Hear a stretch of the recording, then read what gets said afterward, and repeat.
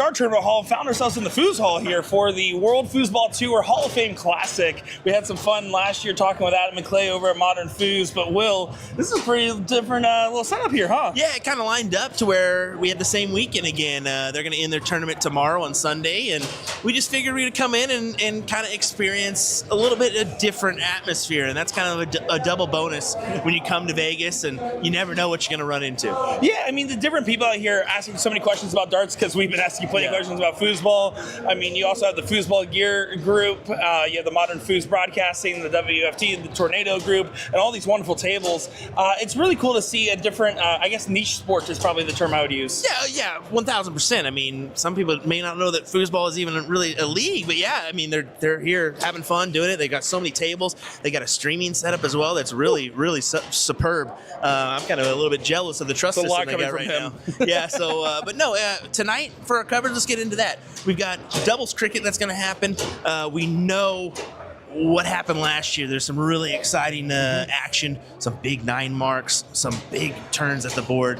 What could we be in store for tonight? Well, I remember standout players Brandon Perez and Ricky Perez, unrelated, but they were phenomenal. They hit so many different 6+ rounds, and I'm looking forward to seeing if we kind of see that same level of standard, if not higher, from this really strong international contingent. And of course, the North American audience who really wants to put on a good show and see what they can do. And did you hear, I don't know if this has been announced yet, but the winning doubles team in Masters is going to play the winning foosball team in air hockey. I guess so. Well, let's get to the action, folks. What do you say? Doubles cricket. Here we go. There we go. All righty, ladies and gentlemen, welcome back to NDA Team Dart 2025. William Stewart, Nick Teixeira here on the call, ready for the action. And we're bringing you some level 1 cricket action to start us off. How about this? Jalen and his mom, Trisha Romero, up on the stream, taking on Shad Newton, and we call him Luke Cage for the other guy.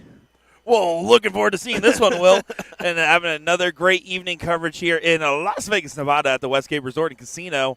I love seeing the familial duos and having the mother-son combo. You can see that's actually the Team USA jersey from last year, which Trish Romero was a part of. Jalen Romero trying to make his own name in the darting world. Doesn't want to just be known as Trisha's son, but as his own player in his own right. Yeah, well, he's a talented individual. He's kind of rose the ranks in the last year or so and has really blossomed into quite the player. So, yeah, excited that we're getting him here against Newton and Jones. So I said Luke Cage just because he's got a great impression of him, to be honest. Yeah, honestly valid. Totally valid. Yeah. Is he not wearing shoes? That is correct, sir. That is correct. Well, there you go. Welcome to Las Vegas, He's got folks. socks, but hey, as long as they're protected. All right. Something. Don't get no toe injuries around here. But here we go. Chad coming up to the line now. Had a shot for the game. Yeah, Shad, a little bit interesting that he's in this level 1 bracket. Shad's a really good player, but we all have our struggles from time to time, and he just ended up in this level 1 side, especially when you're thinking about a doubles duo here. Well, also it kind of averages out. There's also just how the leveling system works, right? So you can be over one of the two players can be over a certain amount and still be in level 1 as long as the combined average gets a little bit lowered. Exactly. But normally there's a hard cutoff of, if you're this player, you're in Masters. But you can have one Masters player on a level 1 team within reason.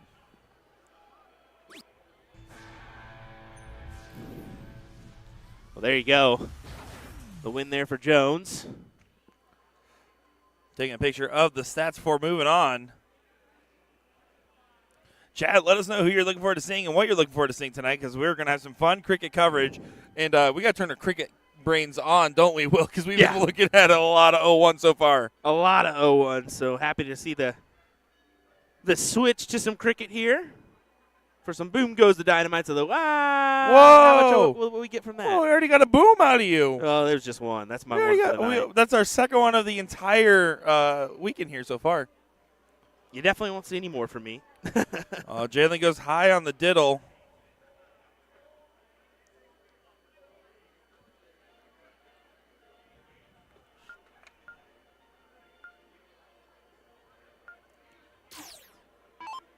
So here we go, going into another leg of great darting action. Should be a fun one. Jones to start off. Sorry if you folks are having trouble finding that YouTube live stream. It should be up and going now for you. Nice and easy.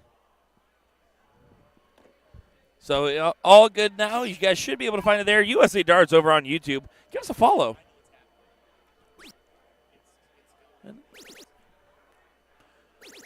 And there we go. Jalen Romero finds a 7.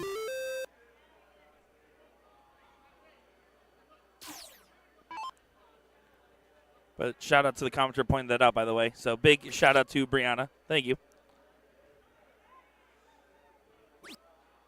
Scott saying, looking forward to Nick playing his playoff match. Well, hey, I am too. Ain't no bracket. I'm just kidding. We're having fun in our DPFL campaign. We got Allie in the chat here, having some fun. Hope you guys are all having a good time. I know we certainly are.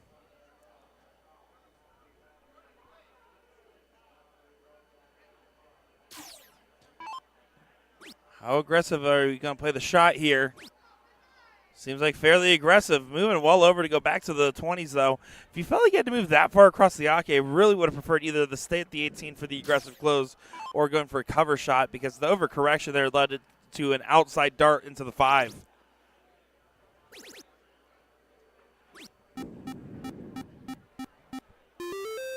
Hunter, give it a little refresh. I assure you it is there. Excited to have you guys watching some great darts. Looking forward to having you.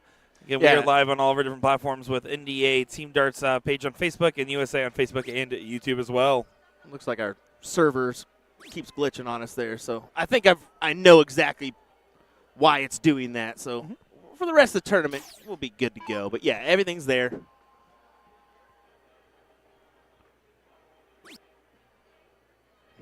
So that first day, I did change it. I know I did.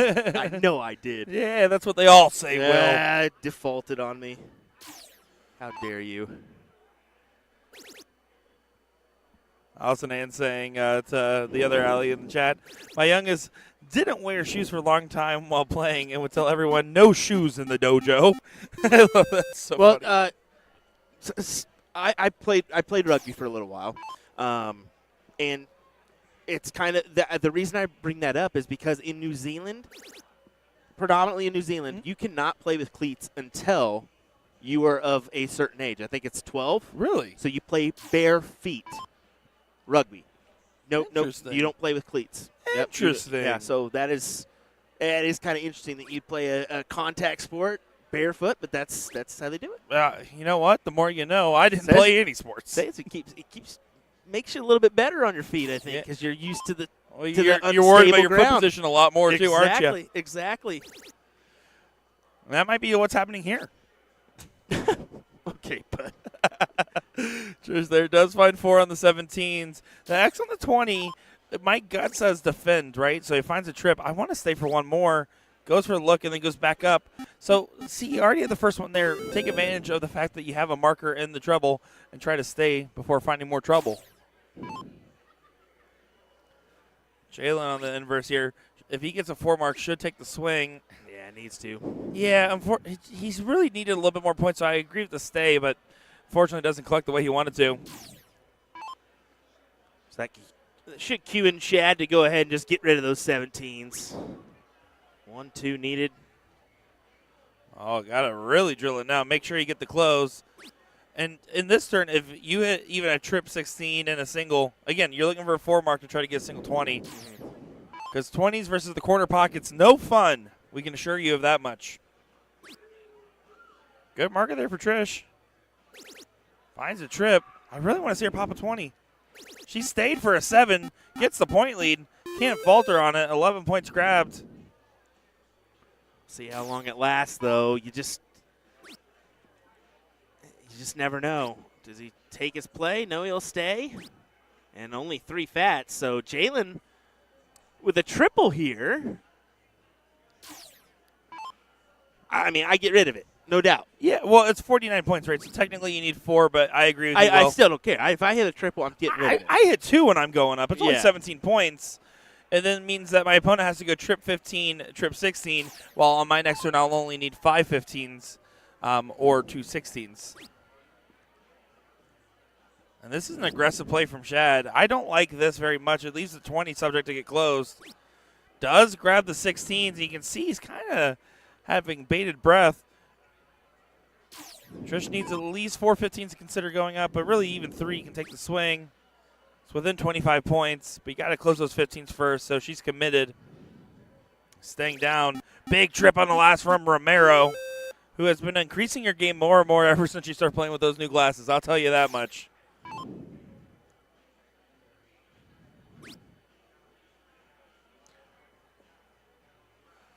Whoa, I don't like that play. Yeah. Now, if I'm Jalen, I'm thinking start the single 20, and then last 2 darts I'm staying on the 15. But if you want to play a little safer, single 15. The main goal is to get a single 15 and a single 20. There you go. Goal accomplished. The Romero duo with a big last start triple from Jalen. Way to turn the tide there. Wow, what a good shot from the young buck. I am unsure if this is 1-1 or 1-0. They diddled for this. Yeah, I was about to say, I believe they diddled, so I took my eyes off it as I handled that thing in the background, and I wasn't sure. Romero's going to try to push across the finish line. They still need 3 bulls and a trip 15 on the other side of the ball. Single 15 doesn't change that fact. So 3 bulls and a trip 15 is the shot. Needs to find a double, so he has to move over. Oh, my goodness. Knocked the dart tray of the board. That was, wow. And it gave him just the 1. I don't know about that. That was a beautifully thrown dart. Tricky stuff. Jalen will step in, needing to grab the match and book a matchup with the outsiders in the last 32. Oh, clutch last start. That was a little scary. 63 points difference, so it's back up to 3 bulls because of that trip. Had to make the transfer there. You just can't bank on a double. Shad won't get a shot. You can see his partner kind of putting his head down. Only 1 bull on the shot. Romero going to try to cross the finish line once again. She's averaging 3.83, playing very solid so far. That makes it 78, so she wanted to add a bull first. But then hits it anyways. The Romeros get it done. I figured she was going to go right for it, and she said, nope. That was a smart play, though. You got to give her credit. Yeah. That was a good call. You can't fault that one. Not at all. Not at all. Good stuff indeed. And we're going to go to the Radical board here as we're going to transfer right on over to this matchup here. I think that just shifted. He was like, wait, what? What happened there? Definitely caught that one out of the corner of his. Normally, players don't notice that. Definitely caught that one. They're having a little bit of a laugh about it. Wait, is like that camera got me. This man sponsored by Jimmy John's? Oh, my gosh. This man's sponsored by Jimmy What if John's. his name is Jimmy John? No, you're thinking of Jimmy Jones. Oh, that's it. That's it.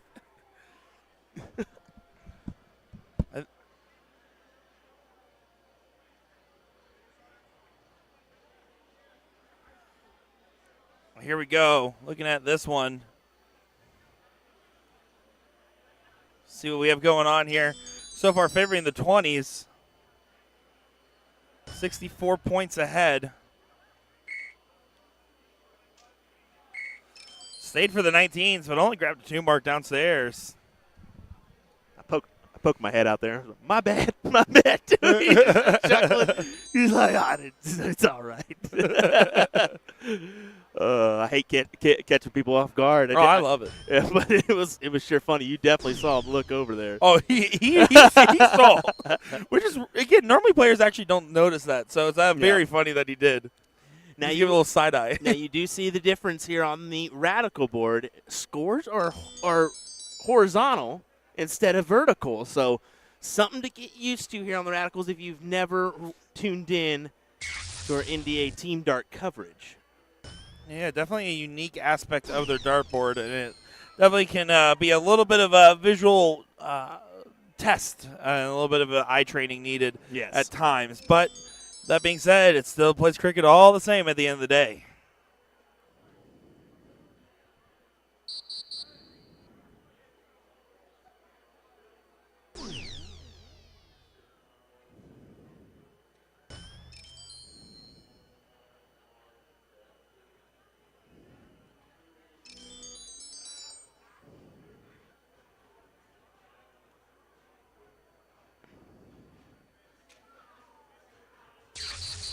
Takes the 18s, gets rid of him.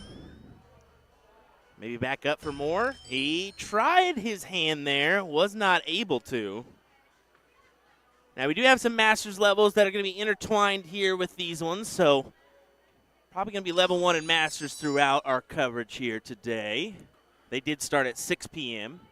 This one's a bracket of 128, which is incredible. Big bracket. Yeah, big bracket indeed. Your Masters, I believe, is 50. Just a 3-mark close, not enough to push the envelope. So going to continue to attack away. Needs 3 17s on the grab, finds it on the first, moving along. You know what I'm most excited for about the Radical board in cricket? What? That duck sound on the 15. That old duck sound, Whack, huh? whack, whack. So this is Mark and Kevin taking on the Regulators. Regulators! This is a last 32 matchup.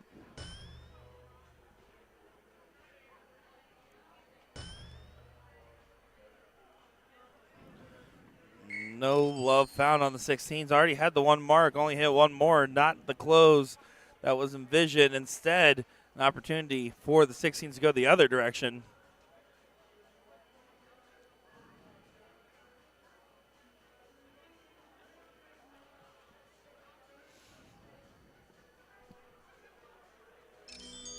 Yeah, just once again, big shout out to our NDA staff here.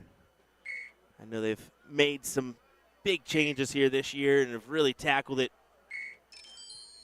really well. I mean, this is top notch this year as far as the overall facilities, just trying to maximize the space and what.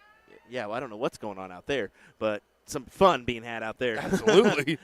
But yeah, and then the hard work on making that transition from the paper to the mobile side of things, and just guaranteeing that, hey, we're going to try to make this the best one yet, and that should be your goal every single year.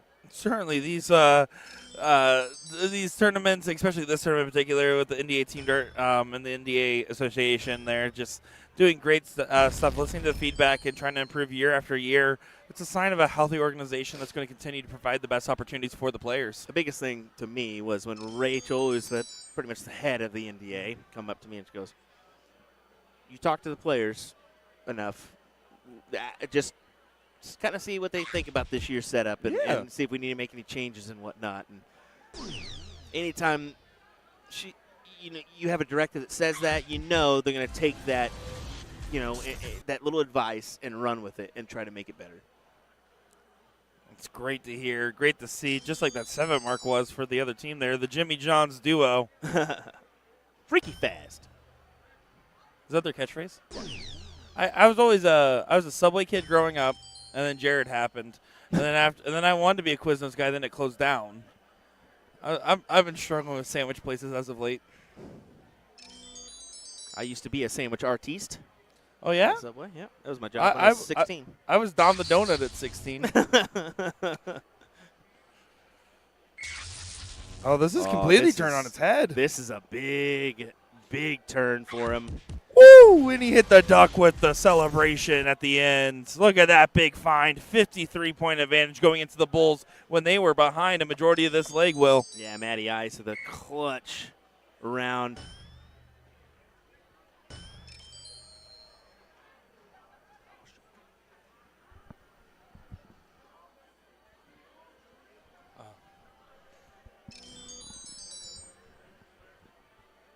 I'm digging. He's Jimmy Johns.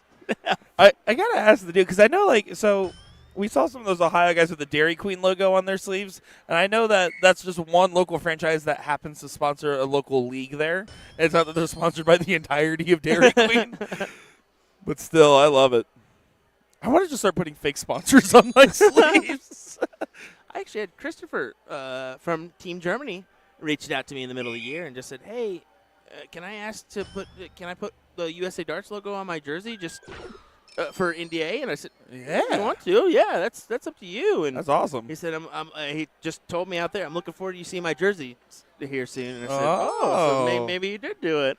I love that. That's kind of cool. 2 Bulls needed to cross the line in this leg. There's one. Another one coming. Not quite. Can he get between? He can. Celebrating on every one of those darts. You can see the other team not having any of it. I just gave him a good shot, and what can you do there? Just, hey, tell him good stuff and move on. Smile and wave, smile and wave. The classic Penguins of Madagascar maneuver. Just smile and wave, boys. Our viewership is far higher than what you're talking about right now. Everyone in chat, can you just give me a smile or a wave? Smile emoji or a wave emoji. Thank you very much. Who's seen Madagascar? Because that's pretty much what we need to say. Just smile and wave, Because boys. this guy's giving you references to a movie that 25 and unders have seen. Yeah, okay. And then you're referencing movies that came out before I was even born. Because most people in our chat are going to understand that. I don't. I think you're generalizing. Oh, my goodness. We are. You're yucking. Our my viewership yum. is predominantly 30 and above, my guy. 35 and above. He's calling you guys old. Definitely not. Well, I am in that age now. I'm 33, so. It shows. Thanks, buddy. Big Look, start. we're getting smiles and waves, guys. We're getting smiles and waves. Thank you, chat.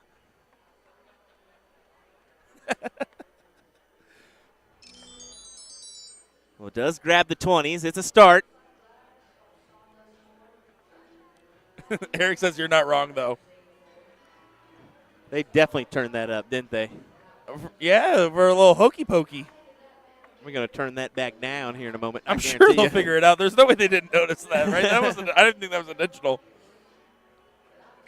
Oh, chat, you guys are a vibe. Sending a vibe check. You guys are all my favorite Penguins, Madagascar or otherwise. Yeah, I got to go turn that down. That's crazy. That's bad. All right, guys, welcome to the karaoke portion of our live stream. It's nighttime in Las Vegas, and we're going to be having some fun.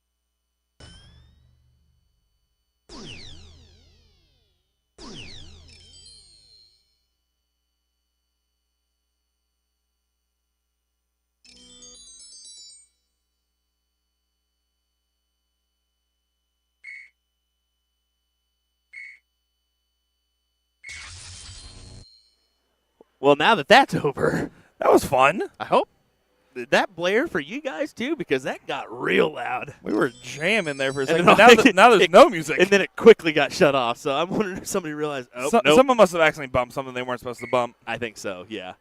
And then they were like, all right, no music for any of you. And everybody booed. I was like, it's too loud anyway.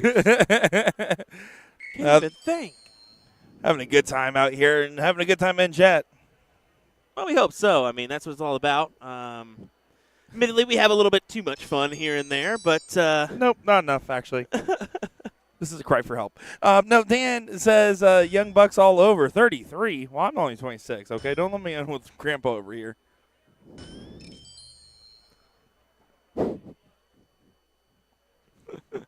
that's funny. You just had to, didn't you? What? Grandpa over here. That's it. And you said I called the chat old. You called them super old. No, I no, call no. me They're all young. Grandpa. You are just Grandpa. Everyone in chat's super young and cool and doing cool things and probably like rich and like has a Ferrari. You guys are all sick. Hey, Nick. I just got fired.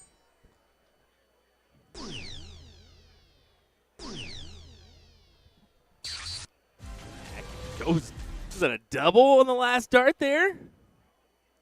That'll work just No, it fine. was yes, it was a triple. It looked like a double that he went downstairs there, but just a bounce out. Yeah, a little bit of awkward angle. Again, we talk about that firm face of the Radical. It gives a satisfying feel when your dart collects to the board, but it also means a lot of bounce outs typically do happen. Yeah. Cassie says, we play darts too. We're broke. Feel that. What the? Oh. So still back and forth affair, but we've seen this situation in this very much last leg where all of a sudden on the 16s and 15s it completely turns around. Will that be the case here? Good point on the last. Don't want to get this too close. You want to not give a free shot. Yeah, I agree. You got a point there with the last dart. He can still turn this here. I mean, or at least he's got to make a decision. Do you turn it down on points, or do you? I think you got to do that. No, you have to, but you have to get the close first. Exactly. You got to get the close first. So it's coulda, shoulda, woulda in the long run.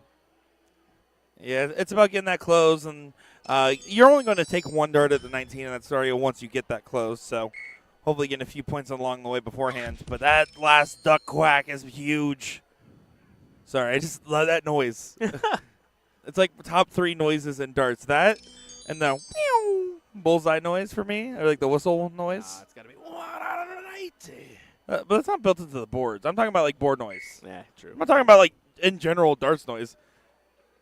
If so, I don't know. My LVO clip of me making gibberish noises is my top 5. All right, well, gives way for Bulls here.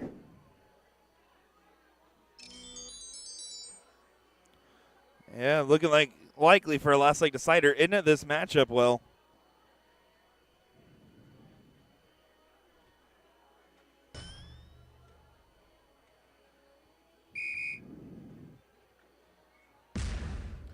And there you go. Double to do it. Double doozy. Double does it. Doug Dimmadome. You guys can't tell I'm starting to feel a little bit of the fatigue, but I've been having so much fun watching all these darts. We were live for a good 4 or 5 hours earlier today. Yeah. Probably be live at least till 2:30 tonight. So strap in for another fun night. Probably the next 6 hours at least, give or take. At least or give or take. I guess I should pick one. Yeah, I think that Number 6. we'll be here for.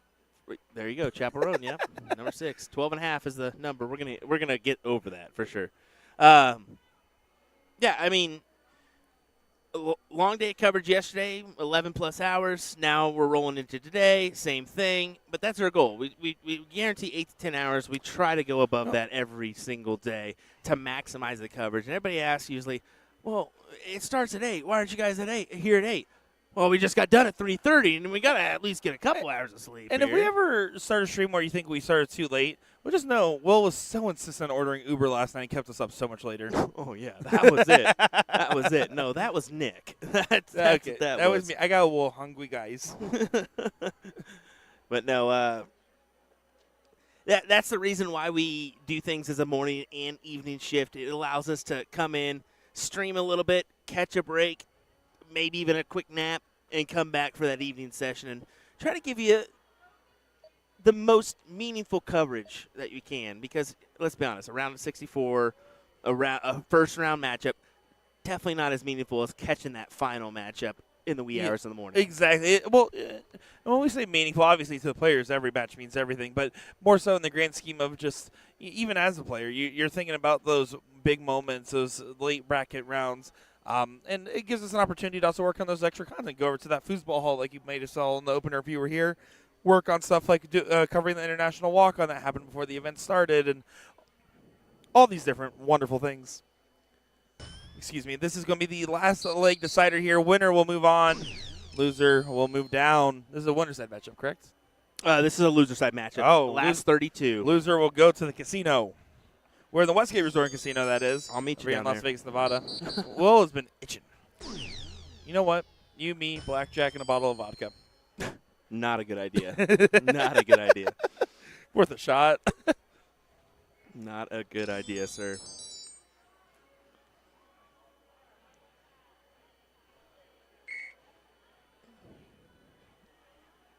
Trying to tackle these 19s early. Kind of a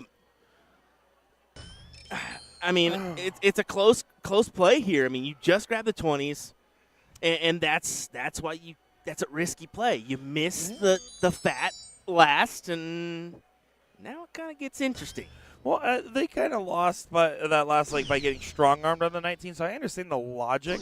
But if you're going to shoot that 19, you got to really put some mustard on that sandwich. Really drill it. Yeah, and that spicy kind, not the brown, not the yellow. Yeah, yellow mustard, way overrated. Like, the worst of the mustards. Grey Poupon, the funnest to say. That's all my opinions about mustard. I don't have that many.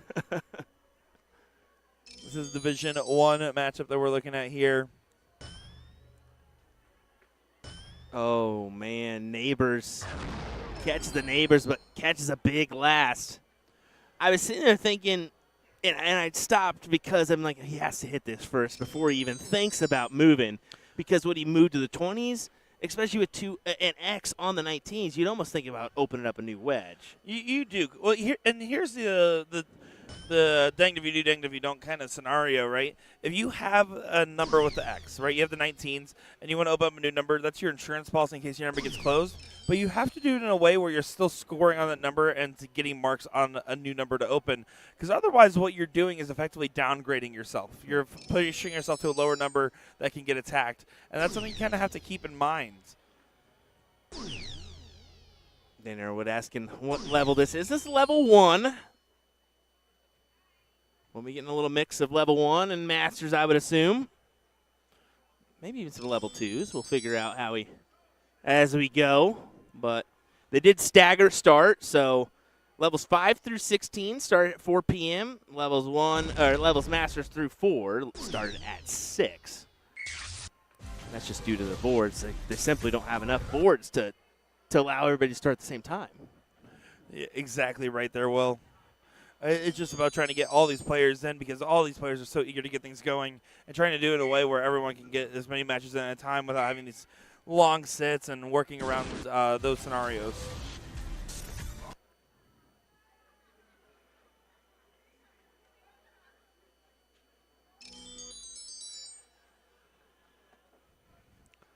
It's 20s versus 18s. 20s on the defense.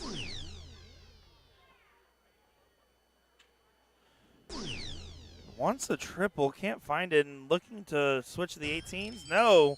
Does stay. I like the stay. I don't like the execution. You need a little bit more. See, here, with only 13 points, I am all in on shooting these 20s right now. I'm so okay with taking 3 darts to close those 20s. Floats that 18. Gets the point lead and stays. And it's not even necessarily about the Danny Baggish high ground logic that you're thinking about. What you are making the thought about is just the fact that 20 is everyone's favorite number. I think that argument holds a lot more weight, especially when you start looking at level 1, 2, 3, 4, 5, and not the most elite of elite. It's not necessarily about efficiency. It's about comfortability. Exactly. We did throw the link to CompuSport in the chat for you folks. If you want to take a look at brackets, all the brackets can be found on that link right there as we get the Circle of Life on in the background. Truly is the circle of life.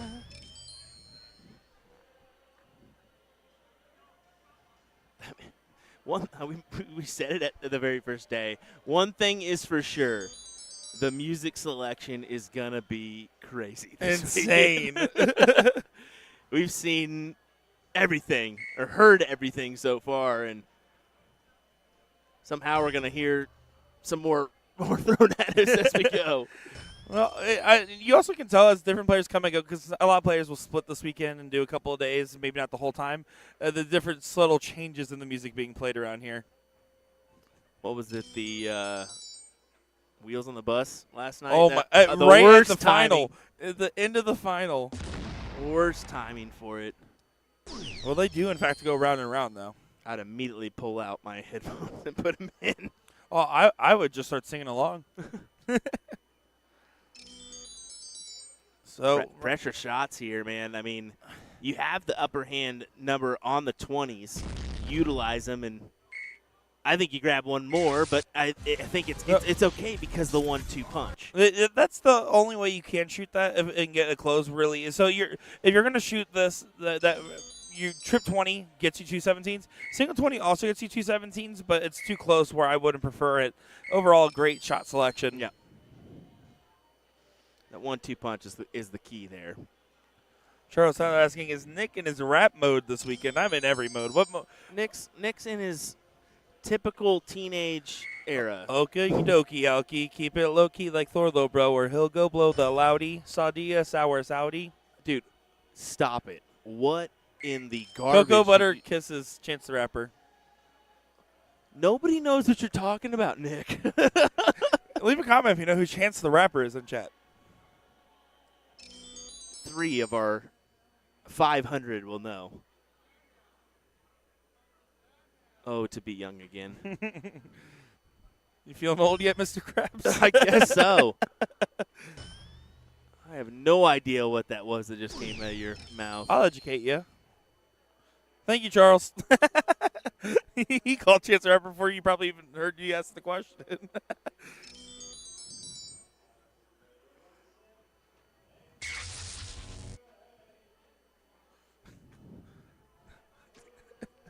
Will is staring at the chat to see if anybody else sides with me. Nobody.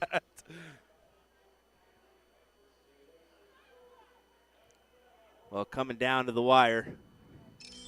A 9 mark is still on the table. Can you make a stand on the 15s or bulls? There's the first. One more helps the cause. You don't want no problem. With me, I like that one too, Charles. Yeah, Kat says, I'm almost 53 and have no clue. Exactly. I'm 33 and have no clue.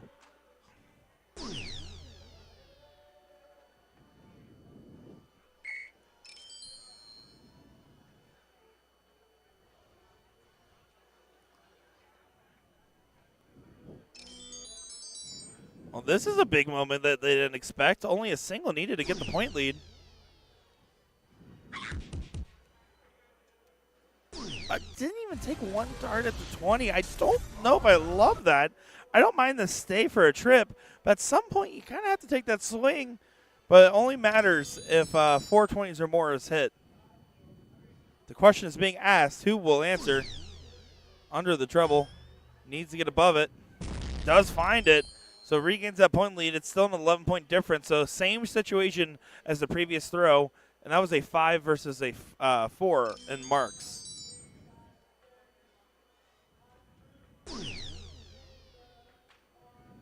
But there, does take the swing, does find the trip, and then back down for another 5. Can turn Good on shot. a dime, man. Can turn on a dime. Good Or even shots. a penny. Double bull, single bull. Trip 15, though, still on the table. Roger saying Acid Rap is great. The best mixtape of all time. Acid Rap, no notes, front to back. That's the mixtape I was singing, if you're curious. Well, Yeah, still by only Chance the 3 Rapper. people have agreed with you, bud. Not even that. I'm not saying that all of Chance the Rapper's fans are here right now. I'm saying it's a banger.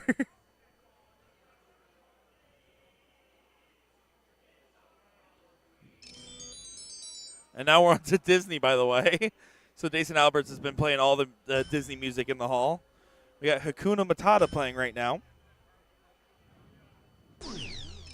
See, Roger saying it's a no skip. It is a no skip. It's a no skip. You should put it on sometime on one of your drives. 2 bulls needed to close. 2 bulls needed to get the point lead. 4 bulls can still get you a shot at that 15. It's double-double. I mean, what are the odds of this happening? I don't mind that at all. It's really not a bad play. You force the bulls on your opponent. Granted, should be fairly easy in this level 1. 1, 2, 3 punch. Get it done with. But Easier said than done. I've seen things happen. Needs a one more. And it is as easy as it looks. That was nice I and was casual. gonna say 1, 2, 3 should be easy peasy, but I've seen things happen. There you go. Winner, winner. We got Kat Middleton in here. We got David Z in here. Dawson, Kat Merrill. Appreciate all you. Especially you, Roger. You've been agreeing with me on Jan's. Somebody had to, right? All righty. It looks like we're going to get some more level ones here.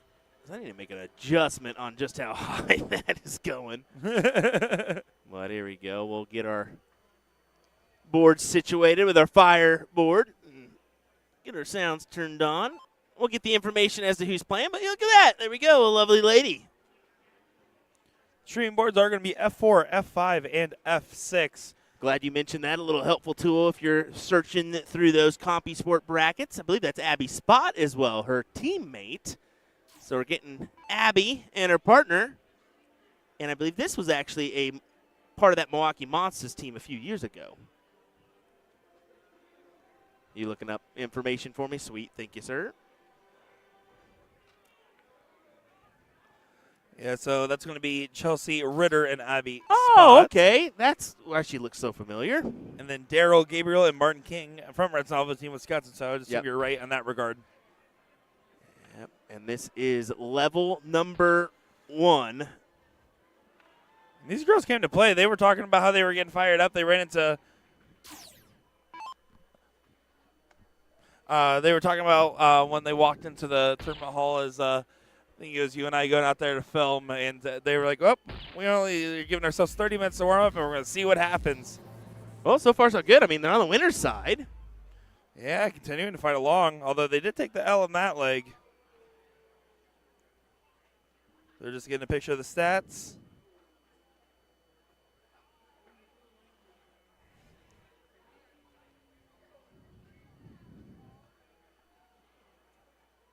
Looks like we are into a last leg decider as we're heading into the diddle.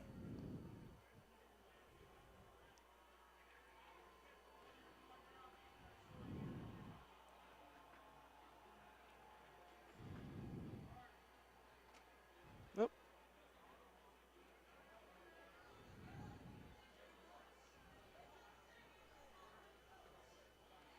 Get a few waves in the background.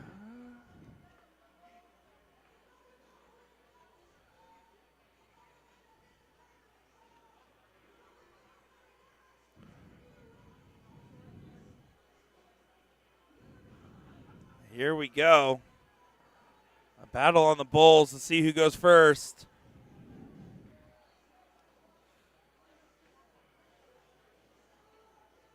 Oh, we're getting some waves in the background. We see you.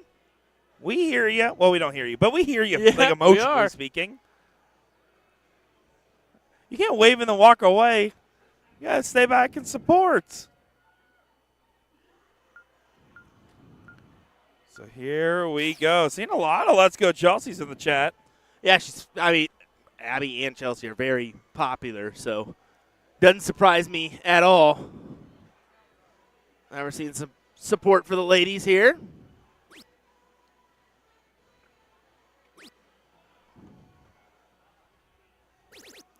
Finds a 5 on the open.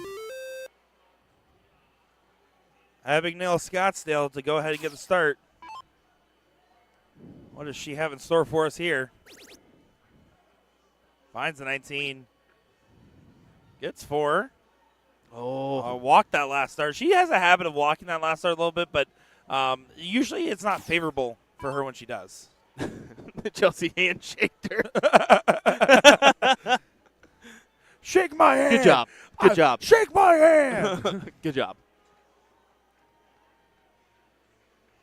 Daryl was on your team 2 years ago, right? Yeah. That's what I figured. Yeah, Daryl was on the Milwaukee Monsters team.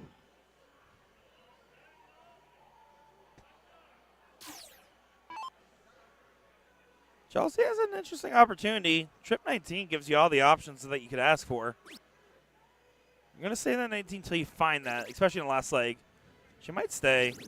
Yeah, good find on the 7.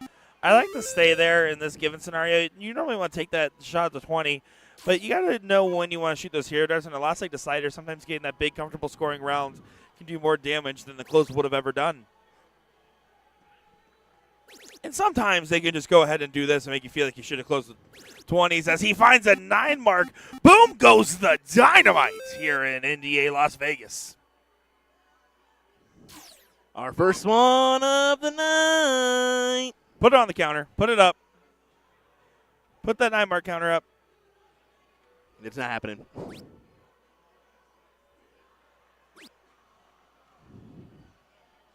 Oh, yeah, that's from earlier. Thank you. Chad says, I need some streaming help, Nick. You need more than just streaming help, Chad. You know what's a great one? YouTube. No, I think he's actually asking about the YouTube feed he asked earlier. But the YouTube feed's up. Just go to USA Darts. Yeah. It's there. I promise you.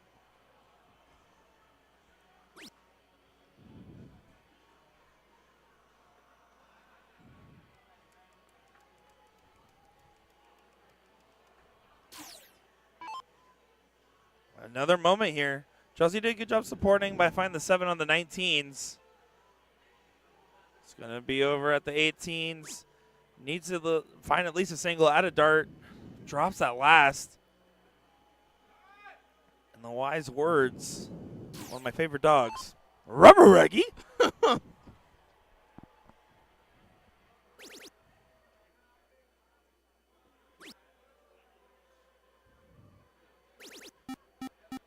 Dude, the Disney playlist is unreal tonight. Oh, it's all Keep Dason. going. It's all Dason. Is it Dason? It literally, if you look through, he showed me his app. All of his top plays only Disney songs. Like all 20, 30 of them, all Disney. That's all him. It's got to be. That's because he's Maui. Big 7. Big 7 from Spot. Chelsea gives her a little shoulder shrug. She's got some good ones, man. She's got some good ones. I don't know. You gave a good one. I found it in our walk-on footage. I got a couple of you doing some funny stuff. Might put that as a personal reel of mine. And our walk-on footage. Yeah, it's great. Which one? So, you'll see it. You gave us some moves. I don't know if you remember all the stuff you did. Oh, you not the walk-on. You mean International? Yep. Don't worry. You'll see that video on my Facebook tomorrow morning. Oh, okay. Oh, you paid one? Well, I just saw the extra footage while I was editing. I was like, oh, perfect. Thank you. I'll take this. Uh-oh. Also, be on the lookout. Not next couple days this week, I'll try to get out some of those Wichita food reviews that I did with you on my personal page. Oh, my goodness. Yeah, Chelsea not happy with that effort there. Knows it's just going to get tougher and tougher. Kind of banking on Darryl to dismiss, but 7 average for him right now is hefty. Ricky Jackson, what's going on, buddy? We are doing well here. That's a no for me, dog. Wait, that's Randy Jackson. Yeah, give it a few more days, and we definitely will not be doing okay. We'll be on E. E for entertained.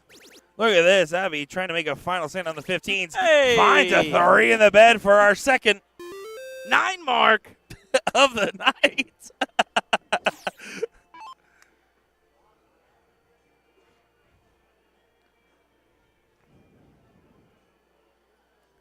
Got over 600 people tuning in across all of our different platforms already. Appreciate you all. Hope you have fun because I know we're certainly having a bangarang of a time. which is great considering. I mean, it's Saturday night. What is it, 12 o'clock Eastern? Yes. Saturday morning, I should say, or Sunday morning, I should say. Anybody choosing to join us here from Las Vegas, Nevada. Maybe you're in Vegas, joining us from the room, joining us from the tournament hall. We appreciate you joining us. You know I love you, Chad. Next year, plan on attending if you're stuck at home. This one is a fun one. Yeah, come on in. The water's fine. It seriously is. Have a good time out here. We already have the dates for next year, May 7th through the 13th of 2026.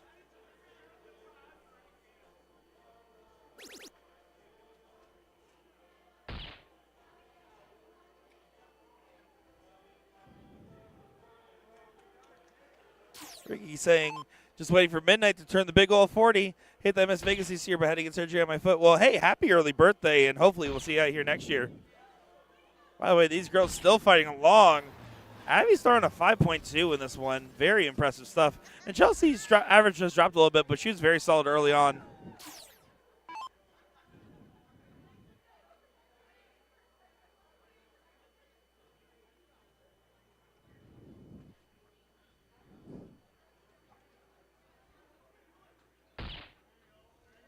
One bull needed to lock in the match.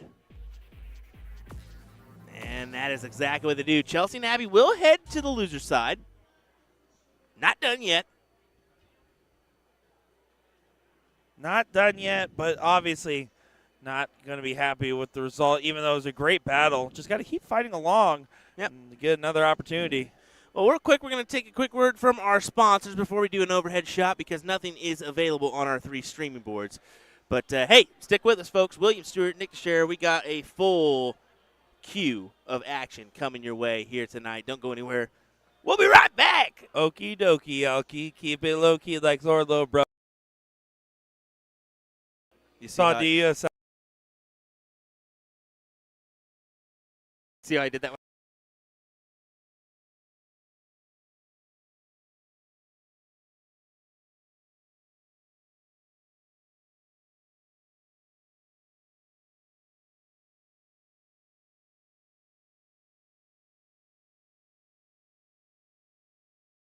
For nearly 40 years, Horizon Darts has been the go-to source for dart enthusiasts worldwide. From top quality brands sourced globally to our very own Laser Darts, the makers of the legendary Black Widow Dart. Laser Darts has been scientifically proven utilizing XRF technology to stand as the highest quality darts in the world. And with our lifetime barrel warranty against breakage, you're guaranteed lasting satisfaction. Not sure which dart is right for you? Try before you buy with our lending library option. Visit our showroom, give us a call, or shop online at horizondarts.com.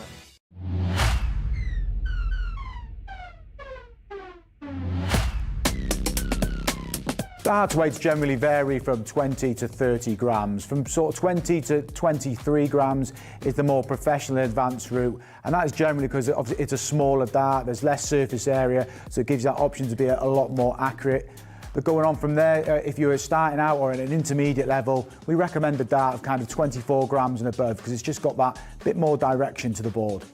We're going to talk about grips on darts now, and there are lots of different options for players out there. Particularly when you're starting out, I think it's key an aggressive grip just to help you get settled with your style as you're beginning in the sport. We're going to look at the different styles of grip. I've used this dart as an example here. I think this is a very common dart for a lot of players. It was one that sort of suited my style, not too aggressive and at quite a slim barrel. But it is personal preference. You've got to feel really comfortable where you hold it. If you're just starting out and you maybe feel like you need a bit more grip, there are these aggressive style darts out there.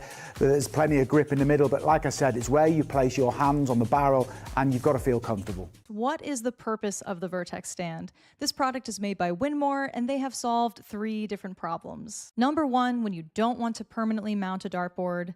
Number 2, when you can't drill into your walls. And number 3, when you want to travel with a dartboard. Not everyone wants a dartboard permanently mounted into a wall. Perhaps you just want to bust out the dartboard occasionally to entertain friends or family. The Vertex stand is perfect because you don't drill into the wall, you simply lean it against a flat surface. This is easily the most convenient product I've ever seen that you can set up or tear down super fast for portability. In minutes, you can have everything packed and ready to go with you for your next darts tournament or a friend's house or even camping. You can lean this bad boy up against a tree. On top of all of that, I love the idea of being able to easily travel with a dartboard. This thing is awesome. I was given it just to review, but believe me when I say it is not going back to A to Z Darts. They can try to pry it out of my hands.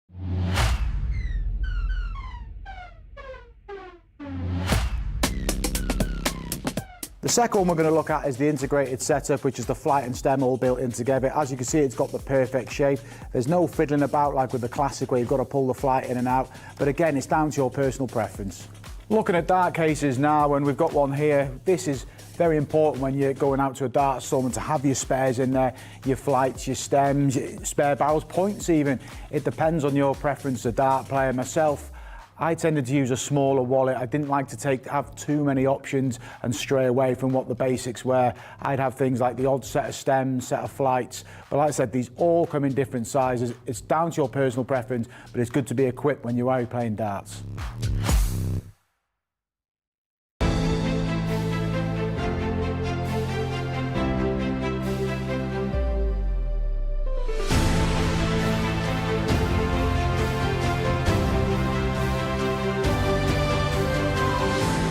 Let me tell you about A to Z Darts. We're a specialty dart store with over 10,000 different products. We create in-depth videos and blogs to help improve your game and showcase our products. We give helpful advice on how to practice darts, the fundamentals of form and mechanics, and how to make better decisions when purchasing your darting equipment. Whether you're brand new or a seasoned player, we try to provide fun and informative content. I'm Jen, the creative director for A to Z Darts. I've been playing for over 10 years and I've traveled the world competing in and promoting the sport. This is Will. He runs our live streaming company, USA Darts, and travels the globe as well to broadcast major darting events and interview PDC players alike. You'll find over 2,000 different sets of darts on our website. Guessing right now you're pretty interested in our resources? Learn about form, throwing mechanics, practice routines, scoring and grouping, checkout methods, cricket strategy, and much more. Visit a-zdarts.com to take advantage of our blog or follow us on social media at AZDarts today. Dude, what's up? That jersey is awesome. You look like Peter Wright without the mohawk. Thanks, man. I got this from Flashpoint Designs. Can you believe it cost less than $50? We got jerseys for our entire team, including Bubba, who wears a 9XL. Oh, best part? It's got a little pocket for our darts. Nice. That's pretty cool. What's even better is that we had our order in less than 4 weeks. I thought they were kidding, but Flashpoint Designs really does make the best jerseys on the planet. I would certainly agree with that. Heck yes!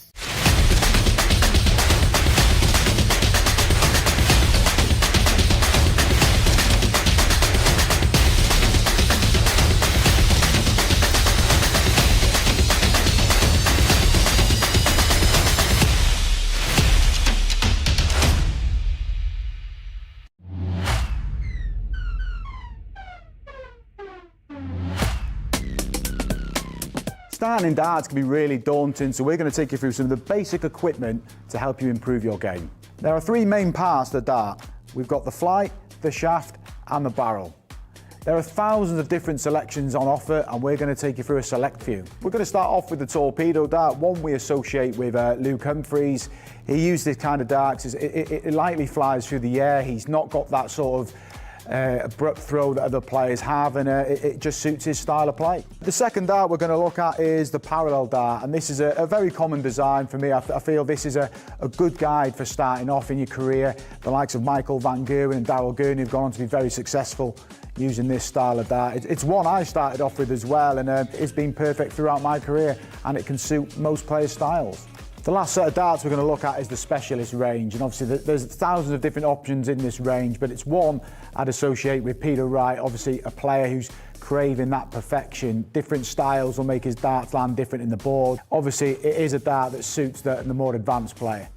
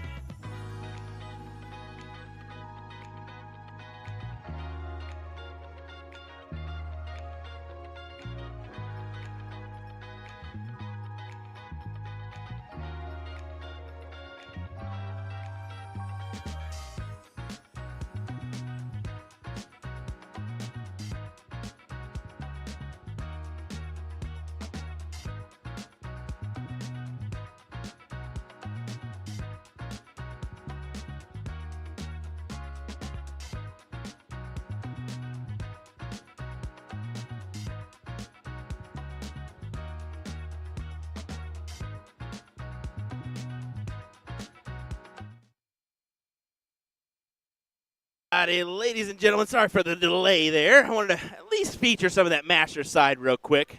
And then, I mashed some buttons by accident, and we didn't figure it out. But, hey, we're there nonetheless. William Stewart here. Alongside me is Mr. Steve Hilger, a.k.a. Porky. You had to think about my name? Yeah, that was it. That's all right. I always try to figure out who I am sometimes, too.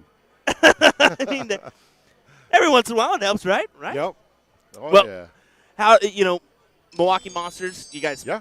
went on the loser side there a few, but you Yep. made it to the finals, and Yeah. pretty good effort, but unfortunately falling to DSOB. I mean, Man. 3 back-to-back titles for them. Yes, That's tough. Exactly. And, one of these days we're going to bring a team out here to beat them, but what a great group of guys. Like, they come over every year.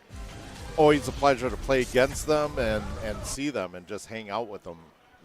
Sucks it's only once a year, but better than nothing. We've mentioned it a couple times, just Yep. the camaraderie that you have with the Germans, as Garrett does too. Yes. Yep. And even Jose, you Yeah, you have a picture with Spaniards and him everything. from way back when, Yes, right? when he was a teenager. Yep. Wow. Exactly. Yeah, Jose actually showed me the 2009 Banner over here with his Yep. name on it. Oh, yeah. Jeez, man. Great kid, for sure. Literally, kid. I didn't realize pretty. Right? I think he's the same age as me, if not a little bit younger. So Yeah, you're kind of a kid to me, too, but that's because I'm old. you said it, my guy. You said it. Well, I was just saying what you were thinking. That's it. That's it. Well, here we go. This is a level 1 battle, if I'm not mistaken. And who do we got here? Actually, that's a good question. I guess we should check that out and tell people their names, or if you know in the chat who these people are, let us know. Yeah, I've been frantically trying to go between our Masters and our level 1 brackets as we get in a little mesh between both, which is good to see. I mean, we don't want to see just you guys all the time. Let's be honest. No, especially my bad games. Exactly. This is Cobra Kai taking on Moore and Holte. Or Holtley here in this one, yeah. Yeah, Holte. It is Holte, so my apologies. Yeah, so South Dakota team with Jeremy Holte and Rob Moore taking on the Cobra Kai team of Calvin Edwards and Justin Green. And I do recognize Justin and Calvin from last year. They actually were in the level 1 team event. Okay. So yeah, seeing them in that side of things. What's your favorite part about NDA Team Dart? I know that you come early to kind of experience stuff outside of Vegas. Yep. Which is pretty cool. That would probably be my favorite part. But within the tournament, I would say just seeing all my foreign friends that I only get to see once or twice a year. Sometimes they come out to Chicago or, that's pretty much the only tournament, Chicago and here. That's what I was kind of thinking. I kind of cued in that answer for number 2. But what do you do out, just so people know, outside of Vegas, what do you do that, I mean, just some trails from my understanding? Yeah, so the last 3 years we come out, we rent a Jeep, and we go hit some trails out in Logandale area, which is about an hour north here of Vegas. And we just spend the day out there in the desert. This time we stayed until nighttime and got to see all the stars and everything in the pitch black darkness, and it was pretty awesome. So next year we got like 3 or 4 people that want to rent their own Jeep and come out and have just a big convoy out there. We pack lunches and we eat out there and stay out there for probably 8 to 10 hours. Oh, that's great. Yeah, that's great. Something different, You Yeah. just kind of unwind and before you get into the psychological battle of yourself versus the dartboard. Exactly. Because this is a battle. It's not only a battle physically, it's mentally.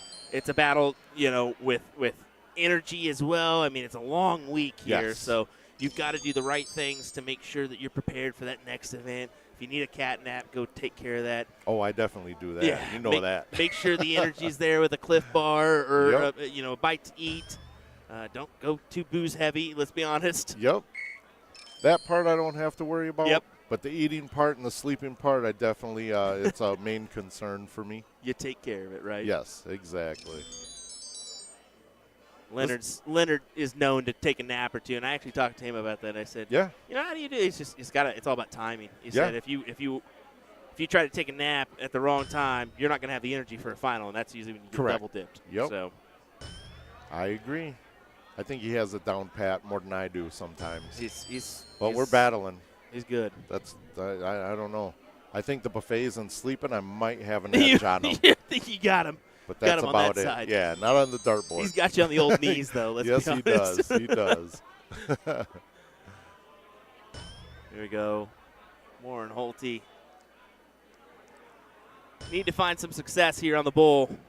Yes, he does, and he's going to need a lot of them there. Just outside with all of them. Very unfortunate.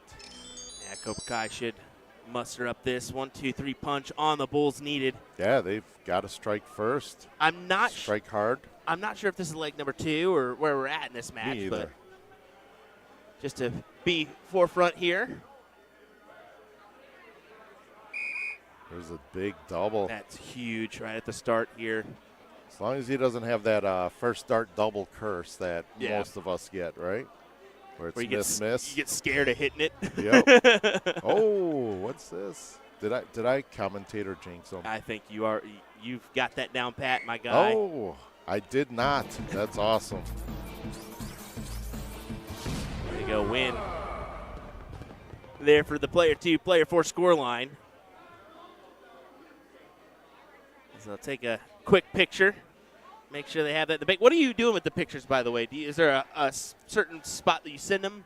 No, so we take a picture and we go back, and you can actually enter in all the averages. So they went paperless this year, Yes. which is something new. Yes. I actually love it. You know, like the first day, or yesterday was the first day, it was kind of a learning lesson.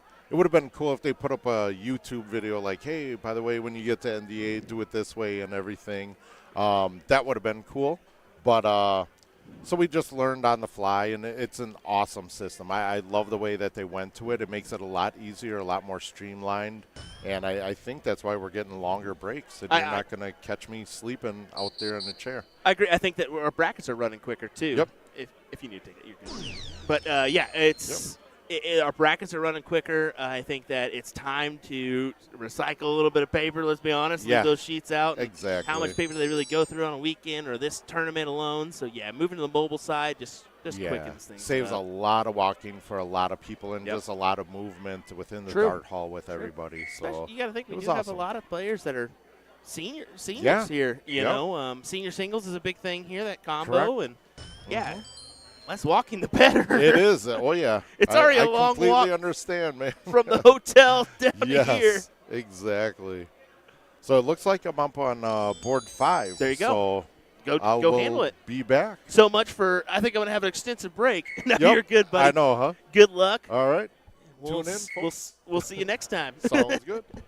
There you go, Steve Hilger joining me for a moment there. Appreciate that from AKA Porky. No one nicer in the game than Porky. Garrett tried to sneak in and get him. Of course. All right, back to this match here. Could have just kind of shoot it with Porky there, just about numerous different things.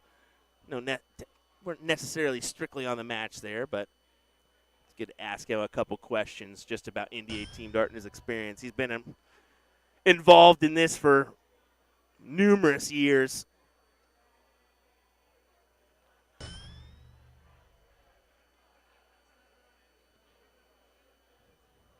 We'll go back to the match here as Cobra Kai searching for those 18s and unable to find here is they don't have a wedge. Need to find one fast.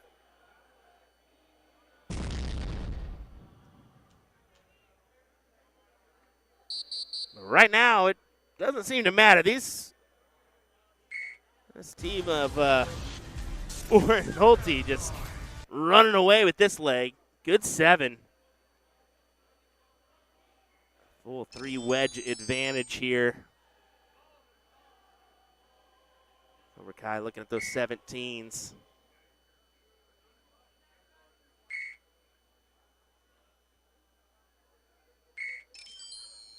Just 3 fats to close it. But yeah, if you're more Holte, just go ahead and close it up. 2 to do it. You got 1 to just pad some more points, or even just go over to the 16s for the triple. I would assume pad the more points. I mean, a 100-point lead is okay. Not extensive by any means. Just close her up. 1-2. Hits it. One step closer.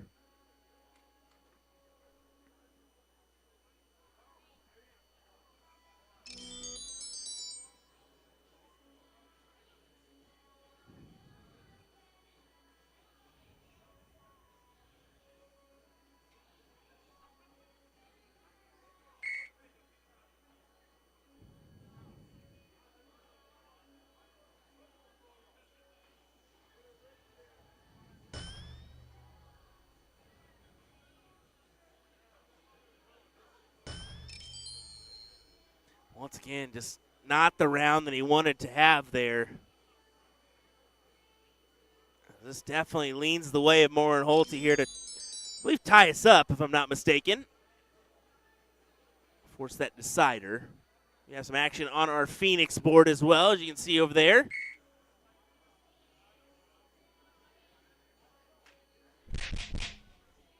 This is a top 24, so next round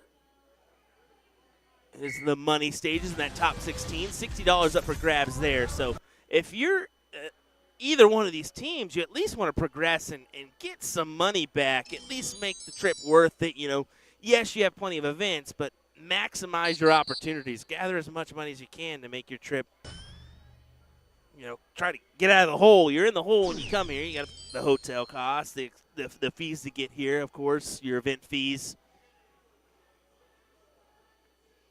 The more you can retain, the better. Plus a few gambling dollars here and there. Let's be honest, you're in Vegas.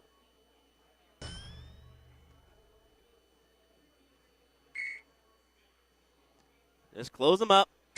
Yeah, it does exactly that. 115 plays 15 here. Full authority in their favor.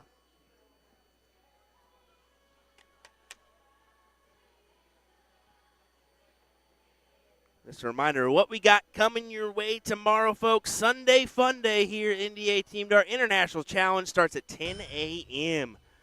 A little bit earlier start for us this year. Last year we started at 10, but it was the walk-on at 10. We've already done the walk-ons, and we'll be happy to kind of give you a little footage of that one as it happened at the pool party on Thursday night. Really cool atmosphere for that. But, yeah, we'll get started at 10 a.m., and then Singles 01 begins at 5. Granted, we won't actually start our evening coverage until 7, but we'll have a slim to no break at all on Sunday before we get refreshed and underway. We just kind of know that International Challenge can run a little long pending format. They've made some format changes in the past, kind of. I believe the last 2 years they made some format changes, so be interesting if they held the one format or made some more adjustments.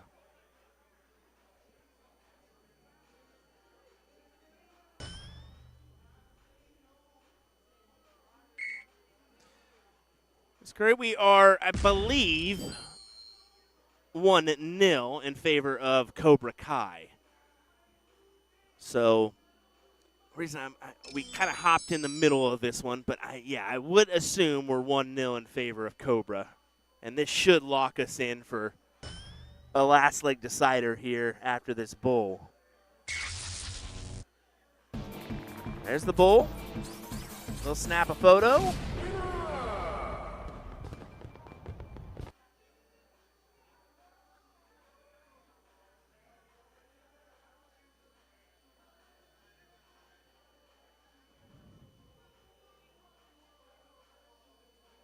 Yep, there we go. Coin flip, 1-1. I was right. Thank goodness. Didn't look like a dummy.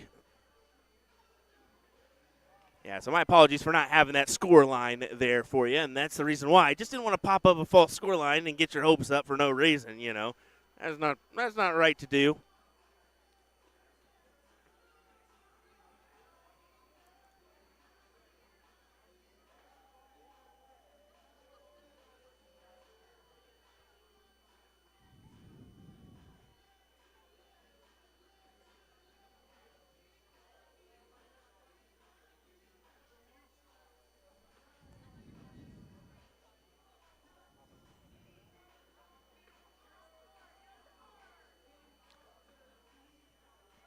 Trying to best this one. He's got a full bowl to work with. It's not a blocker by any means, so just place it right on top and take care of it.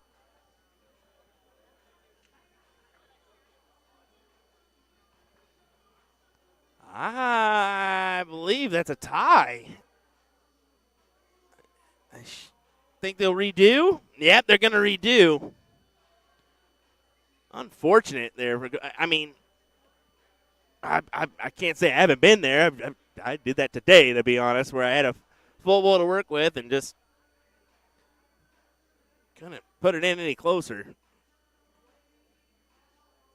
Kind of kick yourself on those opportunities because you know you should have taken advantage and it should be your start. And it's a big time advantage. I mean, most of the time the person with the start is going to pull off that win. Now, stuff does happen, yes, and those tides do turn, but definitely gives you the big time advantage.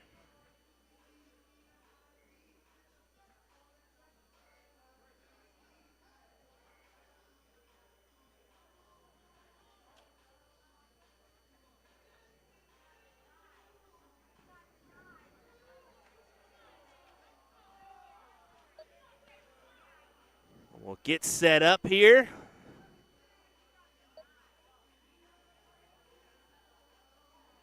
Making sure we're correct on our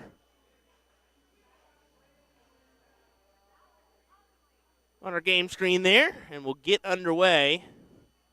Warren Holte to start us off here. Yeah, I believe they did make a little boo-boo there. There we go. Now it should be good.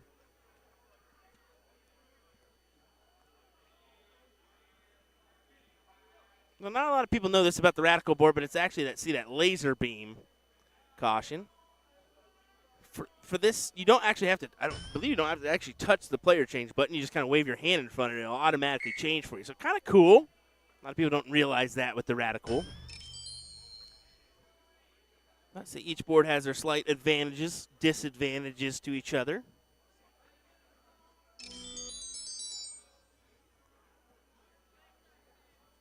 That's why it's so cool to get, three boards at three different boards here at NDA Team Dart because, we mentioned it before. In your region, chances are you have predominantly one of these boards. If you're lucky, maybe you have two of these, but most of the time you're only going to have the one. So, different regions, it kind of caters to everybody rather than just one certain region. Germans tend to like, Phoenix boards, no problem. They can handle the Radicals. They're used to seeing those.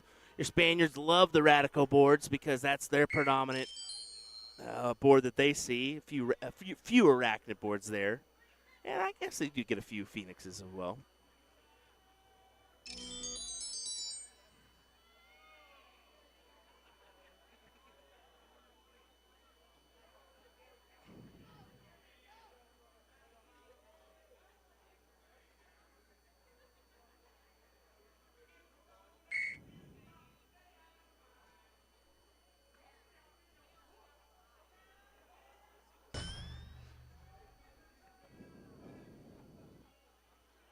It's a good hard look at that score line. I attack those 19s. I can't fault him for going 20s. I mean, points is never wrong, but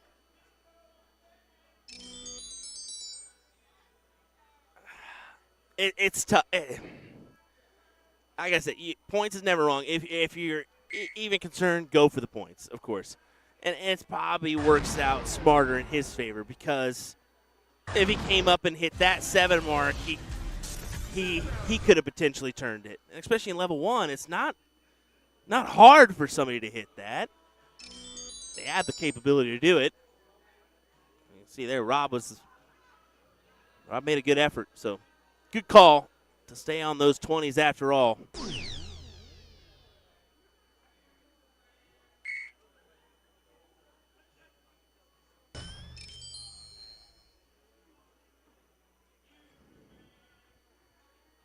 Just missing outside, so can't get rid of the 19s.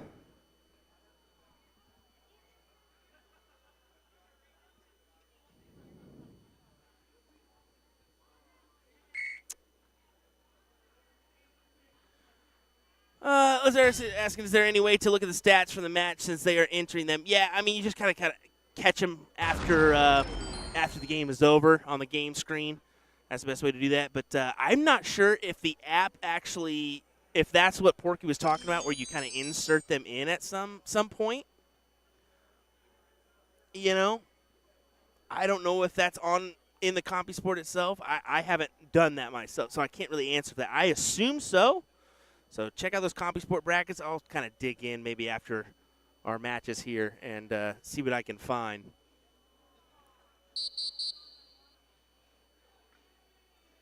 Timothy, they are in the Masters doubles cricket event. So that's where you can find them. And Luke saying, no hero dart on last start. Yes and no. Come on now. When you got a 100-point advantage, you need to go ahead and take that shot sometimes. I'd be tempted to. It just depends on your advantage. How much of a lead do you have, and do you have the confidence to do so? Confidence is key, man. And he says, unless you're Gates, yeah, that dude doesn't have – he's got full confidence in his stroke and his abilities, and he should. He should. Left-handed Gary Mawson. Good point. He does kind of look like him, doesn't he? Little Gary Mawson action.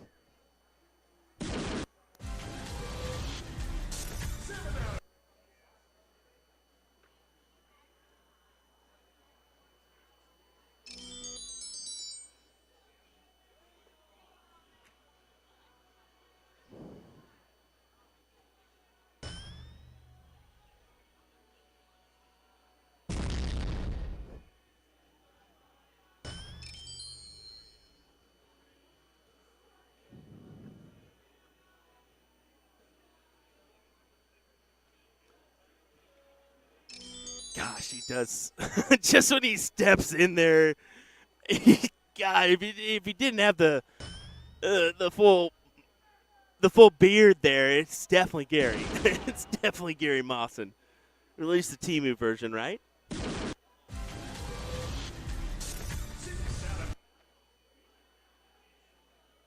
Six pulls him up by ahead by a 111. So almost pressured to stay here on the 17s. It'd be a risky to if you hit a 6 mark. I say that, but it's the higher wedge, you know. And I mean, I just plainly didn't say the 20s there. I mean, that's the key. You grab 2 big triples there. There you go. Okay, now you can take that look. You have 2 houses of the 1. But I think he's going to stay. We'll see. Yeah, he does stay on the 20s. I guess I just completely foregoed the 20s there. My bad. So right to 17s for 102. Whoopsies.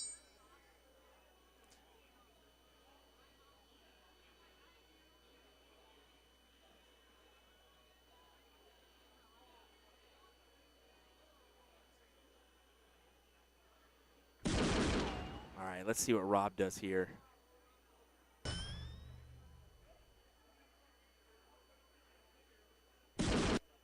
Yeah, not bad at all. My play there, looking at 18s, try to capitalize on 2 triples, and then take the look at the 20s. It'd be risky to try to take the turn on the 20s and 17s there. And the 17s, I mean, it's that lower ground. 60 points. 51 points.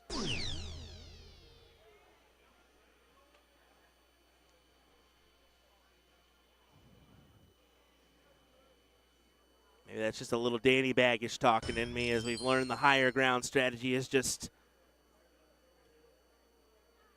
it works. It works. He drilled it in our heads.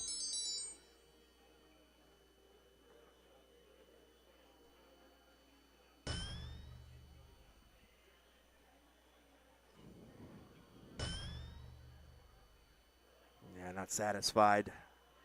By any means, well off the intended targets there. Can only gather the 1.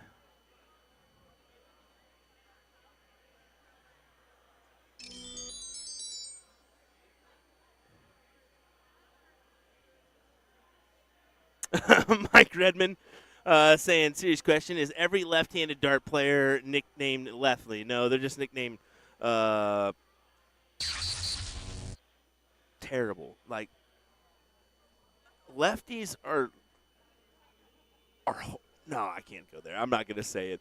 No, I mean, it seems like it, and you're kind of onto something here. It just seems like, what is it? I don't know, I haven't done the math or anything. What is it? 80 to 20, maybe 70 to 30 on the lefty average there, but yeah, it just seems like, it's a rarity you see the lefty, and yeah, most of the time they go with that old nickname, don't they? Yes, Timothy, the brackets are live on CompuSport. I knew that. I was letting you know they're in Masters doubles cricket, buddy, so you can go check on that one. Like I said, I'm by myself right now, so I really can't just dig in and give you that information. But yeah, all those brackets are live. Go to NDA 2025 on CompuSport, and that's where you can find literally every single bracket from Masters to level way on down.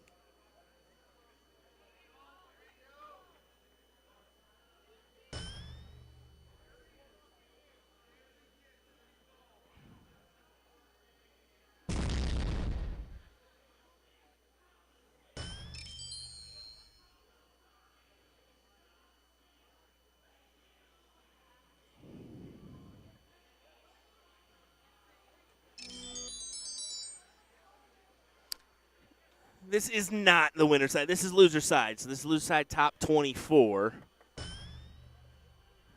You lose, you're done and out. No money coming your way. But if you can advance, you're at least guaranteed a little something.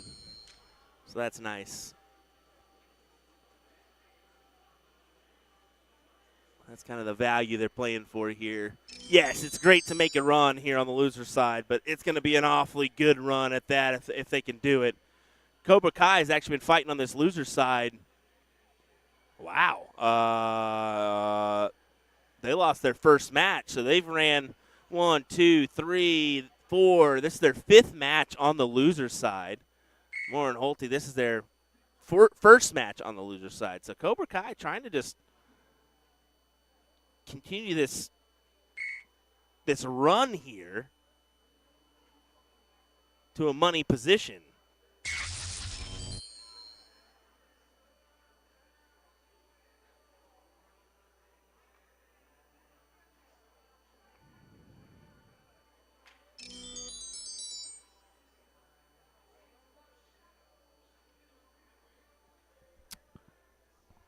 Mark asking, you coming to Green Bay in May? That would be for Whammo. Unfortunately, I will not be in attendance for the 40th Whammo this year. It's kind of a bummer, but I'll be there virtually. So I'll be helping out Nick Teixeira during the week on that one rather than the weekend. I think Sean's going to try to jump up there and help out. But I've got some priorities I need to take care of at home that are going to take precedent for a good month or so. So maybe 18 years or so, I guess. We'll figure it out.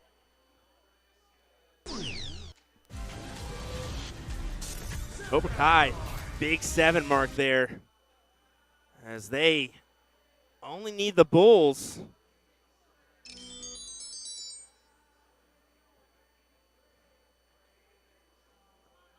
And they will continue trucking here on this loser side. Impressive run.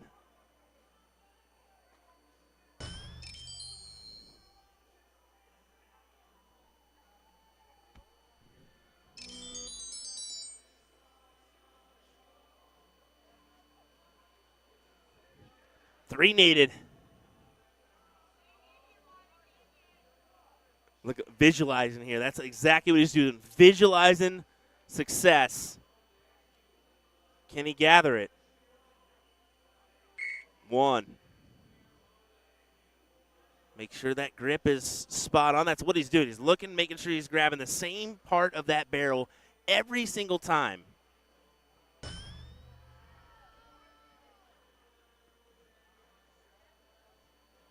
Like we said, there's some mechanical players, there's some technical players.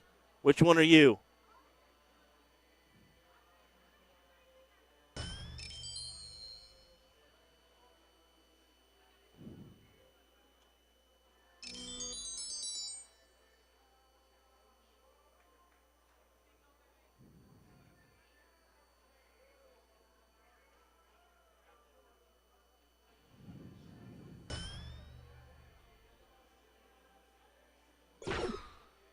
Needs a double here.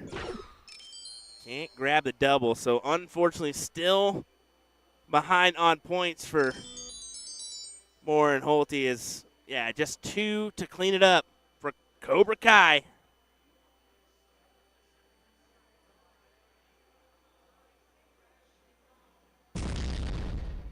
There's one. Big trip 20. And it's not a bad play there. I mean, you hit the one big trip 20, just extend it out. If you hit the double with your last, game over. But, make sure that this leg goes your way. And just keep them away from making a game shot or having a game shot. So smart play there from Cobra Kai.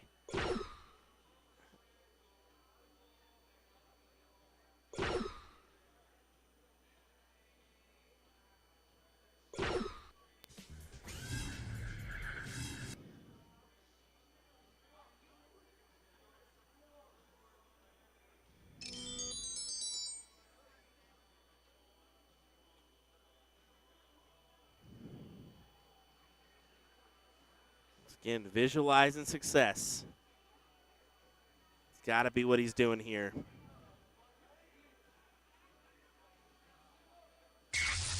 Makes the play on the bull first to get rid of it. A fat 20 or 17. And he hits the big triple instead. Winner, winner, as Cobra Kai will keep on trucking on this loser side. Look, a 4-0, 4-5 gets it done. Yeah, maybe that first leg wasn't the best. I think it was a 2-3 and a 3-5, but that one was pretty good. That'll work to keep them moving. Over on board F4, it looks like we do have a match between Jim and John and Gullickson and Guth, I believe that is. We're going to go ahead and try to head on over there. Let me see what I can... Yeah, they're here. I believe that's a big 7 mark.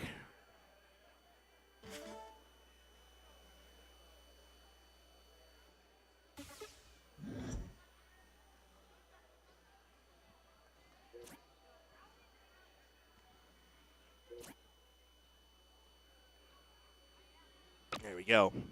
And, I do not know the scoreline at all. This could be a last league decider here. They've been playing alongside this Cobra Kai team for a minute here, so I would assume last league decider potentially.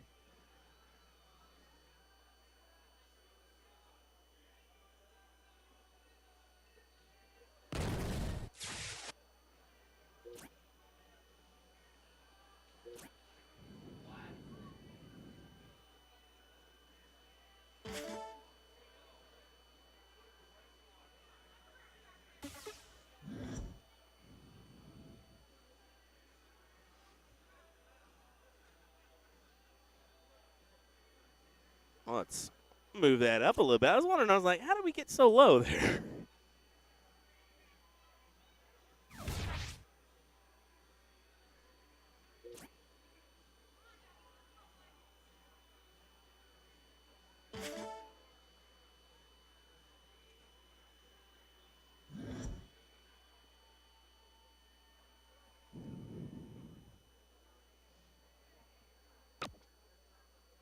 Down in points. Have to stay on these 15s for at least a triple. And he can't gather it. You can see those hands go right to his knees.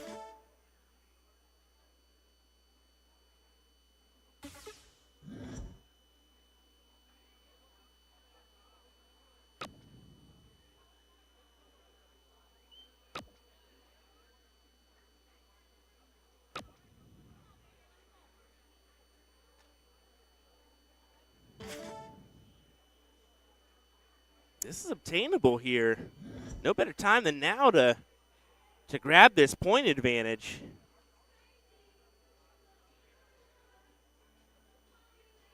Two 15s and you can close those 17s, but you gotta hit the big number. Gets the triple and closes it down. Big shot.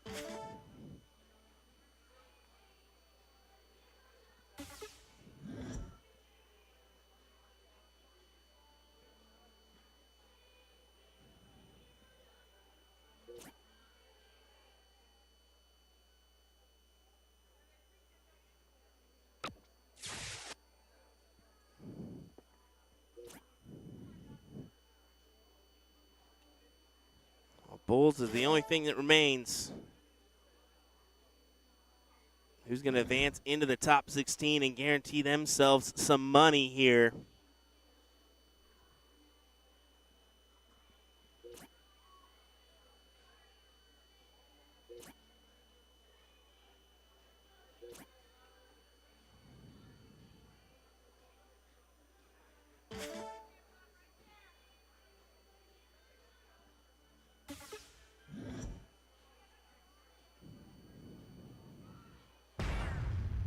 That's a big double.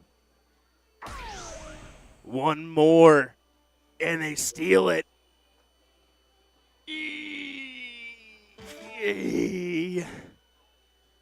Such a toughie there. Less than an inch away from a big one.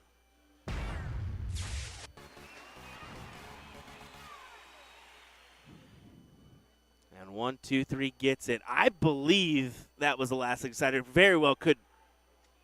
May not be, but we're going to find out here in just a second.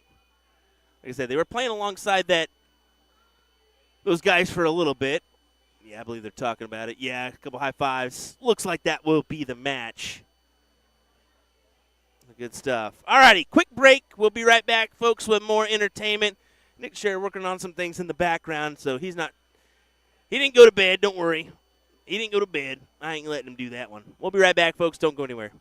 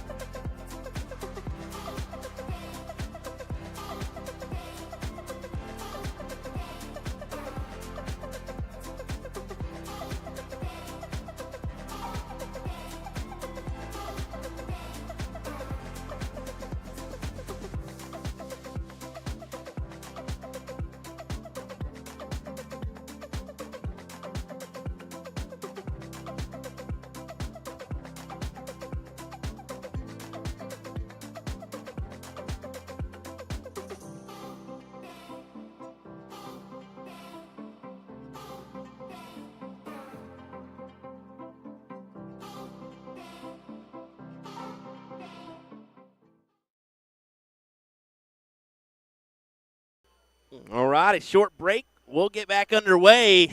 And this one from our Masters bracket, we got DSOB 2, part of your winning team event champions, and then Curtis and Billy here. So, well, I guess that won't work. I guess I need to do that one again. So, my apologies. We'll figure it out. There we go. That's better. William Stewart, Steve Hilger on the mic here, a.k.a. Porky. You just get There we done go. with top 8 on the winner's side matchup. Top 8 on the winners. There you go. Advancing on through. Garrett came through. It was good. There you go. I mean, he's been playing well. Yes, He really has. absolutely. Really has. Absolutely. That top 4 is looking pretty good on the master side. And this one's going to be good, too. It really- On the loser side, like, there's no easy match. There's no. not. I mean, this is an incredible field, and Yeah. you're seeing these two got knocked into the loser side at some point, and Yeah. Curtis and Billy has this task on their hands in the 9th through 12th position. Yeah, and it's moving quick, like you were 9th just through saying. 12th, but it This start is- at 6. It's yeah. almost 10, and we're already cruising. Yeah, with this many teams, I can't remember how many total teams there were 50? in the Masters. 50? Was it 50? Yeah. That's pretty good. I mean, last year we were here Oh, yeah. early hours, Yep. so it's good. I mean, anytime you're before 10 and you're entering, money places, Yeah, you're queued in for 1 p.m. absolutely. finish or 1 a.m. finish. Yep. That's good. And honestly, I think a lot of it has to do with the new system that they went through. I mean, it Exactly. is just cruising. It's got to be. It's got to be the new system. Well, there we go. We'll put our scoreboard up, and we'll also gather a few of these. Our sound. There we go. That's what we were missing. Helps to have a few. There it is. A couple of beeps. Yeah, a couple beeps and noises with this one. Makes it a little bit more entertaining, huh? This is Mario from Germany, and man, he was very emotional this morning with that win over us. Really meant a lot to him. Oh, yeah.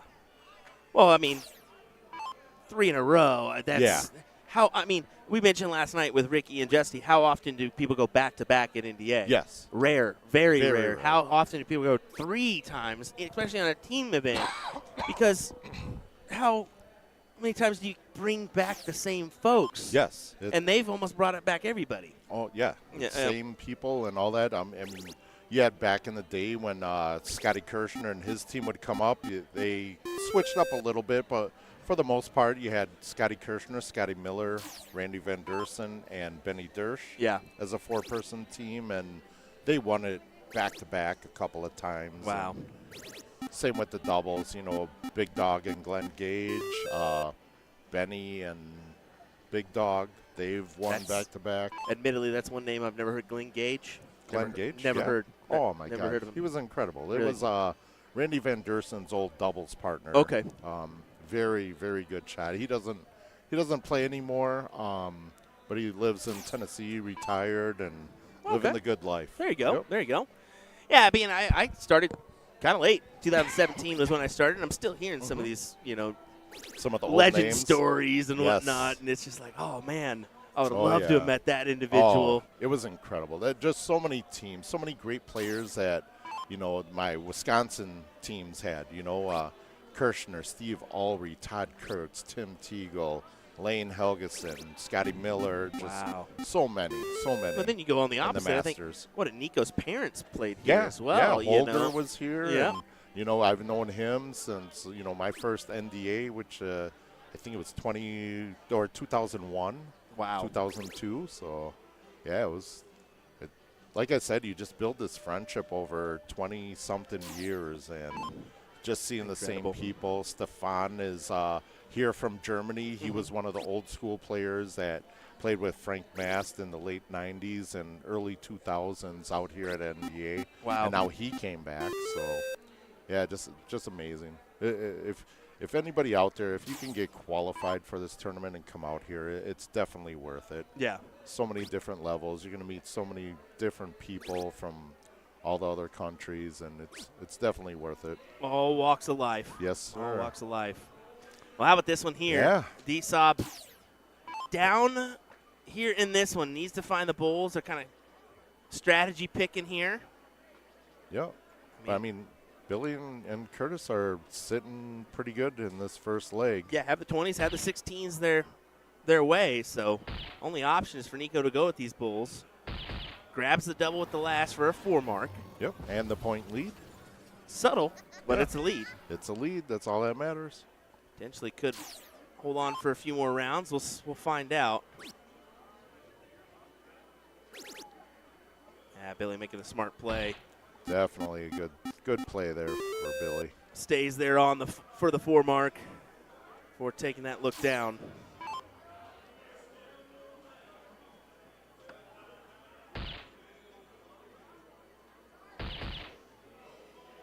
They're not going down easy, though. They never do. But the killer needs 2 on the Bulls to make this 1-0. There you go.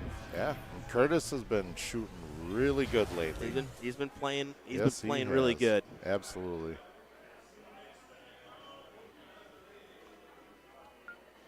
One nothing for Curtis and Billy here over DeSaab 2. One of 32 DeSaabs this weekend. Yeah, I think they were saying they had 200 of them came over. That's what Maybe Nick 100? said. Yeah. Miguela said they had 75, and that just seemed a little bit low to me. Yeah, I think so. I know, but it just seems a little bit low to me. It seems like they have more than that here this year. Yeah, definitely. I can't remember Tuesday when I first got to the hotel. I ran into them right away, and they had 5 rented minivans for all the people. And yeah, they were saying, I think we have about 200 players here this year. Wow. So wow. And Nico didn't really have a good game in the first leg, but starts off with a 9 mark out here. That's a perfect start. Yeah, that's the Nico we know right there. Billy's going to fill up these 19s as much as he can. Yeah, can he go ahead and capture a big round himself? Not after that start. No. He can hope for a triple, but manages a single. Curtis laughing it up there. That's what you got to do.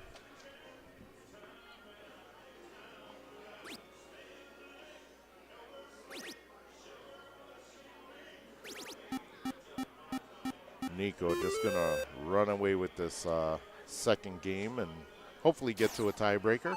Run away is almost an understatement here. They're chugging along. Yes, they are.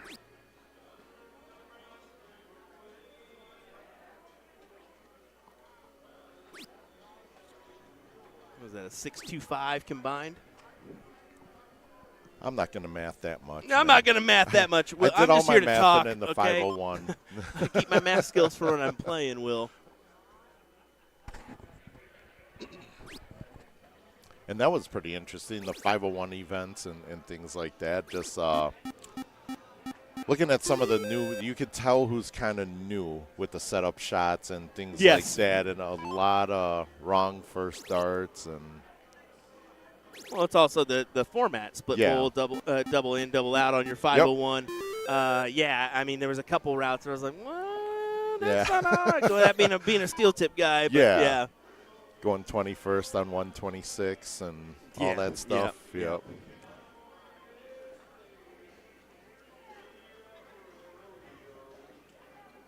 Nico having a not so stellar round there, but still sitting good. Yeah, that 9 averaging out to a 5.33 currently, but yeah, the lead swayed heavily in their favor, so. Spoke too soon? Well, I mean, even the 7 mark there, you're still down. Yep. And the 18s and 20s in favor of the Germans, so does he take a look now? He does, and he shuts it down. Mario. Big shot, Mario. Both averaging a 5 right now. Over a 5.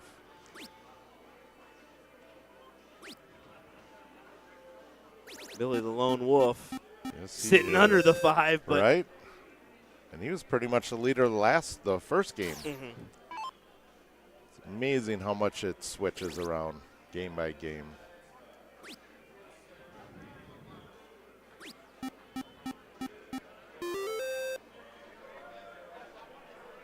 Mark pulls him ahead, 150 plus now. Should be queued in for 1-1. Done enough to just kind of, whatever Curtis does here, isn't going to be able to touch the score line. But get him closer. Yeah, I mean, 7 mark gets him closer. 48 away now. But you're banking on a miss. Which does happen in the Masters. Yes, for sure. Tim saying, Borky, you try the mushroom and Swiss burger from Whataburger? No, not yet. Well, I mean, I've had it in the past, but not on this trip. But Dason actually had some leftovers from the hibachi downstairs. Oh, there, Benihana. Yeah, Benihana, that's it. And brought me, nobody wanted the mushrooms, so he has a whole container of mushrooms I'm going to just devour in the room. There you go. Garrett's favorite. He hates mushrooms. Oh, really? Yeah. Bummer. Too bad. Well, we'll be queued in for some Pacific Island taste here soon. Ooh, that would be some good delicious Hawaiian food close Yes. by. All righty, Curtis, what do you say here? Hammer the bowls. Need a double mixed in there.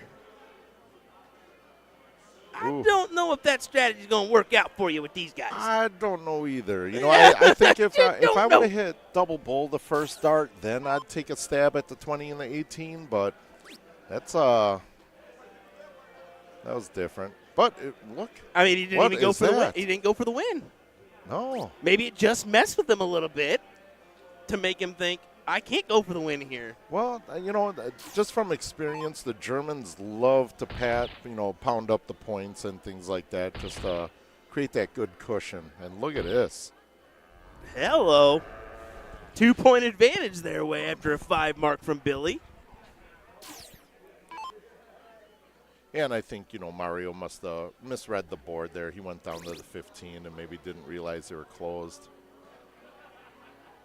Yeah, now Nico forced to stay on, but yeah. Hello. Still not. You're not able to capitalize on a double bull here and then Correct. take the look. Yep. So your game shot is not able to be taken. Correct. So how long do you stay on the bulls here? Yeah, I mean this one it depends. Do how you many go double? Oh. You can't go double and then take the look at the 20s. Yeah, you can't. If you go double, I would just stay on the bulls all day in that point. Yeah. In that position. Especially Mario right now, his average drop from a 5 down, he's down to a 3.8. And it's going to be going back up again to a 5 something. So he just said, "Oh yeah, we want to play this game. I'm going to just hammer it in a 9 myself." He must have heard me. Now that puts him well out of reach. Yes. Not just that, but the pressure it's going to put on Billy and Curtis, too.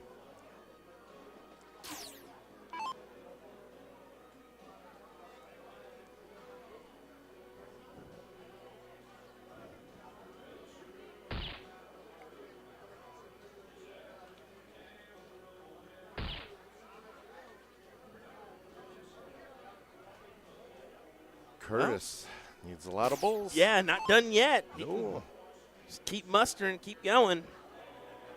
But, I mean, you're looking at like 9 bulls. You're looking at a ton of bulls here. And you're 7 still praying bulls. on a miss. Yes. Okay. Needs like 7 bulls now. 7-1. Let's see. Start off on the 18s? Just kidding. Yep. Just kidding.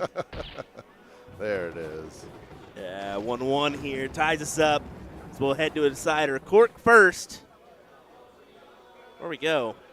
Somebody let us know, Daniel. I didn't realize Daniel was Nico's uncle. Yeah. Yeah, Yep. yeah. And then somebody let us know that one in the chat. Yep.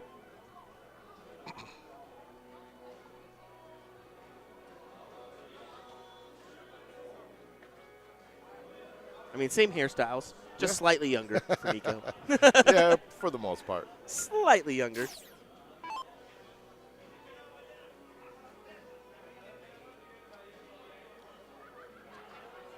We got to do a video call this morning after the team event when they beat us, and got to talk to Marco Obst. You know, Yeah, that Marco, wasn't yeah. here, so what a great guy. Yeah, missing him because of work, Yep. unfortunately. So Yeah, kind of a bummer he wasn't able to attend, but totally understandable. definitely. Life happens. Got to pay them bills. Yes, sir.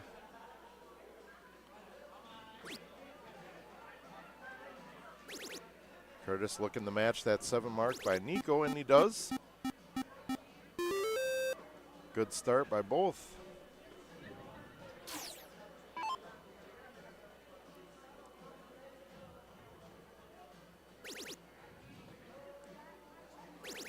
Yeah, but he's collecting on these 20s, man. Yeah. They are collecting. I mean, tiebreaker game. Nobody's going to play around and take the high-risk shots here, No. especially in the losers bracket. Yep, hammer the points. Billy just outside on that 3rd dart. Porky, you go to Bojangles? I don't think there's a Bojangles here. There is a Bojangles here. I did not go there yet, though. Pretty much I did, I don't know, hopefully next week. I'm here till the 21st. Jeez. So, Oh, yeah, I forgot. Dart, yeah. Yep. So I'll be playing over there and back-to-back tournaments out here. So maybe I'll find some time there. I'll tell you where I am going, since Juju brought it up, the Golden Steer. Oh, you are? Yes. Oh, you're going with those Wednesday. guys? Yeah. Yep. You know, if there's I'm excited. an extra seat, let me know. All right. No, I know that those reservations are pretty hard to come by. So, yeah enjoy that. Yeah, I think Chris had to make the reservations in January or Yeah, something like that. yeah, well ahead. They're like 3-4 months ahead of time. So Big time. Curtis took a big look up there at the 20 and it was just missing it, but that would have been a huge, huge close. it would have been a big time close. And look at Yes. this. It kind of made him think, like, Yeah. okay, maybe I need to go ahead and try this 19 round. Yeah, they're. I mean, both teams are trying to make something happen here. What do you say, Billy? Going up. Look at that right there. Yeah, only the single, but you had to take the shot. Absolutely. You can't let these Germans just continue to pepper that triple Yep. 20 Especially because they're with going Nico to. behind you. Absolutely. And we curse them.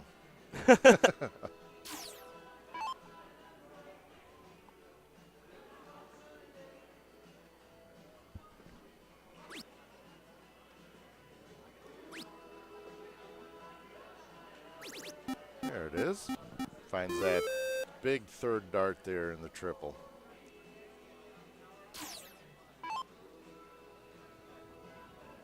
Forced to hit a triple. Is he going down? Interesting dart to do it. I mean, Yeah. I figured he commits dart 2. If you hit the triple, okay, go back up. Yeah. If not, you go just plant 2 singles. But hey, to each their own. Yeah, the benefit outweighed the risk there. And only 3 fats for Billy. Just simply not enough in this stage of the tournament. Yeah, Nico's looking at that 20, I'm sure. Yeah, bye-bye.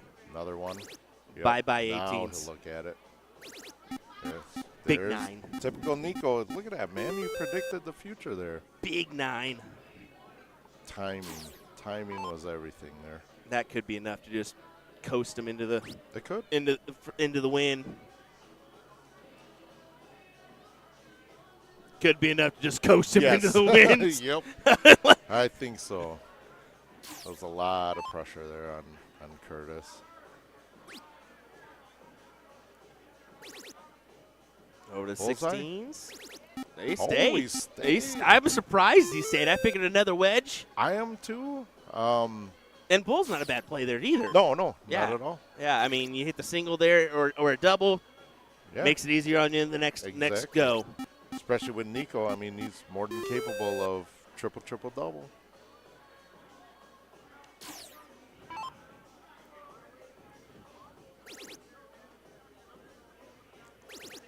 Nico, what are you doing? Wasting all those darts. said just padding it up a little bit. Yeah. 200 points, why not? Well, he was up 200 after the first trip 20. I mean, that's but see, here's the difference. I can understand that because they don't really play that much cricket. Nope. But also, the Radicals and the Phoenix, there's no 200 point limit. So only on the Arachnids has that limit. Christopher actually told me that from the German team. He said, I was embarrassed after last year playing cricket, and I went home, bought myself a gram board, and practiced versus you Americans to learn myself some cricket. Oh, yeah. Yep, there's the coast job. There it is.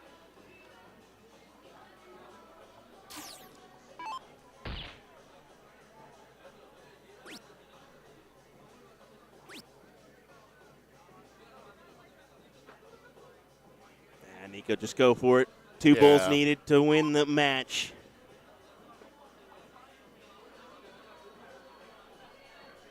It's kind of a difficult workaround. That is. I think he's going to stay there, though. I would hope. I mean, why not? Go ahead and take the play. It looks like he's going down. Oh, he is. And, of course, he hits a triple. Look at the smirk on Curtis's face. He knows it, too. Like, come on, guys. Yeah. Just, all right, a little excessive. But, I mean, in their eyes, they're just trying to win. Yep. And you can't fault them for it. No, you can't. I mean, stranger things have happened. Not today. No. Stranger things are not happening today. But if he misses, oh, never mind. Come on now. Come on. Well, there you go. D-Sob 2 pulling off the win there as I go to the wrong board. Oopsies. Well, yeah, but big win there for those 2 gentlemen as they will advance on into the next round, and so will we. But not before a quick little break. And a few words from our sponsors, folks. We'll be right back with more entertainment. Thanks for watching. William Stewart, Steve Hilger joining me for a little bit. Yep. Yes, sir. The man with the plan. We'll be right back with more in just a moment.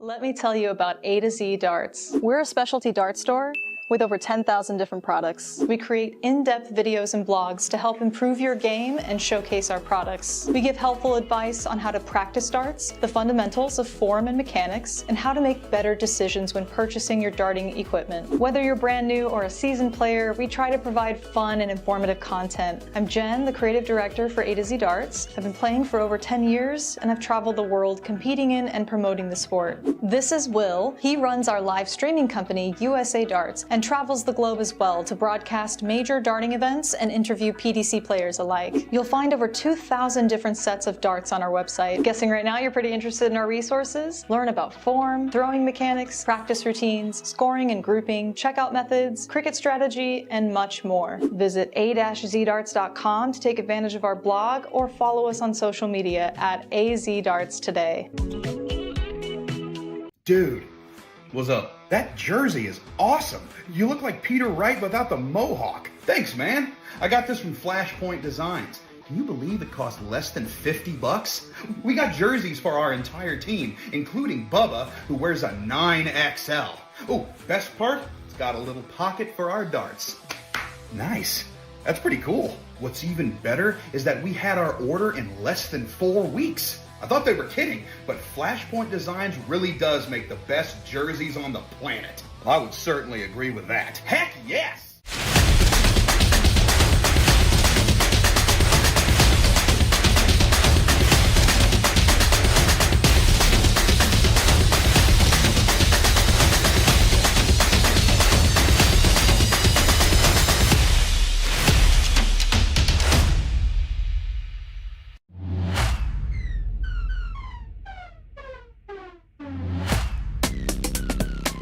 Starting in darts can be really daunting, so we're going to take you through some of the basic equipment to help you improve your game. There are 3 main parts to the dart. We've got the flight, the shaft, and the barrel. There are thousands of different selections on offer, and we're going to take you through a select few. We're going to start off with the torpedo dart, one we associate with Luke Humphreys. He used this kind of dart because it lightly flies through the air. He's not got that sort of abrupt throw that other players have, and it just suits his style of play. The second dart we're going to look at is the parallel dart, and this is a very common design for me. I feel this is a good guide for starting off in your career. The likes of Michael Van Gerwen and Darrell Gurney have gone on to be very successful using this style of dart. It's one I started off with as well, and it's been perfect throughout my career, and it can suit most players' styles. The last set of darts we're going to look at is the specialist range, and obviously there's thousands of different options in this range, but it's one I'd associate with Peter Wright, obviously a player who's craving that perfection. Different styles will make his darts land different in the board. Obviously it is a dart that suits the more advanced player.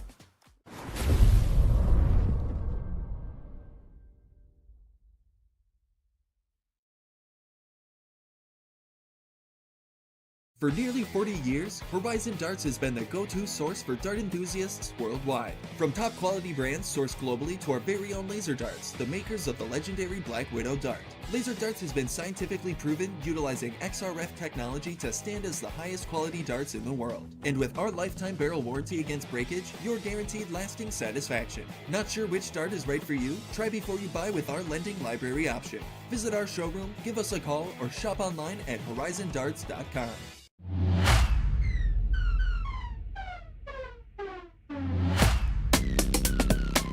Dart weights generally vary from 20 to 30 grams. From sort of 20 to 23 grams is the more professional advanced route, and that is generally because it's a smaller dart, there's less surface area, so it gives you that option to be a lot more accurate. But going on from there, if you're starting out or at an intermediate level, we recommend a dart of kind of 24 grams and above because it's just got that bit more direction to the board. We're going to talk about grips on darts now, and there are lots of different options for players out there. Particularly when you're starting out, I think it's key an aggressive grip just to help you get settled with your style as you're beginning in the sport. We're going to look at the different styles of grip. I've used this dart as an example here. I think this is a very common dart for a lot of players. It was one that sort of suited my style, not too aggressive and at quite a slim barrel. But it is personal preference. You've got to feel really comfortable where you hold it. If you're just starting out and you maybe feel like you need a bit more grip, there are these aggressive style darts out there. There's plenty of grip in the middle, but like I said, it's where you place your hands on the barrel and you've got to feel comfortable. What is the purpose of the Vertex stand? This product is made by Winmore, and they have solved 3 different problems. Number 1, when you don't want to permanently mount a dartboard. Number 2, when you can't drill into your walls. And number 3, when you want to travel with a dartboard. Not everyone wants a dartboard permanently mounted into a wall. Perhaps you just want to bust out the dartboard occasionally to entertain friends or family. The Vertex stand is perfect because you don't drill into the wall, you simply lean it against a flat surface. This is easily the most convenient product I've ever seen that you can set up or tear down super fast for portability. In minutes, you can have everything packed and ready to go with you for your next darts tournament or a friend's house or even camping. You can lean this bad boy up against a tree. On top of all of that, I love the idea of being able to easily travel with a dartboard. This thing is awesome. I was given it just to review, but believe me when I say it is not going back to A to Z Darts. They can try to pry it out of my hands.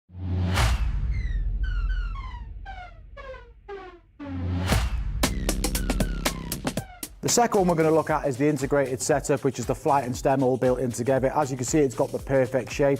There's no fiddling about like with the classic where you've got to pull the flight in and out. But again, it's down to your personal preference. Looking at dart cases now, and we've got one here. This is very important when you're going out to a dart storm to have your spares in there, your flights, your stems, your spare barrels, points even. It depends on your preference as a dart player. Myself, I tended to use a smaller wallet. I didn't like to have too many options and stray away from what the basics were. I'd have things like the odd set of stems, set of flights. But like I said, these all come in different sizes. It's down to your personal preference, but it's good to be equipped when you are playing darts.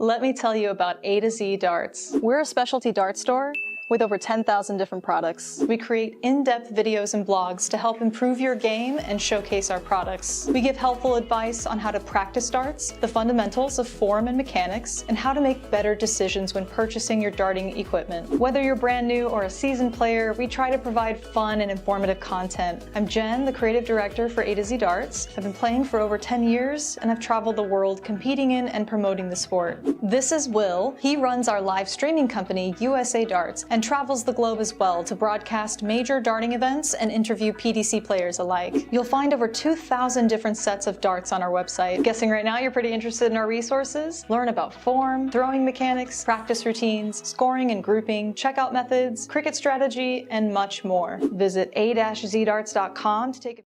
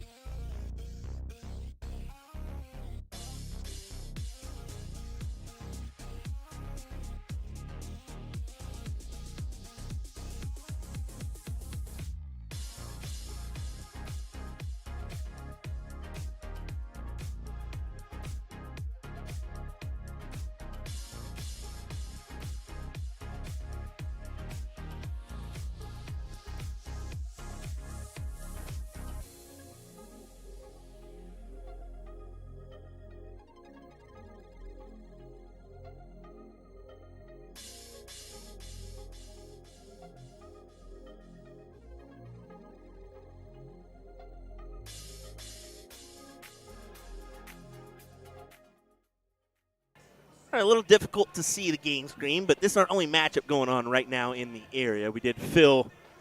I went up to the tournament director's desk and just let them, hey, these are ready to be filled up for our 7th through 8th and the rest of the way. So that's what we're going to cue in is our Masters well, the rest of the way. I mean, it's kind of crazy just how far along we are here, but that's what we're going to be queuing in here on our streaming boards in just a moment. So just wanted to kind of jump in here and let you know what should be coming our way as we'll kind of keep our eyes out on the streaming. Or you did see Ram there getting ready on the Phoenix board. So let me just take a look and see on the updated front.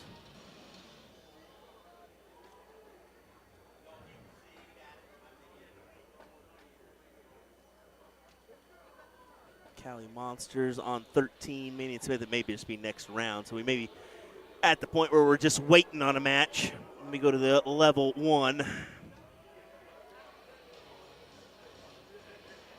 As they should be queued in for 9th through 12th.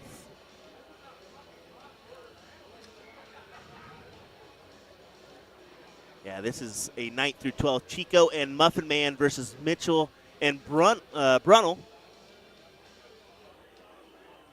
Here on this one, or this board, the Radical that is. And board 14. You'll have State 51 taking Envouet Pass des Questions. That must be a French-Canadian team. Yep, from Quebec. So they'll be playing on the Arachnid board.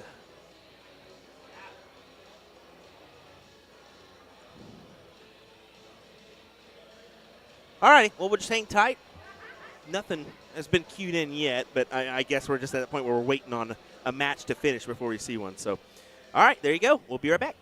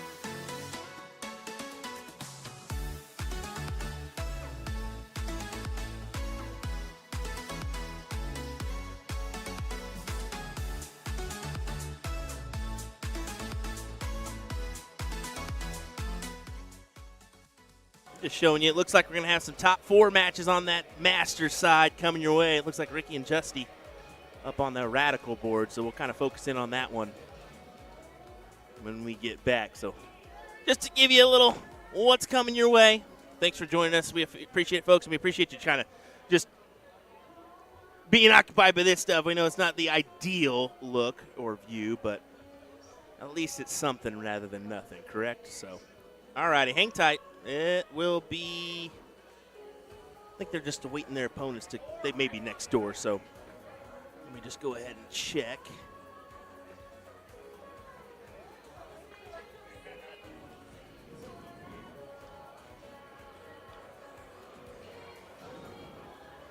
Yeah, F5, it'll be DSOP 3 that they're playing. That's going to be Christian and Daniel. So I did see Daniel up there, just not Christian. So we'll keep a lookout, and we'll have that one coming your way in a moment.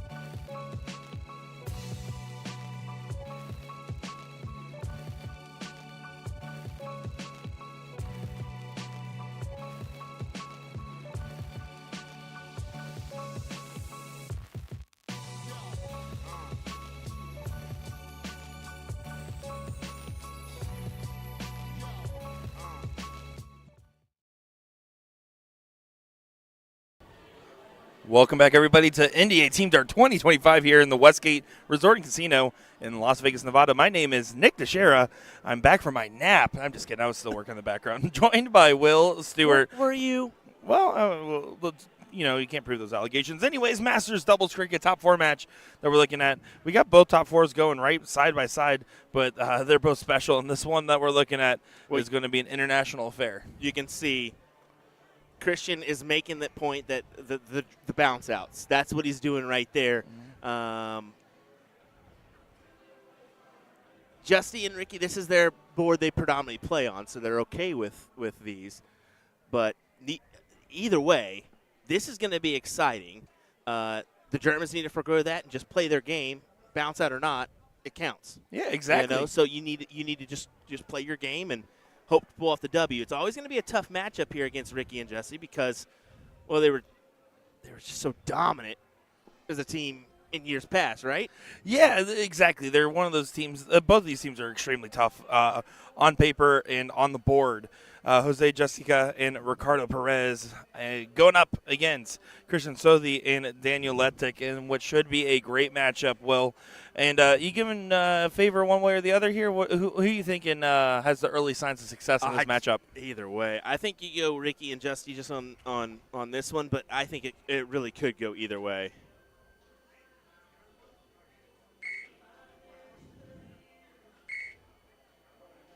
Here we go, off to the races.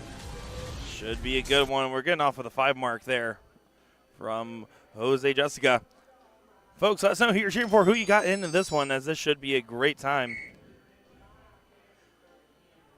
As we talked about time and time again, Ricky Perez was a standout player, especially in the cricket side of the ball last year. I'm curious to see his cricket performance this go-around. He won the singles. I mean, throwing sixes and just untouchable sixes.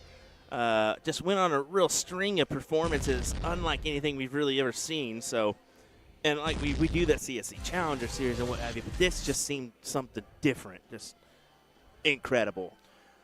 Yeah, certainly the case. It's going to be a back and forth fair on the 20s versus 19s. A lot of 19s needed. First one found. He's going to need to stay for all he can get. And goes on the wrong side of the dart on the last. So, unfortunate shot there for D-Sob as it gives the opportunity for the Joker to go ahead and get serious here on the 19s.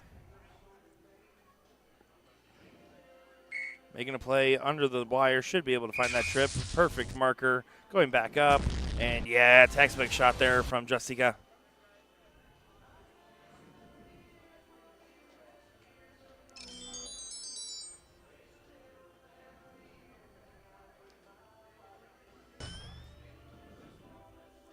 Attacking these 18s, hoping for success. So far, unable to find it. Finding those ones, and only the single up for grabs. So, yeah, in the favor of Ricky and Justy right off the bat here, and they have a big point advantage at that. Yeah, and this is a spot where Ricky Tiki Tango typically does well. Ricky Tiki Tango, really? Why would you say that? Trying to get the close on the 18s. And actually doesn't. You can see his reaction on the last dart, telling himself they need to be a little bit more careful on that last one. It's only a slight opening, though, for the Shark team here from Germany. Needs to working on that dart, though. A little bit awkward. Hits the treble 18. Can he find another one? And doesn't do so, so it doesn't really push the envelope. You're looking at a 127-point difference and only a single 18 needed to get the close.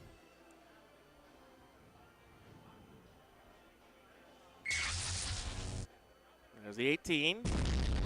A big 20 to pad it. And down. I mean, just relentless darts. What I like here from the Spaniard style of play, and we've seen it time and time again, is yes, they have the confidence to be able to go for those big baller closes that will win you some big moments. But what they also do particularly well is when they have a number like the 20 on their side, they will take full advantage of it and maximize as many points and marks that they can get out of that one number.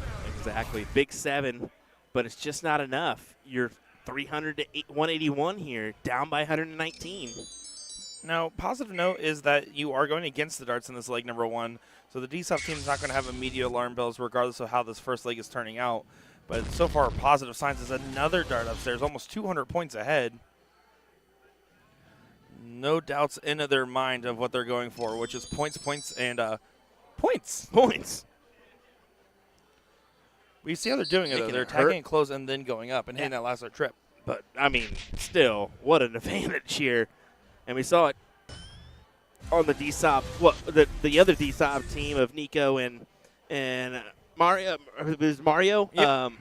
They were just – they had a 200-point advantage. Even Nico put an extra triple in there that didn't even count. Yeah. And the reason why he did that is because he explained it. He said, I didn't know. Yeah. I Didn't think about the overkill. Well, the Phoenix and the low-end boards that he's used to don't have that. Right. Don't have 200-point. So he's used to just being able to hammer. Yeah, and you see different formats prefer overkill versus not, but it's very intense when you see some of these players that aren't used to it and how they go about it. And you can see that was a beautiful 3 in the bed there from the German contingent. Well, it gets them kind of in the mix, but I expect a quick shutdown and a triple 20. And here's your triple 20. Right on cue. It's automatic. Yeah, a great performance right now. Very strong arm performance. And look, I mean, you can see this battle and you might think, man, 20s going into the Bulls means that they were dominating. No, what this really means is that they had a very strong performance against a team that was fighting along the whole way. And that point disparity is because that last big dart trip. 3 Bulls needed. The Joker trying to walk on through the door for leg number 1 to get to 1-0 lead in this matchup, Will. Double. Single for the win. I want to take a look at those averages there for a second. I just want to see. It's good. Yeah, 4.93 and a 4.75. Actually expected a little bit higher of a number. I did too. I honestly did too. But you know what it was a lot of those 5-mark closes with that last start trip. You know, single trip, single trip, single. A lot of shots like that.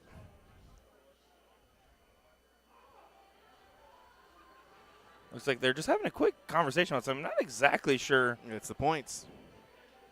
On the darts, you think? Mm-hmm. I don't even think was there even a bounce on that leg? Oh, maybe it was on the phone. I'm not sure.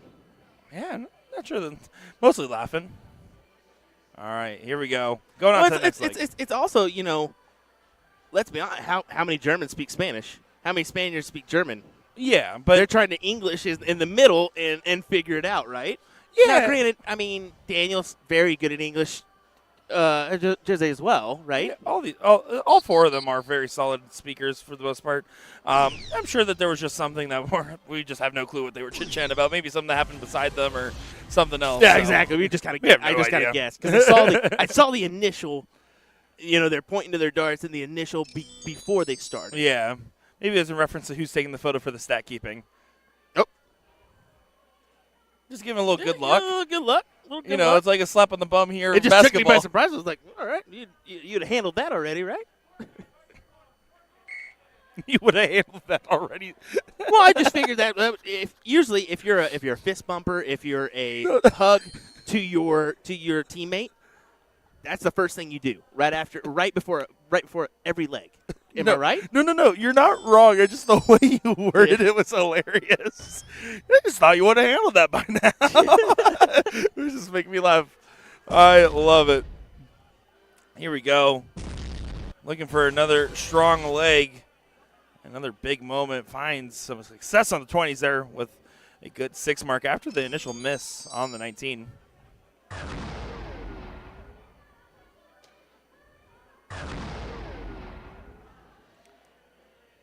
And 3 in the bed there from Ricky Tiki Tango. Dancing around that 19 bed, making it his own. 11-point difference, though. Still favors the team with the 20s, the Dart Sharks from Germany. Awkward dart. Leads to him going for the switch. Now he's going to try to play the 20 again. And you can see he didn't collect on that last, so that's why he went for the aggressive close. Honestly, smart shot selection.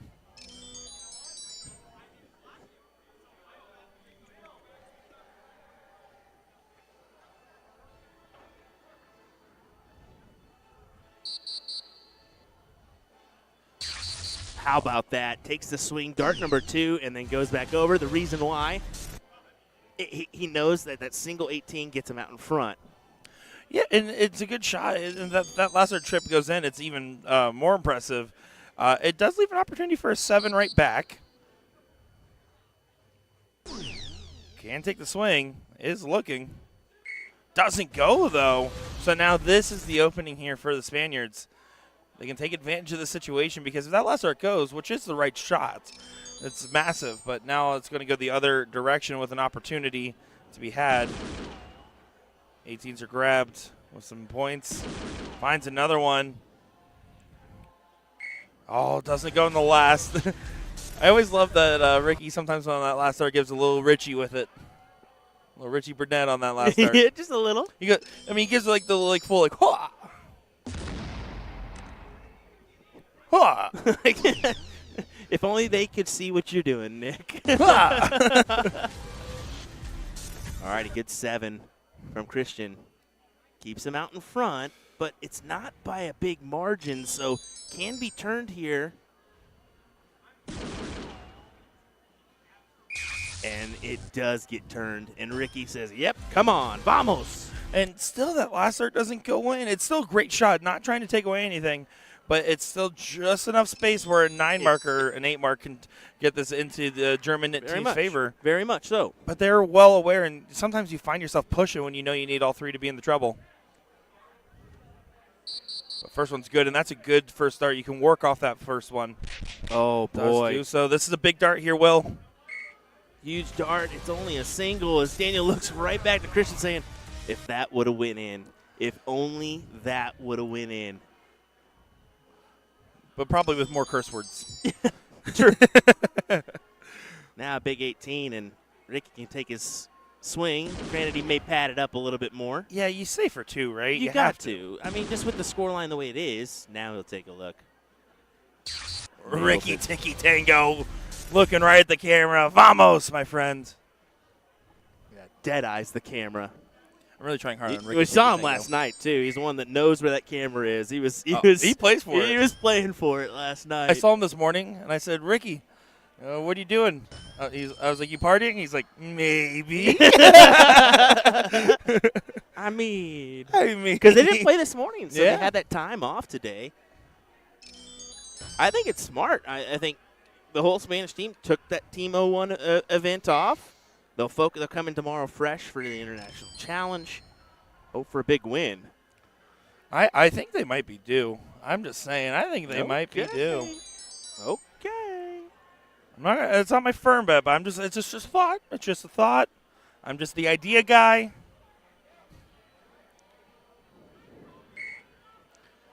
Really, the Canadians? It's going to be interesting. Tomorrow, 10 a.m. local. Join in and see who wins this awesome international challenge. 15s are grabbed. Can move along, can pad it up. Tried to move along now. Should pad it up on this last start. But he stays for 2 bulls.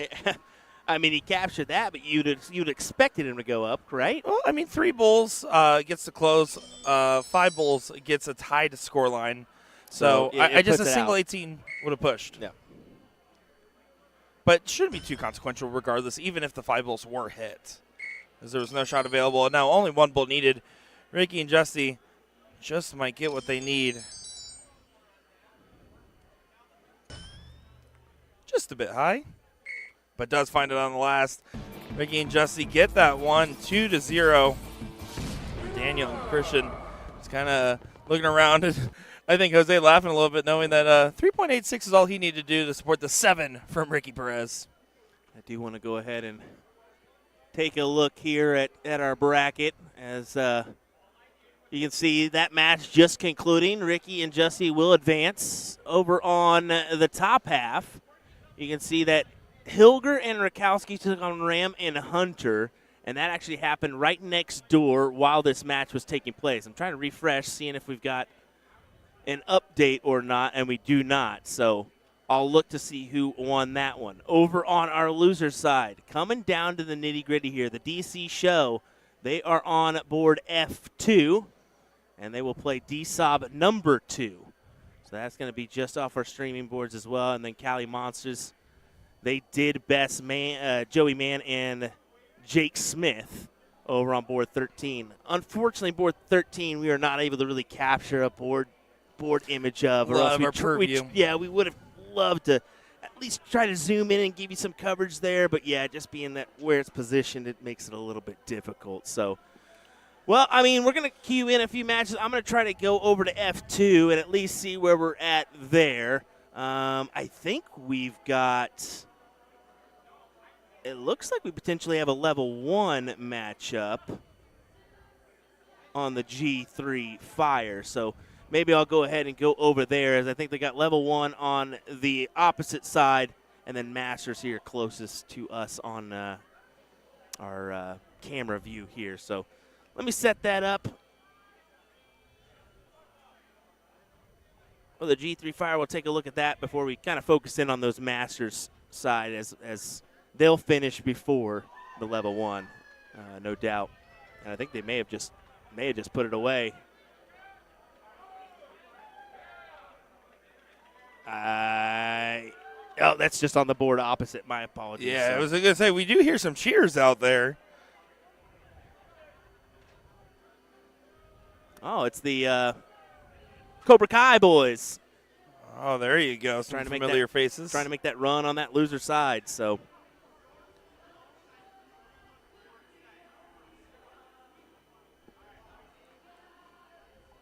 This is going to be Cobra Kai versus King and Gabriel. And in this matchup, that's Daryl Gabriel, and Marty King taking on Calvin Edwards and Justin Green.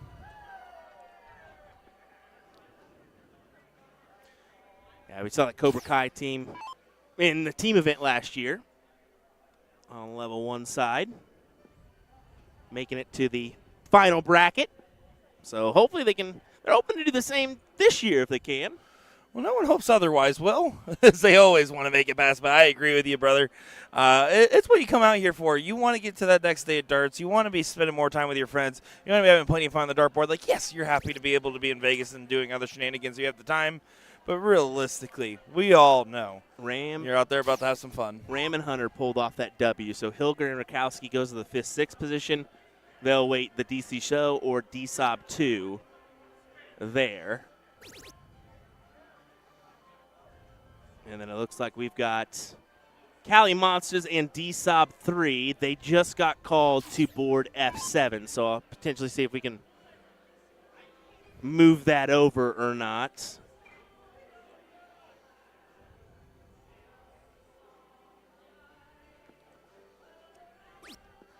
See, 2-number lead, down in points. Still trying to grab some points on the board. Rocking the Dracula jersey. I don't understand that dart at the 17. Yeah, it goes to the 19. I don't know if the second one got away or if it was just an aggressive play. But it was a smart dart on the last for the 19. 49-point difference.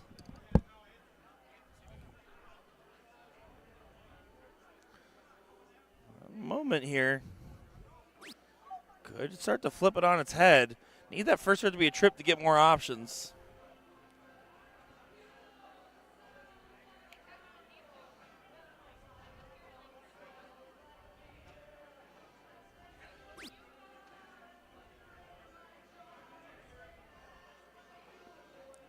Still only a 2-single turn, not as much as envisioned.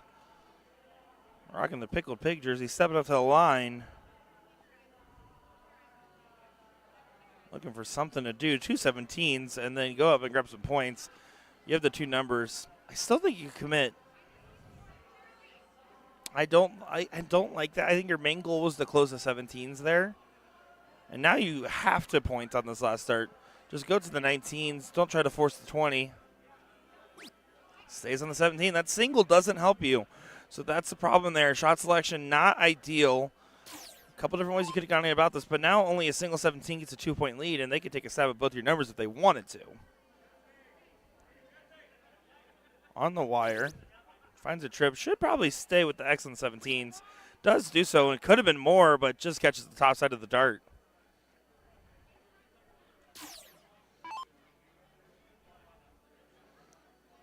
Now looking for a trip 20. Trip 20 and all is forgiven, or a trip 19 and all is forgiven, either or.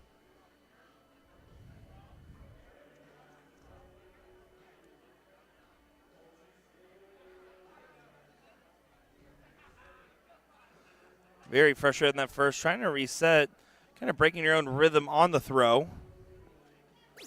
But does collect. And now big single 17. It's massive. And you see, look at his eyes. He drifted at the board, deciding what to shoot. Almost missed the number. Remember, if you kind of catch yourself doing that, especially for an elongated gaze, to take that moment, step back, and really evaluate yourself on the line here. You want to be certain of what you're throwing. Don't want to add any doubt to your own throw.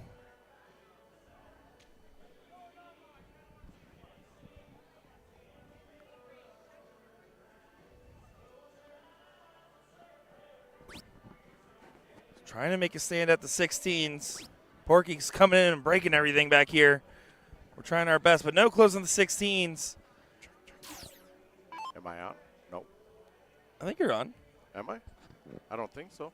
No, you're not on. Oh. I got to figure out Which one is it? This one, right? No. No? This one. This one. This one. That one. Should be on. Hello, hello? Say hello. Hello. Say hello Hello. to the fans, Porky. Hello, hello, hello, hello. Yeah, you're on. Oh, I am. Yeah, just push it a little bit closer to you.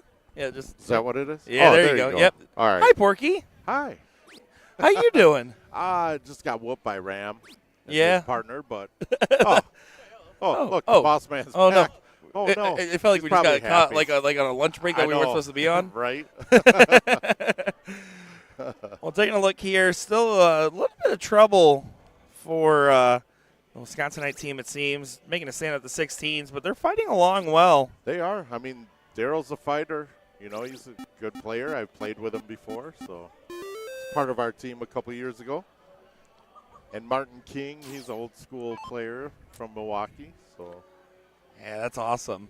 But your old school friends, I'm just saying, are going up against Dracula, so that's pretty powerful. That is. Rocking the Dracula jersey. He's going for blood. That's for sure, right? apparently. Well, I would imagine that's like number one priority. Yes. Trying to get some points to get out in front. If you have the 20s and 19s and the opponents are on the corner pockets, all I want is to make sure they never get a shot at my numbers. Exactly. You know, that don't give them an opportunity to close yours, and you'll be fine. And good last start stay. Again, in discipline there. If that last start trips, they can't hit a 9 mark and close everything. Right now, though, a 9 mark can close everything. It can. It'd be an 8 mark, but that's all right. Oh, He's okay. counting, right? All right. Yeah, Porky, it's been a pleasure having you in the booth. See you around All right, later, man. thank you. Yeah, I'm going to go cut my hair. Singular. Yeah. Oh, yeah. Yep. It's okay. Mine's falling out with all the hair dye, so I'm sure you can borrow some of mine. You got to stop. I can't help it. It was Use actually the my first spray. time I dyed it this year. I did a buzz cut in January and regrew it all natural and just dyed it a couple days ago. Now you're just showing off with this regrowing your hair thing. Yeah, so crazy concept. My dad once. I hope you guys don't mind a quick story. I got a story for that, as you would say. Oh yeah. My dad and I were in the car the other day, and my dad is about to turn 60 in May. Yeah. And when we were in the car, you mentioned that he wanted to go get a haircut later, and I said, "Aren't you afraid it's going to be your last?" And he Yeah. did not find that very funny. Oh, that's what happened to me. Is that what happened? Was just one day Yep. you left and didn't come back? Oh yeah. I met a girl like that once. Did you? Oh jeez. Porky, you've been having a good time out here, especially seeing your international friends and everything. Yeah. Oh yeah. Absolutely. And just playing and competing and everything. This is what I look forward to. So. I mean, it's so cool to be able to have these long-standing friendships over decades, even with people that live across the globe. I mean, that has to feel like something unique to the darting experience. It's not unique to the darting experience, but unique to like one of the most unique experiences you can have in darts is what I meant to say. Yep. I agree. Still battling back and forth. Not too much of a point difference at only 50 points away. No, not much, but that makes a big difference there.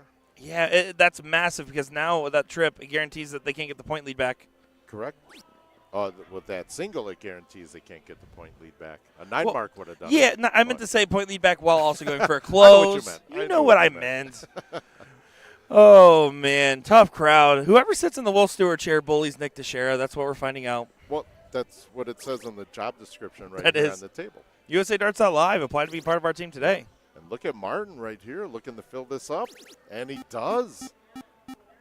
Gets Martin him. Max. King. Yes, sir.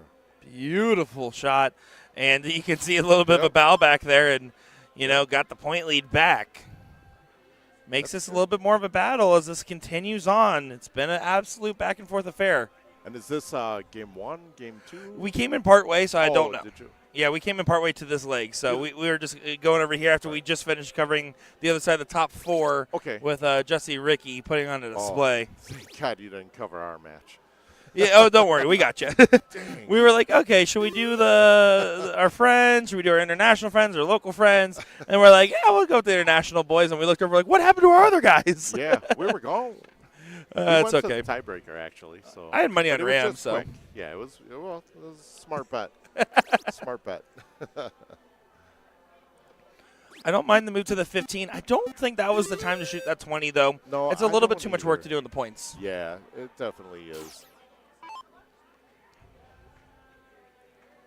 Mark Bond want to let you know. Sorry, Steve, I'm in bed. So whatever. Oh, just want to let you know. Well, that's good. That's usually when I do a video call, I can't answer. I'm in the bathtub or something. So at least he's in bed this time. That's good. Single 15, a little bit of a marker. You can see his eyes kind of fluctuating between the 20 and the 15. Yeah, I think he's going back up. And he does. He does. Very emotive with his eyes there. You could see that debate that was happening. And he made the right choice. Yeah, you can go back down on this last start and does find a beautiful double. So let's not call that a beautiful double. An all right double. Martin here, I mean, he put in a 9 mark last time up, so we'll see if he could repeat that. Yeah, just going to have to fight along on the 16s and hope. Right now, your main idea is not to be able to win this battle, and he grabs the 20. He does. But you need to get as many points as possible on the 16s before you have to get the rest of his points on the bulls. Absolutely. That's the logic there. Big time. And this is level 1, right? Yep, Uno. As my friend Jose would say. Yes.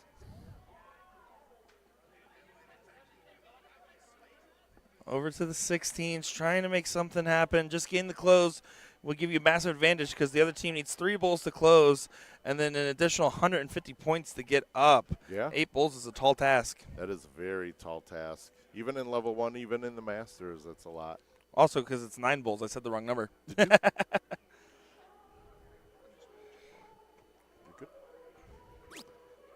Oh, they're starting to get a little more unhinged as the days progress here on the music out in the hall, Porky. Look at that. Yeah, I hear that. But look at what about that double? Well, that one's fine. If you're double the close, if you're up 134 points, you're allowed to shoot at whatever segment you want. Pretty much. I agree with that. Towards the tail end of this leg, and it is heavily in the favor of the Nodak team. Daryl putting in a double. Never know. You never know. Yeah, you still got to continue fighting along. It's 7 bulls now to 3. But it's all about still getting those 3. And they're the hardest starts to hit is those ending bulls at the end of the legs. It's a lot of pressure. And you can see he really holds that dart out in front. Yeah, he does. And straight up, too. That's I used to shoot like that, actually. And then finally I changed my style, and it's a little different. Yeah, you see a lot of players kind of develop a habit like that, and then typically you see them kind of break away from it the more they play it, especially at higher levels. Yes. Heather Rosales says, great games today, Porky. Your Hey, teammates also. Hey, we're not – for the team. I was going to say, we're not done yet. Garrett and I are still in I the think doubles, I assume from the Milwaukee Monsters. Yep. But also still a great game so far. So far was implied. Yeah, thank you, Heather. What do you say, Martin? Get one in there. Needs at least one to have an outside chance. There it is. There's one. And see, if I'm him, I would go up to my partner and say, yeah, I left you the shot. It might be 6 bulls, but I left you the shot. And Daryl's capable of doing it, so certainly you never know.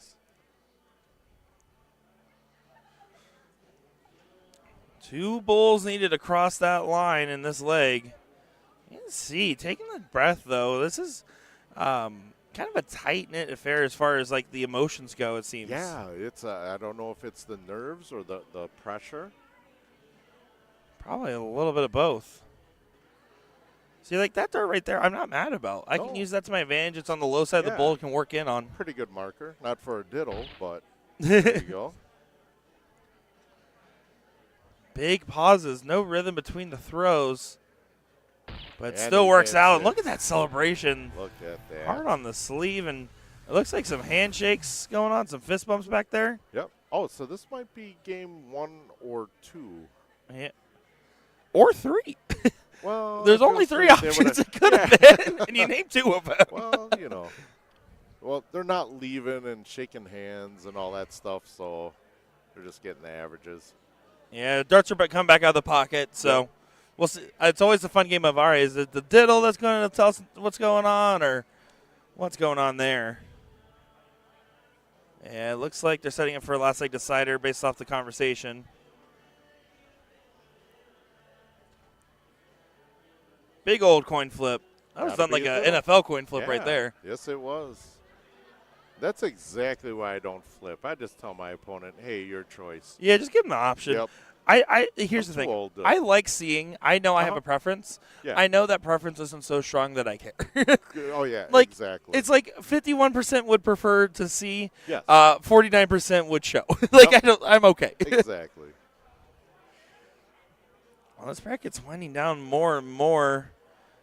Winner of, on the master side, DC Show or DSOP 2 will go on to play the relatively unknown team of Hilger and Rakowski. Yeah. And then Is the- that, never heard of them. No, not in the slightest. And then on F4 over there, you can see we got Cali Monsters and DSOB 3. They're going to get started here in a moment. Nice. That's going to be, again, that 5th, 6th position in the Masters doubles bracket. And Daryl and Martin going to start first in this tiebreaker over Nodak, right? Yeah, Nodak squad. I will say, speaking of Nodaks, I was walking with Chris Lim, and directly in front of us, maybe like 50 feet away, we see Dason start walking towards us too, right? Or just walking in our general direction, not even towards us. Yeah. And Chris is like, so what are you about to do? And I said, I'm about to fight Dason. You want to help me? He's like, I got you. And he's like, started puffing up. Yeah. And then Dason went full Buffalo Charge on us. Oh, and let me no. tell you, we screamed. Yeah. I'd rather have him do that than crop dust me again. I think for a fact, Chris is probably thinking, no, my kids. Yeah, right. Full charge Dason came and went. And here we go. Cobra Kai going to try to do what they can do. Calvin Edwards and Justin Green, just a reminder for those folks. And then Daryl Gabriel and Martin King in this battle. Daryl starting off with a 4 mark. That's a pretty good start here.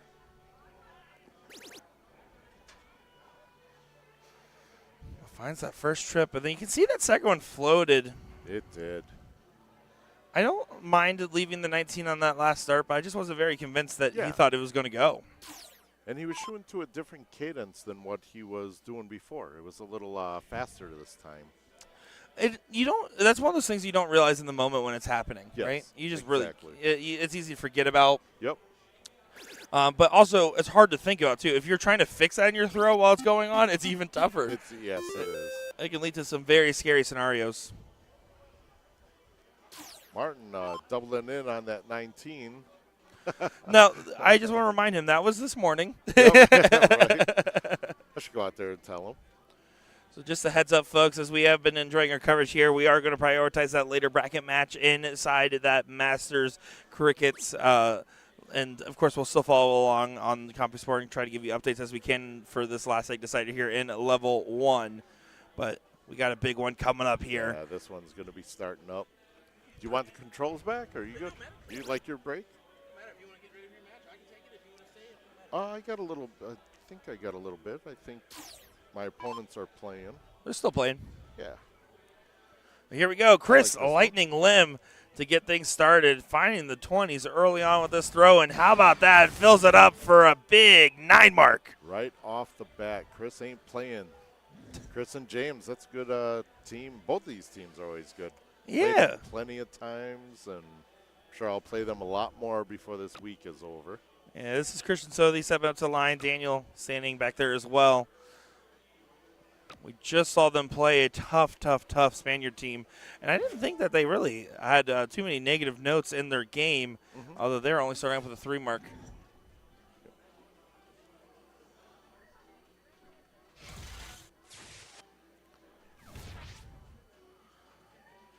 Uh-oh. James, back-to-back 9s here for the Cali Monsters. Uh-oh. Those guys are some monsters, man. It's something about the Monsters part of the name that is. really leads to great second-place runs in the team's events. Whoa. Oh, I'm sorry. I meant to say great results on the dartboard is what I meant to say. I don't know how that happened. I said the wrong thing. Right? That's all right. Slip of the tongue.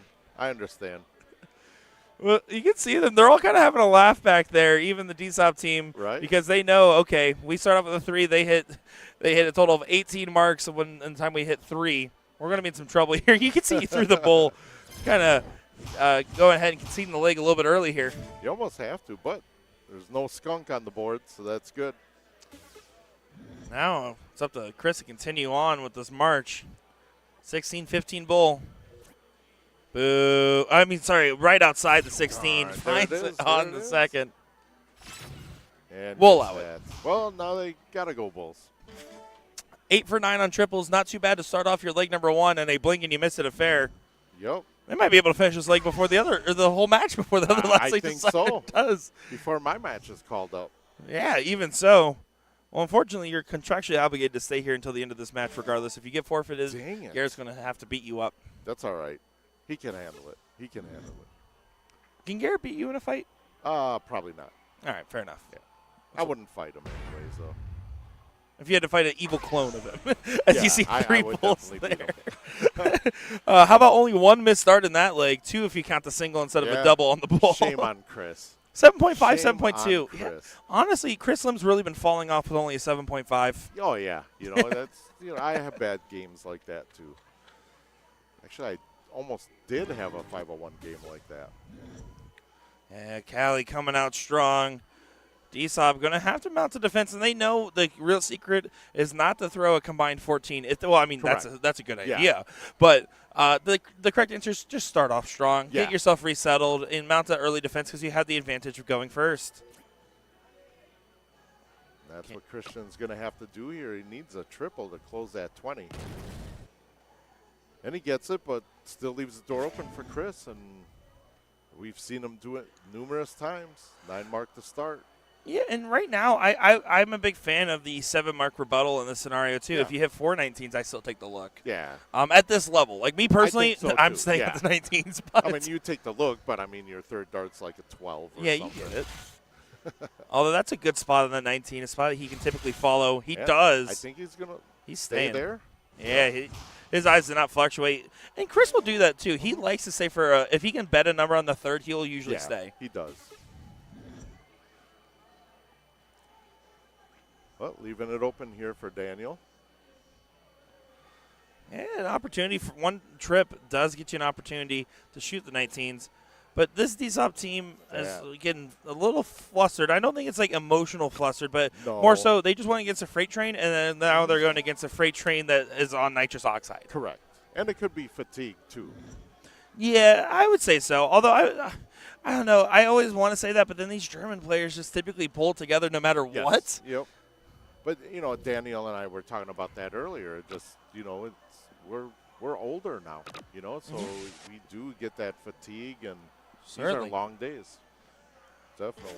And people don't factor that enough. As you can see Chris kind of giving some points there, but just a 3 mark close, so bare minimum, and leaves an opening for Christian to make up for some distance. I think he's going to do it here.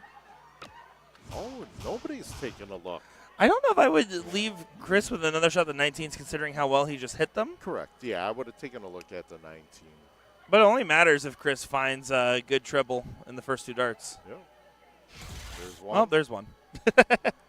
There's 2. And back to the 19. Chris lightning limb. They say it doesn't strike twice, but for Chris it strikes does. every time. Yes, every single time. And, Almost every single time. and talk about a treasured North American talent, right? I mean, Chris Lim is definitely one of those guys. I remember when I got into the game 10 years ago, 12 years ago now, it was always about, like, Chris Lim was one of those guys that was always in the conversation. I remember I met him at this tournament 2018. Wow. Got a chance Okay.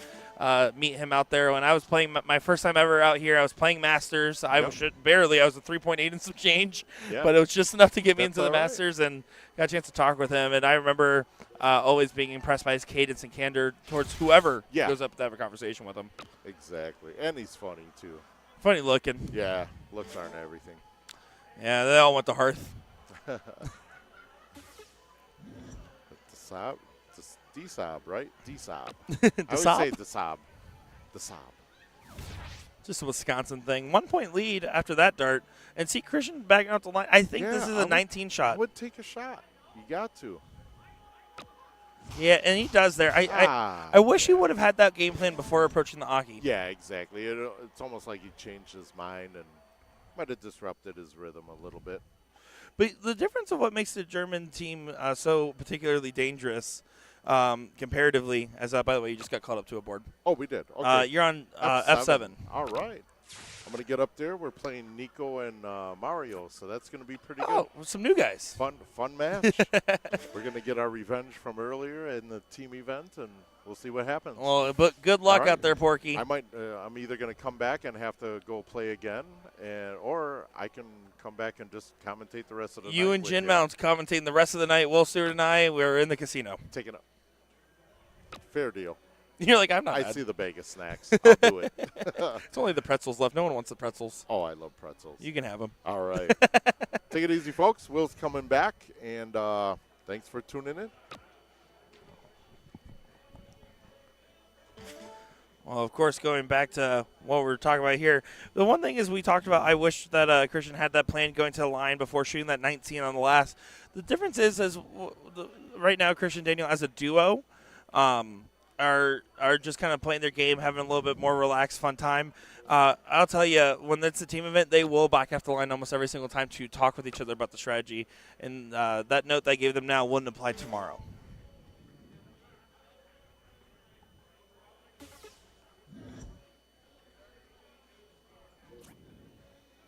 Awkward on the miss. You can see he's looking up at the score every single time. Sometimes you don't realize you're doing that. It can be a subconscious behavior. That being said, when you review match footage yourself, that's a habit you need to try to break. Just really be dead certain about what you're throwing and focus your eyes on the segments so you don't have to refocus every single time when you're going up and down.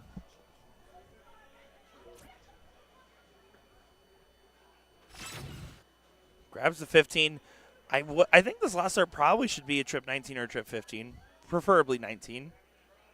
If I had to guess, the 16's at an awkward angle. The bull doesn't do enough to prevent them from getting a shot at your other numbers. Yeah, I had to play on that last. If he trips the 19, then it gets out of the danger zone. Trip 16 for the walk the dog scenario to the 19s and 15s. That's going to be a shot here for Daniel. Having discussion about it. You can see them working together as partners. Finds the 16. The shot is on. Stays there. Now taking a look at the score line. Broke his own rhythm, but still finds the 8 mark. Great shot there. And this is a big moment in response. 4 15s needed to get the point lead. As triple only gets you to 368. But if you hit the 4 15s, you take the look at the 16 for the go-ahead. Finds the trip.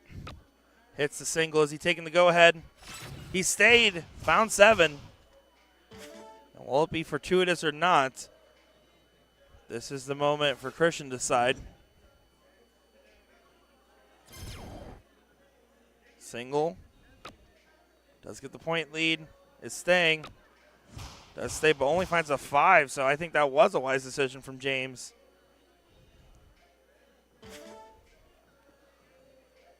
Because now Chris can go ahead and push your point lead a little bit further before taking the swing.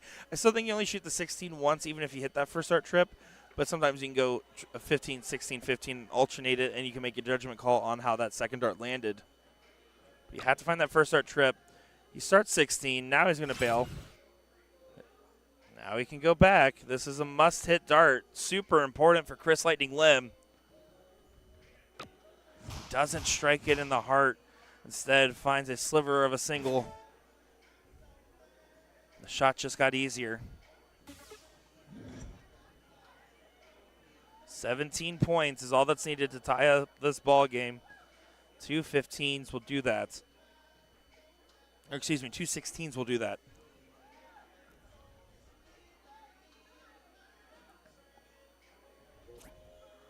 Not a bad marker to find the treble. Does do so. This is a tough, yeah, and you can see that reaction. This is a tough call. The 16's a little bit congested with highway traffic. The 15's only a triple helps. And he decides to stay, just collects a single on that last, and you saw that it just kicked right off the dart. Didn't have much of a chance to go the full distance in.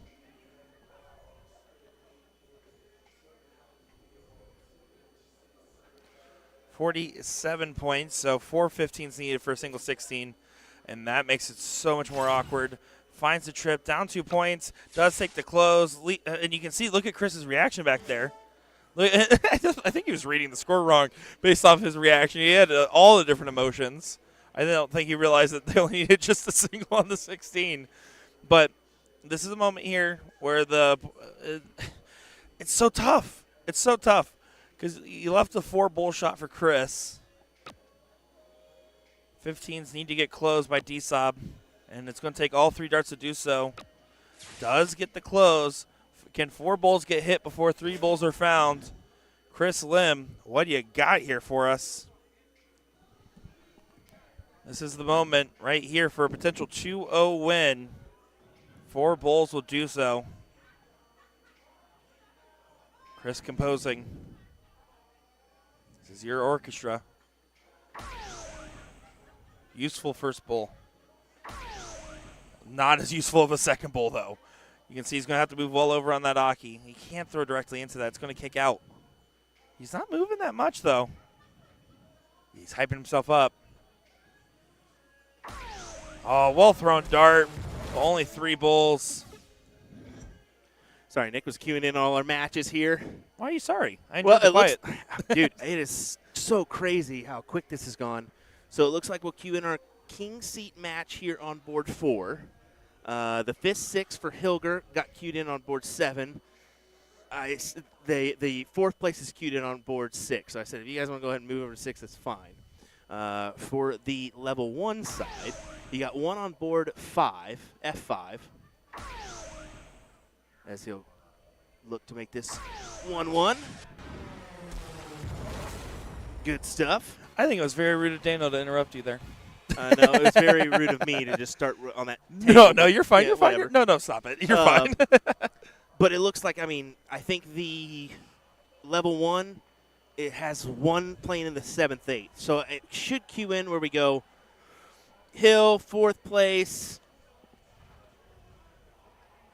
potentially 3rd and final. Or, sorry, Hill, 4th place, final, a 3rd final. And then you go over to level 1, we get 3rd and final. So I'm hoping that's the way we go. And I'll translate that. We're going to get some great darts, guys, so just go ahead and strap in and hang out with us. Yeah, it's my bad. No, stop. We've been live for quite some hours today, and let me tell you, when we're not live, we are still working and getting stuff done. Will got some stuff done during the break, let me tell you, getting some good dub skis. Not going to spoil, but there's some dub skis going on in Will Stewart. Just wait till you take the L in our matchup here. I only take the L in Chicago, brother.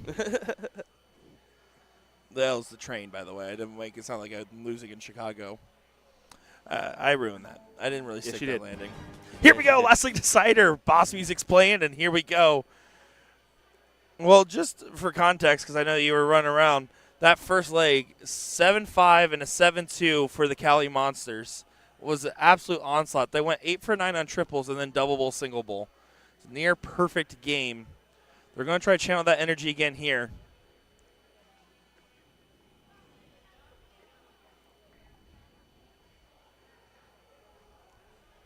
All right, here we go.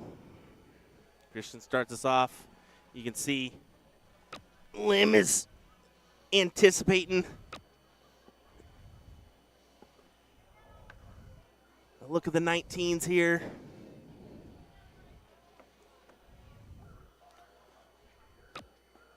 Yeah, only 3 bats there for Christian. So what could, if Lim could pull off 6 on the 19s, he'll be tempted to look. Maybe even at 4, he'll be tempted to look. Yeah, I would have to imagine, although in the previous leg, we saw 4 mark open for D-Sob, and Chris stayed for a 7 on the 19s. Ouch, has to stay there for the 5. Doesn't even, yeah, you can see, doesn't even take a glance because he wasn't able to.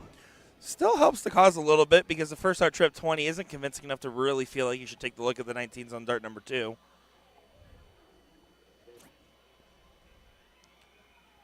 You can see 7 off the line, shake at the head, regroup, collects for the trip, stays for a 6. Good recovery after a rough first start there for Daniel.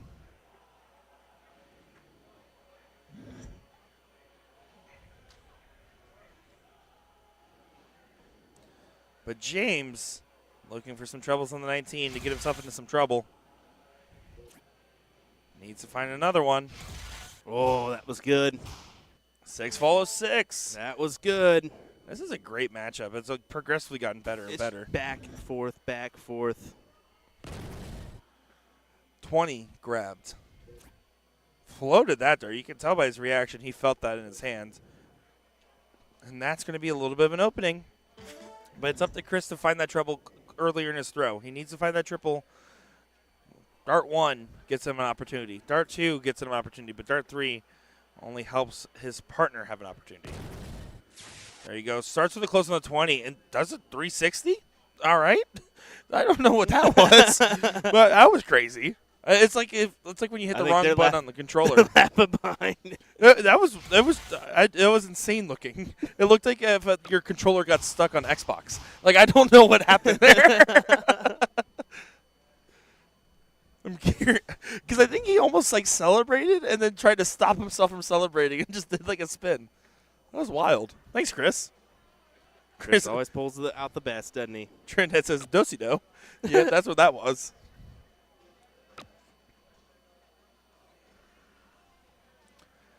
Big trouble on this last needed on that 18. And misses the number altogether. 18s aren't closed. This is the kind of moment where Cali Monsters, one big shot could just win you this match. All that other work, all that back and forth battle, that crazy leg 2 elongated moments lost and won on the 16s and 15s can come down to just James hitting a big 9 right now. Finds the 18s. Marks the 7. Doesn't get it close, so it wasn't a kill shot, but it's a gut shot. If you're the Germans, you have to just think it's 'tis only a flesh wound.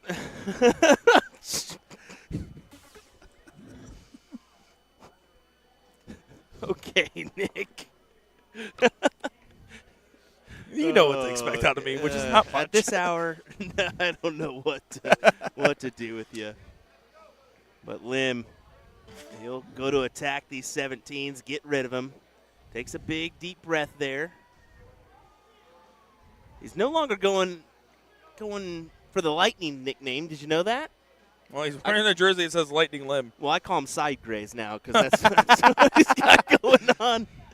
That Just for Men treatment's not quite working on the sides yet. I call him my 7th favorite EDC admin. Oh, okay.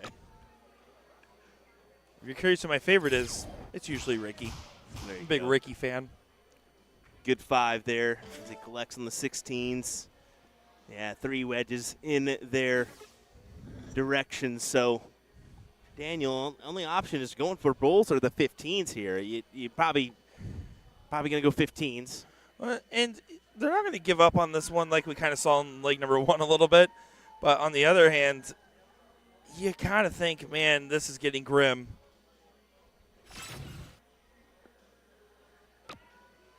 Is there even 7 EDC admins? I don't know. I can't tell you, bud.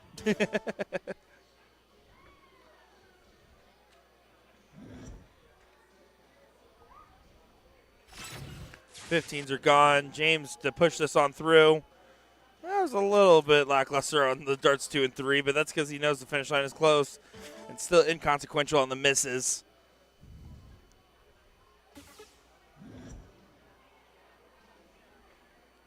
This DSOB team, they didn't get full speed ahead against Ricky and Jessica, but let me tell you, in this matchup, they absolutely were firing.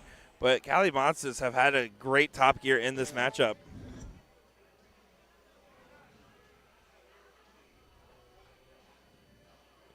Well, 3 needed to lock in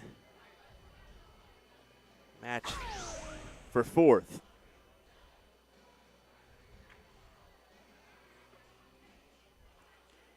Going to try to just get underneath that bull, play right at it. Hits just a single on that last.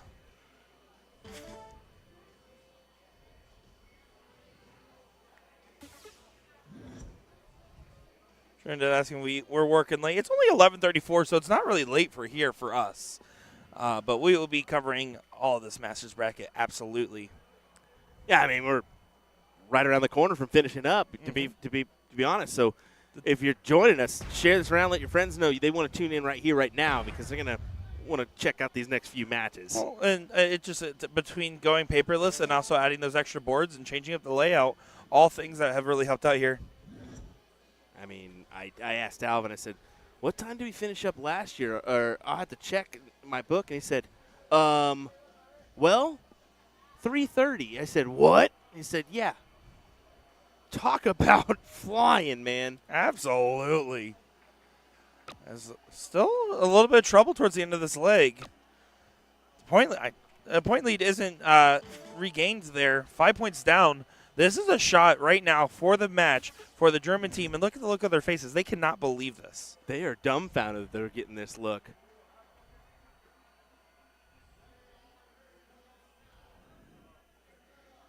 You should go 19s or 16s first here, right? Yeah, correct. So the common method now is instead of taking the guaranteed dart to go ahead and start that 19 because you know to bail out if you don't trip. If you hit a single 18, you're going to commit to the shot on the second dart.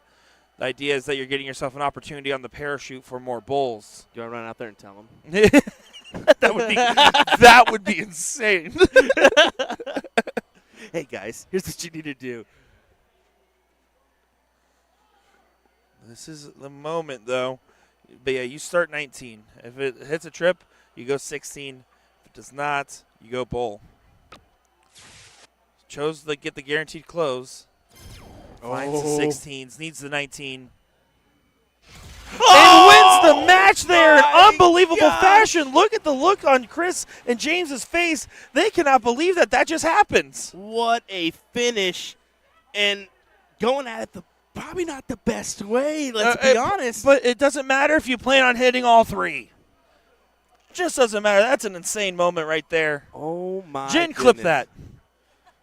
Look at him. Look at him. What a...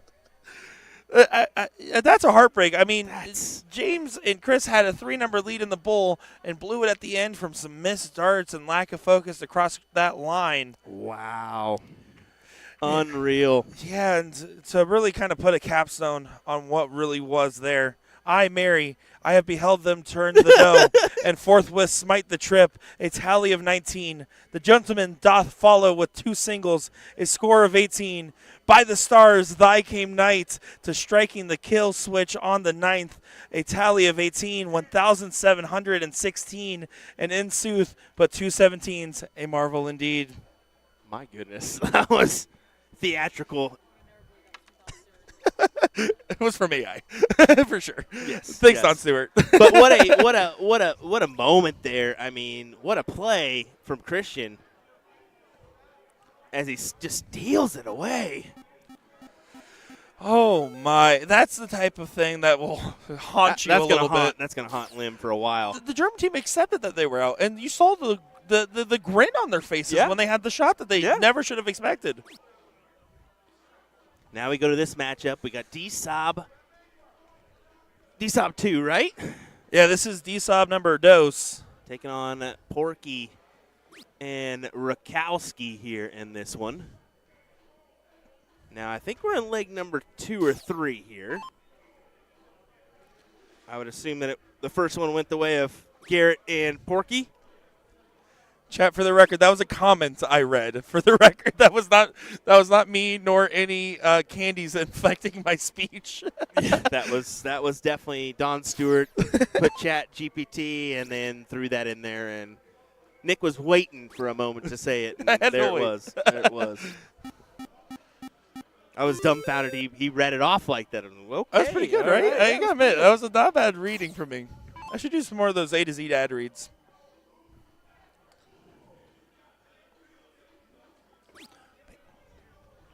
But back to this match, Porky has spent some time in the booth with us talking. But you know what's so funny is I think he has one of the better mentalities in the sense that between matches, yes, he will get a couple warm-up darts. He will still throw for a little bit. But he spends a little bit of that time and just talking, relaxing. He knows that it's about keeping your mental state cool, whether that be sitting in the booth talking on the mic or talking to someone that just goes up and says hi. Nico spends time just being a beast, though, finds a good 6 mark.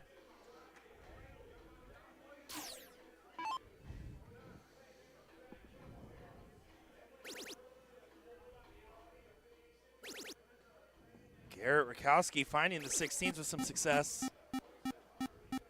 How about a 3 in the bed there? That's a big one. Big turn indeed.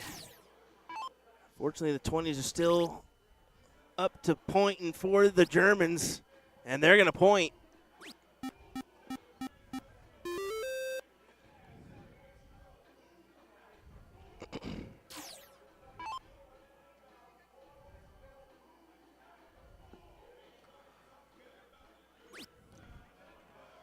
Porky going to try to get an opportunity to make something happen. You can see Garrett calling for the close on the 20.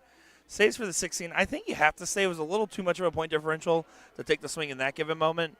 But then again, Nico loves to just pound these 20s in moments like this. He really does, man. He just hammers away. You see there just taking a moment, grabbing a Fly-by spare dart. dart. Yep.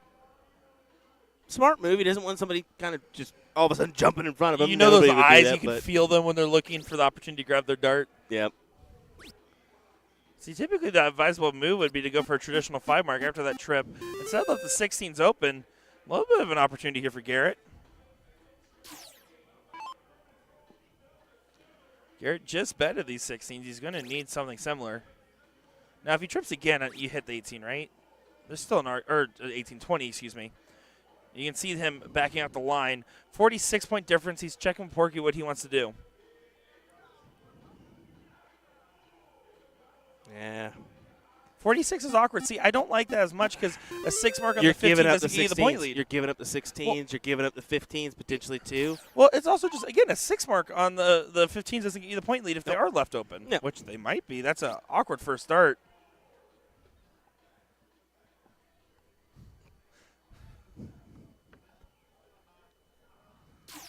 I can't believe that, just the bare minimum. But now a 7 mark is needed because of the close where they did. You need 7. Oh, my goodness. Stay true. What a shot there from Porky. Yeah, needed it. Needed it. Garrett gives him a shout out in the background. Big high five, a couple taps at that. That's their go-to. Oh, but the shot's still on for Nico. Oh, but it doesn't. Gets away. He needed darts 1 and 3 to be darts 1 and 2. They get him a shot at dart number 3. Opportunity, though, for Garrett to close the match, although I think he'll be tempted to stay. Yeah, I don't blame him. Needs a little bit more. Big find on the last. I think that's the ideal play. If you hit a 9 there, it kind of makes it really tough on him. Certainly does. And needed 3 bowls. Does find 3. Excuse me, needed 4 bowls to Yep, get the shot. Needed I was a little off bit by more 4 than that. points there. Yep. All right, so you take the play here, Porky. At least take a dart. Sometimes you got to be that guy. Sometimes you want to play it safe. Right now, I think he's saying Garrett can be that guy. I'm going to just continue being the guy on the 15s. I don't like that last start. Garrett's nowhere. He's going over. And then Porky that's twice he's guessed wrong on this play. But you left the shot by going on the last start. You might as well stay for one more 15. Then again, doesn't matter if Nico drops the first. Yeah, and that's a let-off. You can see Nico giving a thumbs up because he feels like this leg is over. Garrett Rakowski, that's 3 bowls. That's the old Matt Campbell thumbs up right there of, I just hit a 26. Yay. One more bowl. Oh. Broke focus there for a second. Something caught his eye there, so just a good reset. Readjust. Great reset. Hammer it in. There you go. That's the match. Look at that. Garrett Rakowski, Steve Hilger move on to see another round and knock down some previous finishers in this bracket. You can see Justy and Ricky getting ready here. Your hill match will be here on F4 in just a moment.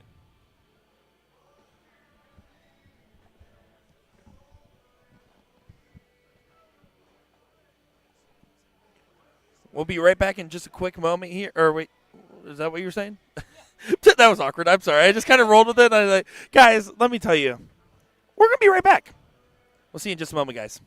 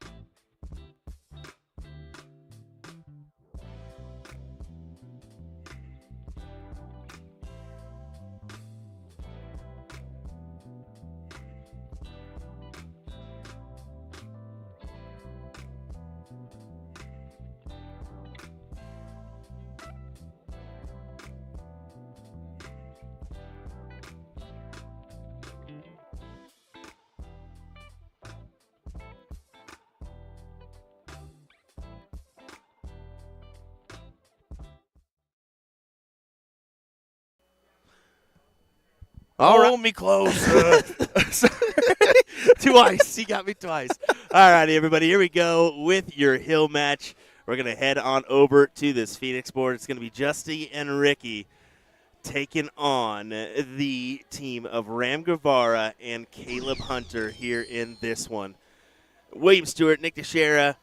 I mean, you kind of lean towards Justy and Ricky in this one, don't you? Just a little bit? Yeah, I not just a little bit. It's one of the only times I would bet against Ram Guevara, and that's no disrespect to him or Caleb. I have nothing but respect for those guys, particularly what Ram has done with the game lately. But just with what we've seen from Ricky, his immediate firepower that he's access to, and the fact that Jose's been so good at that supporting role, it's hard to really kind of shape this up in any other kind of way.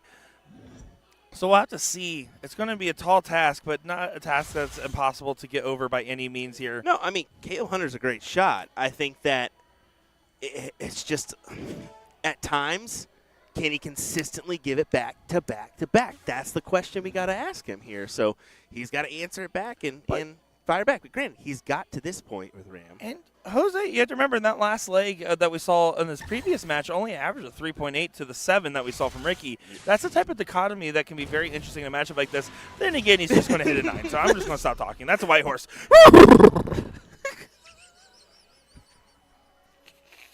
Yeah. Ram Guevara going to giddy on up to the 17s. That's his God. favorite. But unfortunately, failing to pony up in this given moment, only finds a trip on the last. He's going to have to trot on away. Somebody help me, please. He's falling off the saddle. I guess. Oh, really bad. All righty. Ricky attacking those 17s. Just wants to get him close. 3 singles is fine. Of course, he's not going to be happy with it. He wanted more, but, I mean, it's okay. Unless it's a 9, he's not going to be happy. But that's just the kind of player he is.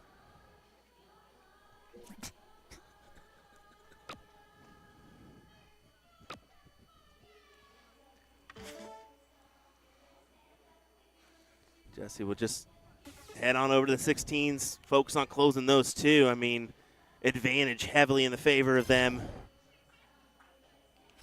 Yeah, over on the 15s and the Bulls. So I did ask Jesse if he was staying, making a run to DL after this, and he said, yeah, of course. So a dual. The Donut Lounge? Well, I mean, Dart's live, so. Yeah, good choice, but yeah, there you go. You're welcome. Tonsillectomy. Ricky, just 2 bulls to cross over. But, yeah, I mean, here's the thing. If you're in town, especially from overseas, it's the same reason why we see players stay.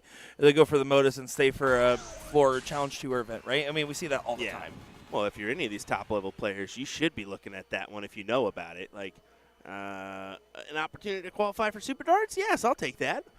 Absolutely. Well, 1-0 in favor of Ricky and Justy, and that one was not really hard. It wasn't that so much that it wasn't hard. It was that they made it easy. Yeah. I think that was the difference maker. I like what you said there. They made it easy. And Ram shakes his head at a 4. He knows that's just not going to work. And honestly, I love the dichotomy between Ricky and Justy just because of the fact that we typically have seen as of late that real explosiveness from Ricky. But he's sitting in that B position, which makes him particularly lethal because Justy does enough on the start and sometimes does even more than enough when they really see him get going.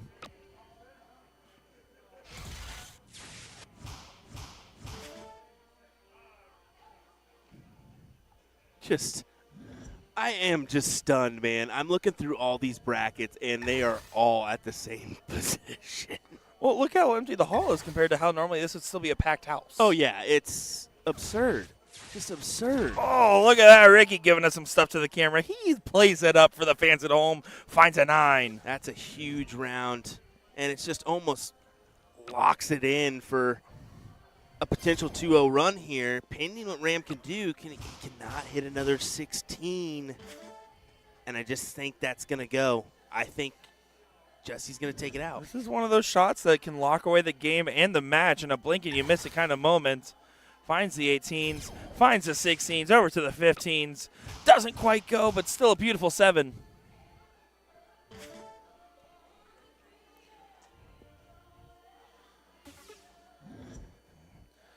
This Hill match has not gone in the favor of the Houstonians, but it's just been a tough affair. They've been going against a full-speed team, and they're playing at half speed. They're not playing bad.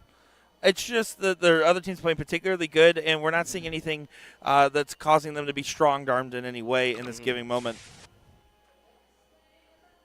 And one more bull needed for the match. Not quite. Ay, Dios mío.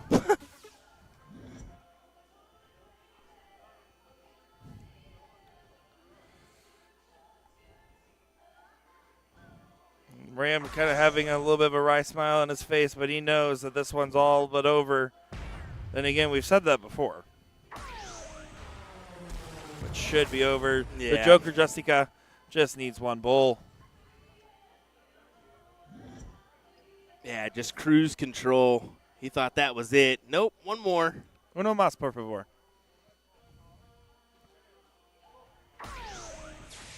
And there you go. Blink and you miss. That might be one of the fastest King Seat matches we've ever seen.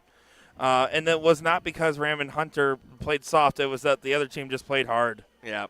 Yeah, good stuff. And you can see there some love from the guys as they're going to cruise on into a guaranteed first or second position. I mean, these boys came to win the money this weekend, didn't they? Yeah, they certainly did. I don't think they just came here to see us, although they are always excited to see us and we're excited to see them. Now, we do have that fourth-place match getting into the works as well, it seems. That's going to be Hilger and Rakowski and DSOB 3. Yeah. But I don't think they actually gotten started yet because I just saw Daniel in the background. Yeah, they're not haven't started yet. There's no action on that 4. So I'm just going to put it on this middle board. This is F5, of course, as this is a level 1 5th-6 match. So all coming down to the nitty-gritty at the same point. I got to go ahead and move that one over. My apologies. As well, at least keep the action coming for you all. Well, I'm not mad about seeing some Florida boys making the stream. The Florida contingent a little bit smaller this year, but glad to see some of these boys. This is Alfredo Rodriguez and Todd Laswell from Music and Games in Florida going up against Anthony DeGucci and Scott McNeilius from Ponderosa Amusements in Colorado. This is Todd stepping up to the line. 30-point lead in this matchup. How aggressive are you playing this shot?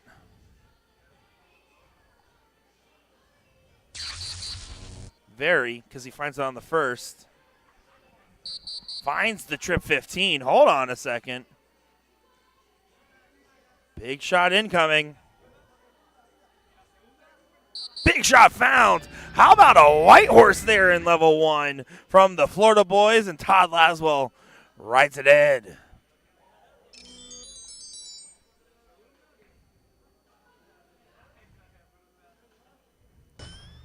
You can see, stepping a little bit off the camera angle there, but almost a full flick and push through. And those look like house starts. Those are house starts. That's a house starts player letting us know exactly how he feels to the dartboard there in the 5th, 6th of level 1. Phenomenal stuff to see. This is Alfredo, part of the Cheetos team that we've seen in the Florida, if you were watching the Florida Bull Shooter coverage on USA Darts. It's a solid performance, a 4.3 and a 4.29. Certainly worthwhile. Really strong stuff from those guys. Looks like they're just taking a quick moment here to get settled in before they go into the next leg of this matchup. Taking a picture of the stats. And look at that, just the full flip phone, fold-out phone, not flip phone. Flip phone, hello. Motorola Razr action. Yeah, that was a big win there for the Florida boys. People nowadays are. Those folding phones are really they popular. are coming back. Frankly, I'd buy a foldable iPhone. I need my blue text message bubbles. I wouldn't surprise me if they're kind of in the works on that one. Yeah, it wouldn't surprise me either. As we're getting into this last leg decider. Yeah, Porky and the DSOB guys are just having to sit there before they get underway. So I don't know why. Well, because it's a nice environment. They want to hang out, be social, and make everyone wait. They may be just waiting for this F5 to clear up potentially. We'll see. But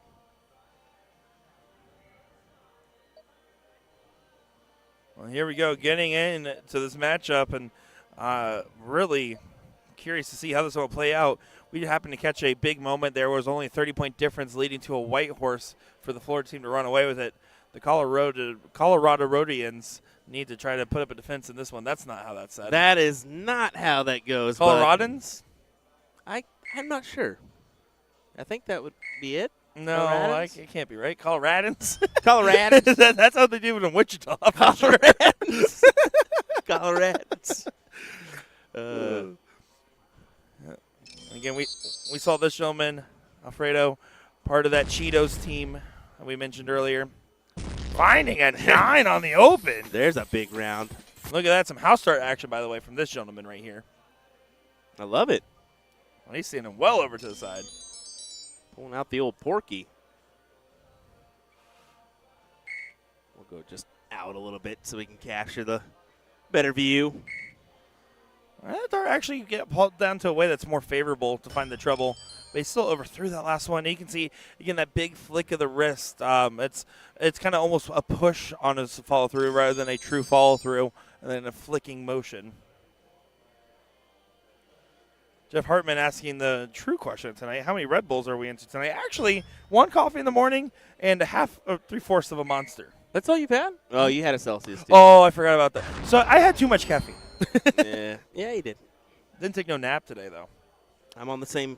Well, I had an extra coffee. Oh, you naughty boy. I'm very bad. But I'm not the one that's wired here. I just am excited to be here, Will. That's it.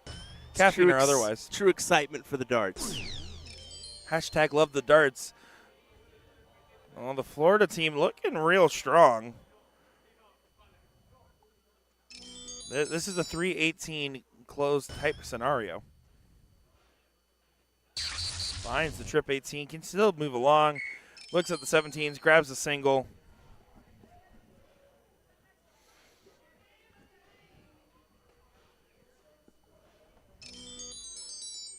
No, Jeff, then I'd be saying all the curse words. Yeah, we wouldn't last to these hours if we did that one. Legitimately, I think it would be more impressive if someone could do our job while drinking. There's all day. Yeah, I mean, it's not recommended. Not at all. I mean, it's not smart. We try to maintain professionalism, but let's be real, we have a laugh. Ricky Tiki Tango. Too many laughs. I don't think it's too many. Like, if you actually spread out our live stream across the 10 hours a day that we do, we're only having fun 80% of the time. The other 20% of the time, we're trying to figure out what's going on and saying the wrong numbers. Exactly, Nick. Exactly what I mean. Oh, my. Well, this is definitely going in the direction of that bottom line. Mario Rodriguez in the chat saying, Scott is a bar owner in Colorado Springs with an awesome dart crowd. Great guy. Well, shout out the bar. What's the bar? We'll give it a shout out right now. Yeah. $5. I'm just kidding. We'll do it for free. But seriously, PayPal us? No, we need the $5. It's really bad. We're down a lot of money. That's not true. I haven't actually gambled once. Well, in my last 3 Vegas trips. That's disappointing. You're better than that, Nick. No, I'm broker than you think. That's it. Well, they just got to hit and hope that this doesn't get taken out, but the likelihood is slim to none. You're talking maybe in the teens, lower than the teens possibly, maybe single digits for this one going your way. Yeah, it was just too much firepower in the last 2 legs that we just saw from that Florida team that really just kind of came together at the right moment. And big shout out, though, to Scott, who owns a bar in Colorado Springs called The Finish Line. So make sure to give him a check out. Sounds like they got a great dart community over there. One more bull needed. One more bull found. And the team from Florida moves on as we get a little wave to the camera back there. Hello, we see you. A nice backwards hat. You're She really said howdy, it. I said hi. Alrighty. Well, we're gonna advance as well. Our next matchup should be that 4th place match between this crew. That group will sit there and talk all night. Yeah, just keep it there. Yeah, they ain't going nowhere. They're not going nowhere. Yep, they're just gallivanting.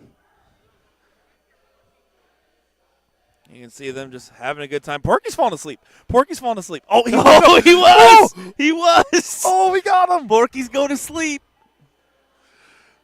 Oh, we got him. Porky was absolute. The Four Stooges. The Four Stooges. Four Stooges. In Las Vegas. We're just going to keep Nevada. it right here. No, yeah, this is exactly. This is exactly what we wanted. We're just we'll be right back. We'll be right back.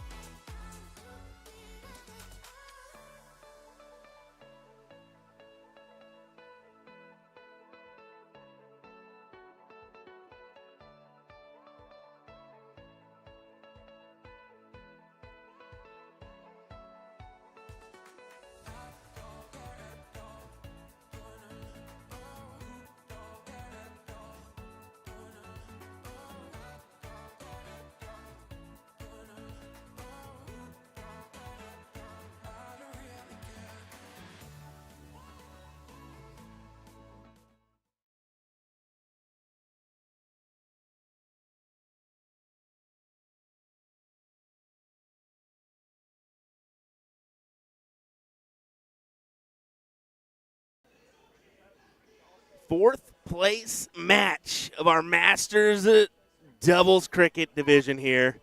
Let's go ahead and find out who's going to advance to take on Ram and Hunter in the third place spot. William Stewart, Nick Sherry will be joining me here in just a moment as we'll get underway with this one. D-Sob 3 taking out a amazing 7 mark against Chris Lim and James Hopkins to advance them into this position. It was a difficult shot, but hey, they gave him the opportunity. They said we're going to take the opportunity and we're going to advance.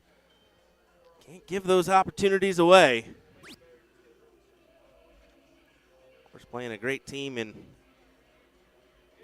Garrett Rakowski and Steve Hilger. You can see we're having a little fun with them. The Four Stooges, as we call them. Just having a little laugh. As they were just enjoying a little chat and what have you before getting into this matchup. There we go. Get our scoreboard up there for you all. Not the best of starts here for Christian or Daniel. Only a single mark average for both of our players here on DSOB 3, and it's just forgettable. We all have them. It just stinks that it came back-to-back for those gentlemen. As Hilger would just charge on forward. 19s close, 17s close, 15s or 18s. Yeah, I like that run to the 15s. I just like that consecutive run. It's kind of different. Yeah, you leave the big wedge. But, yeah, in this circumstance, the people you're playing, if you do give them the 18s, things can happen there. So it's a smart play, but I just like that run, 19, 17, 15 myself. Yeah, I mean, in the classic textbook term, walking the dog. Walking the old dog. You know it. Or as you like to say, What? yeah. What's Porky doing?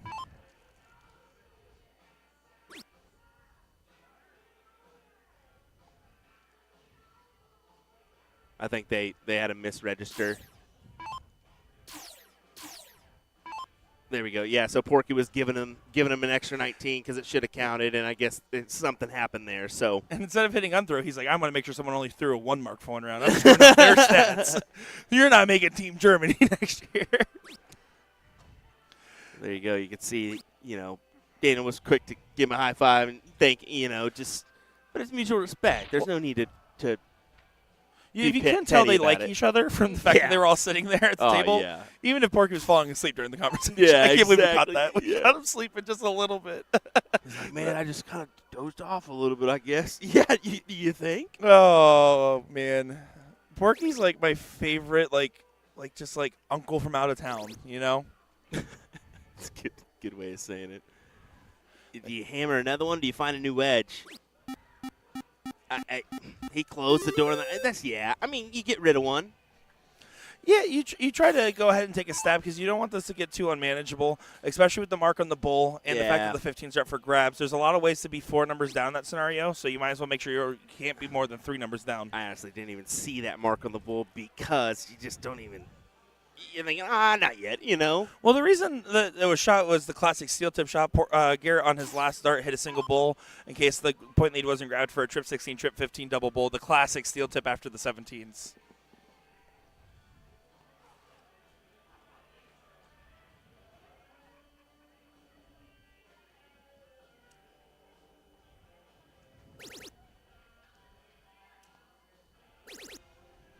But look at this. Fight on the 16s and grabs the 20. Ground is being gained, and the Germans march on. Indeed. I mean, after Garrett, you got to hit a 9 here, don't you? You have to. I mean, a 6 mark doesn't get you the point lead. A 7 mark doesn't get you the point lead. You just have to hit a 9. Anything less will not feel like enough because you're losing ground quickly and only a 5 founds. And Garrett, I mean, he's about a mark below where he would want to be right now, and Porky about a mark below where he wants to be right now. And it's kind of coming back to haunt him a little bit, even though they're not really getting outgunned too much. They're just getting out-strategized. Strategized. You know it. That was great. Great. Strategized. Okay. And you say I make up words. The difference is when I make up words, it's because I clearly lost too many brain cells. When you make up words, it's because it's some one person in Kansas said it once. You're like, yeah, this is what everybody says. And that's the difference. Not true. You talk to one bug, and all of a sudden you're the windshield. Oh, my goodness. The fact you didn't know that is Jen didn't know it. Gets me. Well, And Jen knows everything. She knows about dart Jen plates. doesn't even know the way to her hotel room sometimes. No, okay? actually, I didn't know the way to the Yeah, hotel you room too. yesterday. Big nine there. Jeez. And yes, we're talking that Jen mounts for those that didn't know. Yeah, of course. I always get confused with that the other Jen Jen. mounts.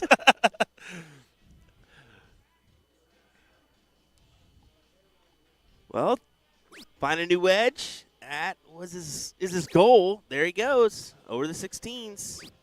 Not able to find it. Rakowski always looks so mad at that last dart. The way he curls his lips a little bit there, like he's about to say some words to his darts when he turns around. As in, darn it. I think it. Ruts. Ruh-roh, Aggie. That's not good. Garrett, definitely not a cursor. No, not at all. Big 9 to answer. Yeah, this is a great shot and great control of the leg from D-Sob. Versus, and honestly, when Garrett shot that bowl for the steel tip leave, that's where things started to spiral. If that last star was a triple on one of the pointing numbers and grabbed a trip 20, maybe this would have been a little bit different because Porky would have approached with the point lead going into the 16s rather than against the point lead. Christian just making sure. I mean, take your stab. Are you thinking 16s to extend? I take a stab. 50 points is the difference maker, so a single 16 does push, but I think I take that first start. If it finds a double, I stay. If I find a single, I push. See, your here's single. where I'd bail. He's cued in now. Just finish it up. Yeah, Yep. those flights are cross perfect. Yeah. Good 3 darts there to lock it in. 4-6, 5-0-8 does it for 1-0.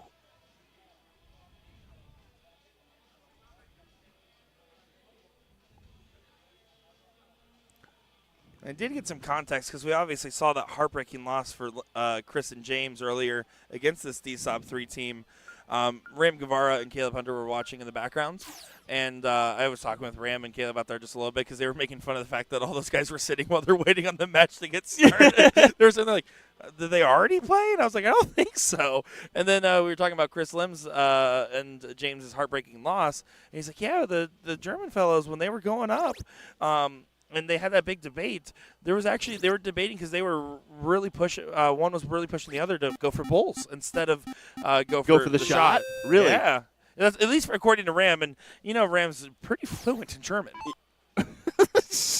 Yeah, exactly. Okay.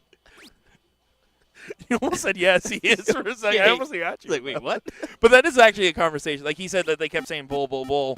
They were having a big discussion. That's why they were talking for so long. It wasn't about the single close versus the triple close. It was about bull versus even going for it. Okay, well, I mean, at least, that has to come up at least some point because if you take your chance and you don't hit, you gotta abandon. But yeah, good input. That's what I told Ram. Doesn't hit the trip 18 on the last. It was a great shot there. 7 follows 7. Let's see. Daniel taking his moment.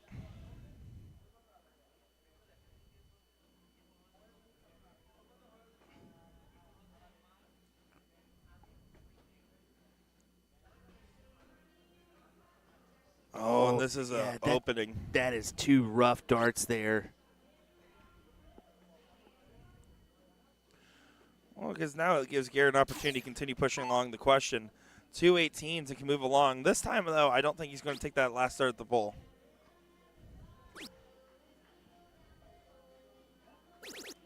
And that's exactly right. He goes over to the 16.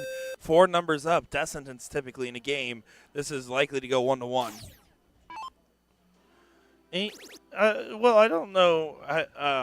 what you think about this, but I personally, for me, what I think is so interesting is that these Masters games we're seeing, a lot of them aren't elongated point battles today. A lot of them have been pretty quick style of games, a very aggressive strategies, at least compared to the more traditional 2 points every single time shots. Yeah. Even from the German players who are more traditional in that pointing strategy. We have seen some aggressive plays, and I'm excited to see the singles cricket coverage. How aggressive do we get there? Just because you're your own person there, you can really get away with some aggressive plays if you do it right. And like Chris Lim, he's the kind of guy that's going to make those aggressive plays and really make you question what you're doing. He's the kind of guy that's going to make you throw at what he wants you to throw at. It's kind of crazy how that works. Absolutely. I always say this little tidbit, as Steve Brown told me, and it just kind of was like a light bulb moment for me. It's like, you know what I'm trying to do, right? And I was like, what? He's like, cricket's is about you forcing your opponent to make to throw at what you want him to throw at. And it was just like, bing! Like, what? Well, all right. If you started as an 0-1 player, you're so used to playing against the board state, playing against the number. But you're absolutely right. It's about controlling your opponent. That's why you see a lot of these North American players typically gravitate towards cricket because it feels interactive. And it's interactive because of the fact that the strategy can dictate it. You can make sure your opponent never gets to shoot at what they want to. It's a chess match, man. It's just a chess match. Oh, yeah. He's like, okay, well, I think what we need to do here is just hope, pray they don't hit a bull. I think this is halfway joking but halfway serious from them.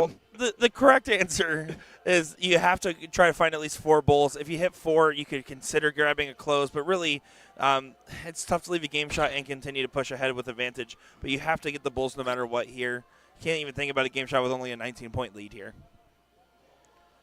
And with that being said, double bull first start, Borky.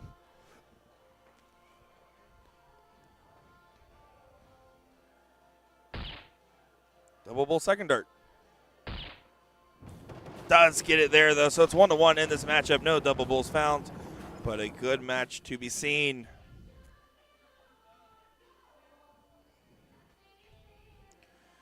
Garrett had the camera the wrong way around, just took a selfie. You can see. I was joking, but I think that's actually what happened. That is definitely what happened there. Daniel to show first on the bull. See Nico in the background watching alongside with more and more of the German contingent. And like I said, they are out of this event, so they're just hanging around to support their fellow countrymen. As they should. Now it comes down to one leg to see who moves on to that third place match. You can see some of these Germans, they got to be tired, man. I mean, yeah, you can somewhat work it out if you've been here for a little bit, but it's still a tough situation being so many hours from your home time, you know? Yeah, I mean, at this point, you'd have to imagine they're well adjusted, but you're going to be tired no matter who you are. Yeah. You've been playing all day. And even then, the bracket's running so much faster. Yeah. Well, looking at it now, I mean, it's good morning, happy Sunday for our German viewers now. So it's also happy Sunday for us. It's 12:30. Yeah, true. I mean, that is the truth. Forgot. Yeah. So yeah, I mean, good morning. Hope you slept well. Welcome to the show. We got DSOB 3 still in the mix here. Honey, wake up! Darts is on. For you Spaniards that are joining us, the team of Ricky and Jesse are currently on the hill. Well, 3 mark follows 3 mark. Very, very interesting. Borky has a chance to really dictate this. Trip 19, but on the top side of it. Still finds a 6. And why I want to give props to Borky is when he made the switch to those formation darts in the last 8 or 9 months or so, he made that switch so quick, and at first I felt like he was hitting a little bit of a slump, but not too much. I was like, oh, he's handling the transition well. But now we're really seeing back to full steam ahead Porky, I feel like, lately on the dartboard. Yeah. Has fully handled the transition, is loving those new barrels. Yeah, it certainly is. Flo says one of them has 4 darts in their hand. Yeah, Porky actually sells his barrels. They're called formations from his time in the Marines, but also because they come with 4 dart barrels because he always has held that 4th in his hand. Whether so that way he can keep throwing while throwing darts, and for the average customer in case they lose one. Well, he also kind of has. He does the Filipino flag on his flight, so it'll go yellow, blue, white, and red. So that kind of keeps with the trend there too. So yeah, it's not uncommon. I mean, Chrissy Grimmel does it. A few others. A lot of Canadians. I don't Wisconsin, know about Canadian area do it a lot. I don't know about here if we'll see it, but a lot of Canadians do the chalk in their hands or the marker. The Expo, that's predominant steel.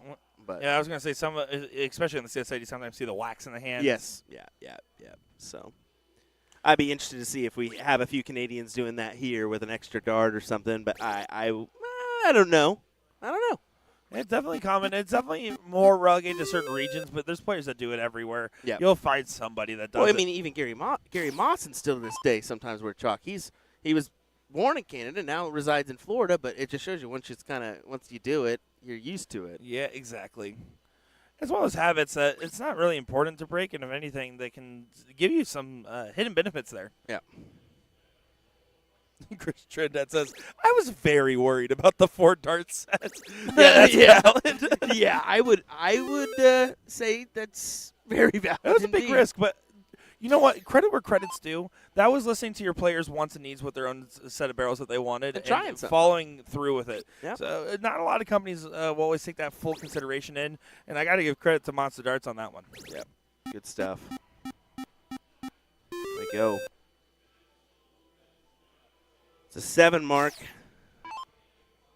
but the lead is in the hands of DSOB 3.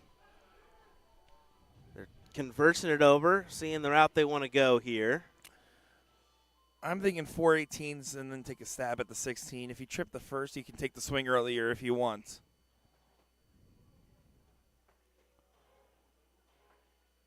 Now you're going to stay on those 18s. Oh, he pushed the fight down. He's looking down. And he does hit the 16s. A clutch last start that had to find a trip for it to be worthwhile. And he ends up cashing in a good check there at 6.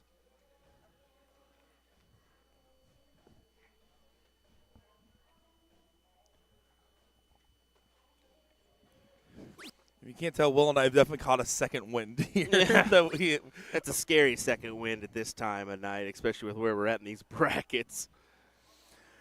All right, we're going to Fremont. No, don't say that. Don't say that. We're not doing that. No, certainly not. We're playing foosball. Well, DSOP 3 can take a chance here. I mean, they're going to make the best choice possible. This is not even a chance. It's an opportunity that was straight up gifted to him. Yep. Can't believe the 15s weren't punished more, and you can see showing no fear. 102 points up. Can go right at the bull. There's no reason to point on this last start, and that's what he realized. That's what he does. A big 7 fine from Daniel.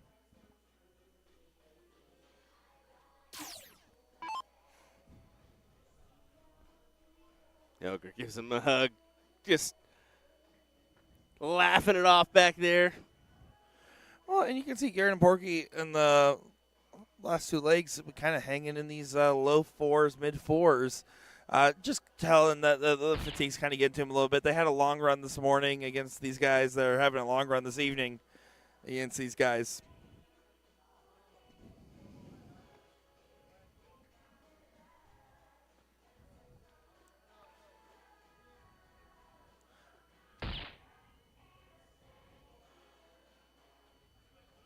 Oh, not able to find the last. But, yeah, I mean, pretty much over here. DSOP 3 should be able to gather this one and advance to play Ram and Hunter in the 3rd place match. One more needed. Not over yet, Christian. And now it's over. There you go. Good shot there. DSOP 3 gets the win. Hilger Rakowski get to hit the bed here in this minute. This is what we saw Porky doing right before the match started.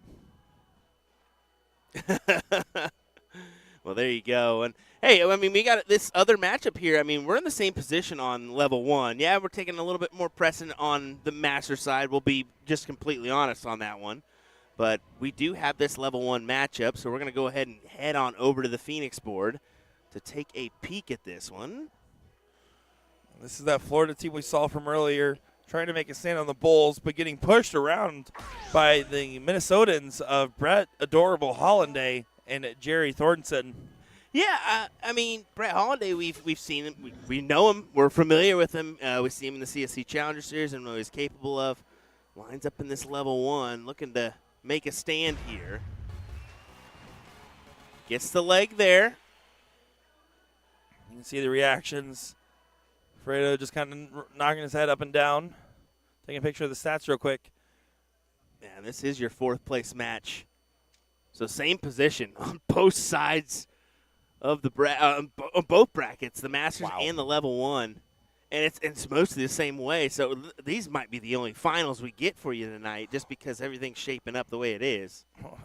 Look at that, trying to continue their fight along. Finds a good diddle. You can see how that's hanging over top. Brett Hollanday going to have to do some trickery here. Places on top of the dart, couldn't get underneath it. Brett put on his glasses just to make sure. He's calling it a tie. Is that a tie? Oh, it might be. Thought the hole was a little bit lower.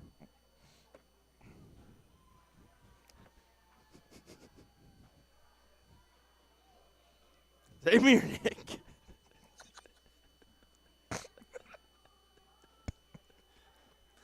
Oh, this is a great diddle. This is close. But there you go. They found the right hole, and now they're going to go ahead and get into this last leg decider. On the diddle, that is. So here we go for what should be a fun one, what should be a good one. Brett Hollanday to go ahead and get things started. Finds the 20s over to the 18s and almost gets the 19s as well. A fist pump from his partner back there.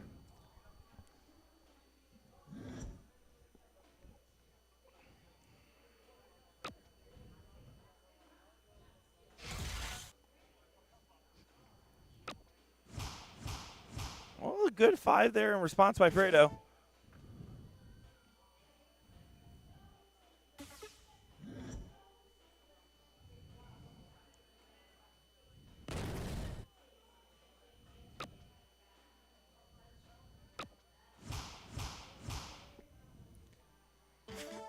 Just seeing where they are putting this 3rd place matchup, because since we're both in the right, it looks like I think it's F5 they're putting it. Yep, F5 on the Radical board there.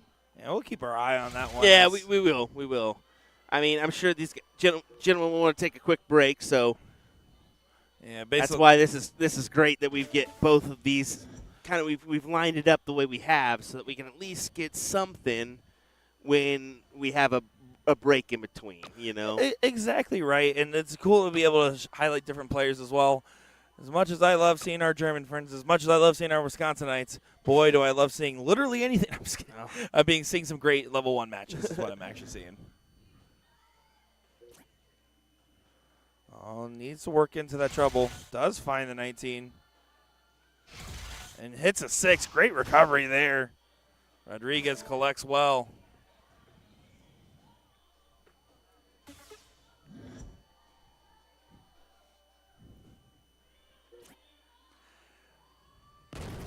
Good correction to the 20. And needed to answer, and he does. 6 answers 6. Hey, buddy. Oh, yeah. Nap time for Porky. You can grab more, Garrett, if you want. Yeah, you're good. I'm just he's trying to hide it, but he asked for permission. You think it's too nice for that? Someone gave it to us. That is the best thing about coming into NDA Team Dart. We get lots of snacks from people. Yeah. I like that you did finger point twice, and Steve definitely did not go the route you were You're finger pointing. He said, "Oh, they're long-standing partners. They know exactly where they're going to go." No, they don't. Nope. Never mind. 80% on. It's a good 80, solid 80 though. Hey, you know what? Thank you. We are having so much fun though. We're having a great time. We're gonna get ready for that international challenge tomorrow. That's Big day. it. Big day ahead. Go Canada.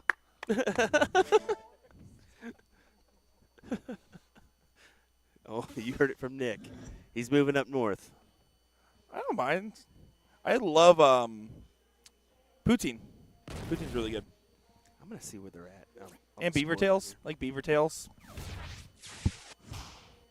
I don't know any other. Oh, the maple cookies. These are all Canadian things I like.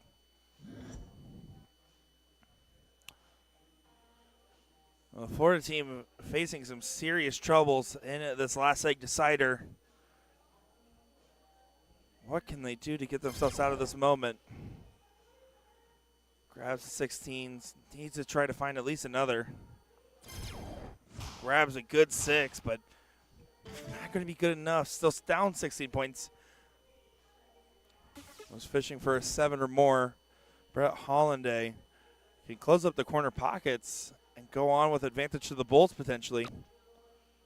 Going to stay for the 16. Gets it done in 2. Should add points on the last, but goes for the aggressive shot on the 15. This leaves a little bit of an opening, but it's up for Mr. Rodriguez to go ahead and take advantage of it. It's a now or never kind of shot. You got to kick it through the uprights. Doesn't do so, and that might be all she wrote for the Florida team here.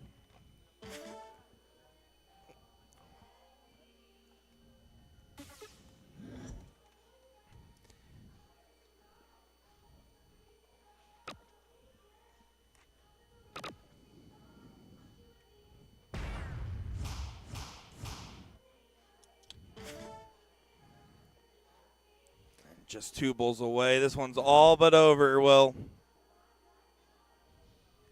2 bulls away. They need 1. 1 bull away, Will. It's all but over. It's all but over, bud. I meant to say 2 bulls hits, but didn't get there. Yeah, I mean, coulda, shoulda, woulda. Eventually, you figured it out. Brett Hollanday to get it done, though. This is 1-1, so this will end the match. Thanks, John Madden. Finds the bull. Thank you. Appreciate it. Appreciate it. I know that the DSOP 3 probably went out to grab a drink or maybe step outside. So we're looking at maybe a quick break before we get our next matchup. We'll try to start wherever we can, but I know Ram and Hunter are ready to go. So we'll see what we got for you here in just a moment, folks. But thanks for joining us. Hey, we're going to crown some champions here in just a moment. Don't go far. We'll be right back.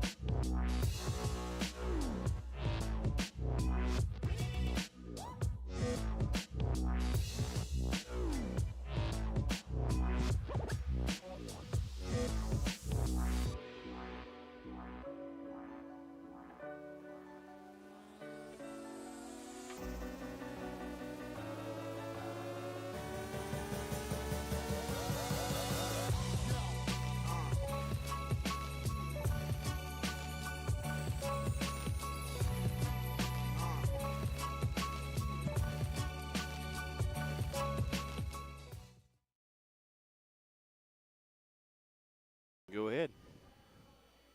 Here we go for a great third place matchup as we're getting towards the twilight hours of our amazing Masters Cricket doubles bracket. We've been having so much fun covering this one between great matches and even funnier commentary. Well, okay, great matches and subpar commentary. We've been having a great time here, and this should be a good one as we got Ram and Caleb taking on Christian and Daniel, which should be a great Houston versus Germany matchup, and I'm looking forward to it. Looks like Christian is going to get the start. Best of three. Who will come out on top to go to play the Spaniards in the final? That is the question. Isab Playing well. Gonna be tough to beat. Last year, the winner of this event was Mirko and Dennis from Germany. And then runner-up was Jules and Mike. Third place was Brandon and Patrick. Yeah. Yeah, I mean, where did Ricky and Justy finish in that one? Not in the top 12. Okay, well, there we go. So, Nico Kurz and El Abas actually teaming up last year to make a run to fourth place in that one. So, yeah, Gates and Ram, too, in that mix, too. Were they? Yeah, right there, 7th, 8th. Okay. I'm curious to see if we see Gates tomorrow night. I don't know, man. Maybe. I would think so, just knowing him. But also, maybe he gets eepy. Maybe he wants to go home and take a nap. I don't know. Your current, your CDC cross-border darts champion. He would be coming in with good form, you'd have to imagine then. Yeah, yeah. I mean, it's steel tip, but it seems to not matter when you're Leonard Gates. Yeah, he's the best at doing crossovers between the two. Yeah. We'll see what happens. But back to this match here. 219s. Doesn't swing the 219s. I don't like it. I like it even less now. This is the type of shot that Ram should typically eat up. Like, if he hits less than a 7 here, I would be surprised. Single 19. I am surprised. Triple on the last. Ram knows it. He knows that was a little bit of an opportunity given.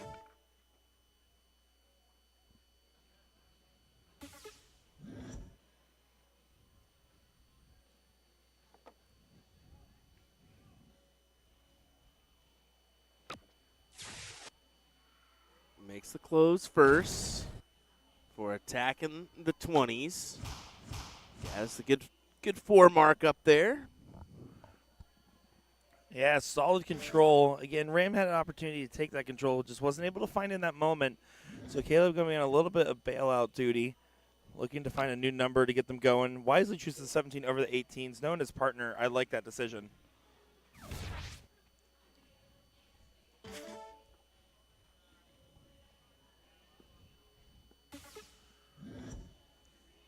Only a 30-point difference.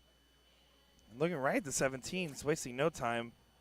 This is where I want the bail, but he does stay. Finds the close. Again, leaving a 9. Will Ram take this one, Will? He needs to. He needs to have a big turn here. Yeah, he's getting it. Yellow. Closer. Oh, I figured he was going. It is not. I mean, there wasn't much wrong with that last dart. No, it's a 6 on the 18, so.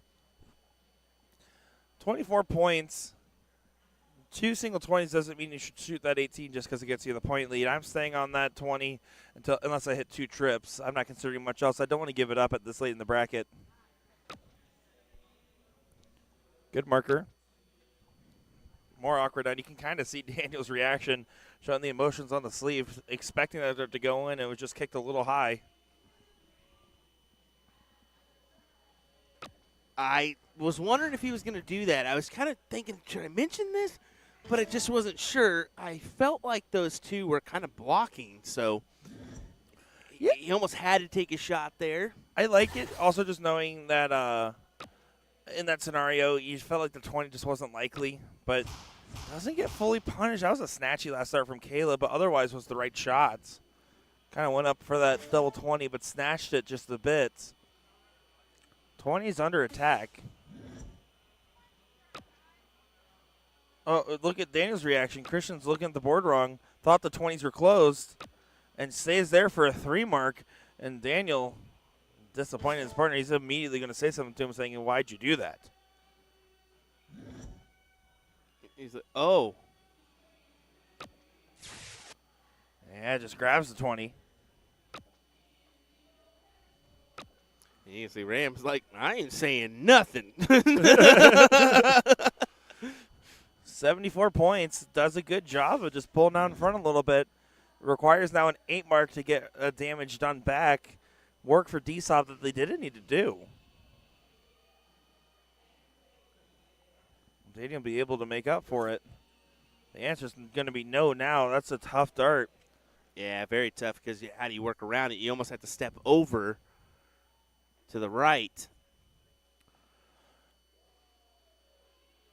Brandon asking Nick and Will, do you think that playing doubles makes it a little bit harder for Ram to stay in rhythm? I don't think that. I mean, yes, technically doubles is harder rhythm than singles just by default, but no, I don't think that's the case. I think some people are used to seeing him playing at a home bar in a long format series under ideal conditions versus some of these other tournament scenarios where most floor matches aren't always going to be the most high octane. It doesn't mean that Ram isn't that caliber player because we saw it at this stuff like the CSI.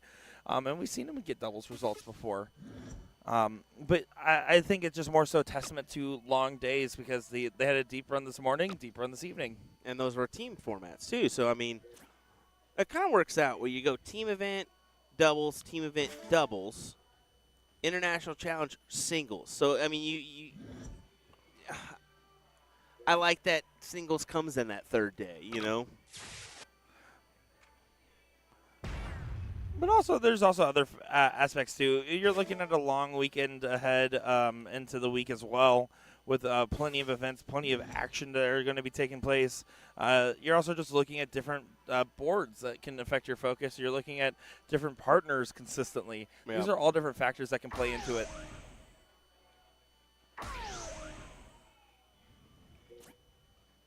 This league was completely lost by that missed shoot, I feel like. Oh, yeah. Yeah, no doubt about it.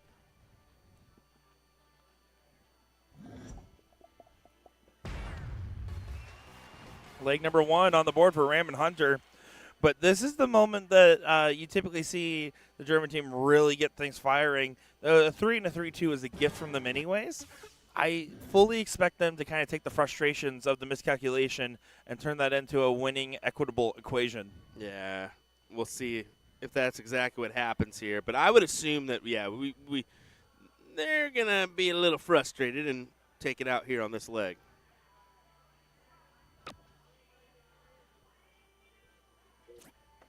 Uh-oh. Finds a trip on the last, but had to go to the 19. You give up that 20 bed, and Ram's dang good at that 20 bed. Yeah, he's going to have to stay collected here. We haven't seen Ram at full explosiveness. That's a tough dart. Yeah, only a 5. You expect, again, these are moments where, and this is why Brandon Lamora asked the question he did, is because those are moments where you typically are so used to seeing Ram hit a 7 or more. And he just isn't at that same speed right now. But, again, you're talking 1 a.m. local time out here. So, just a late night, long day.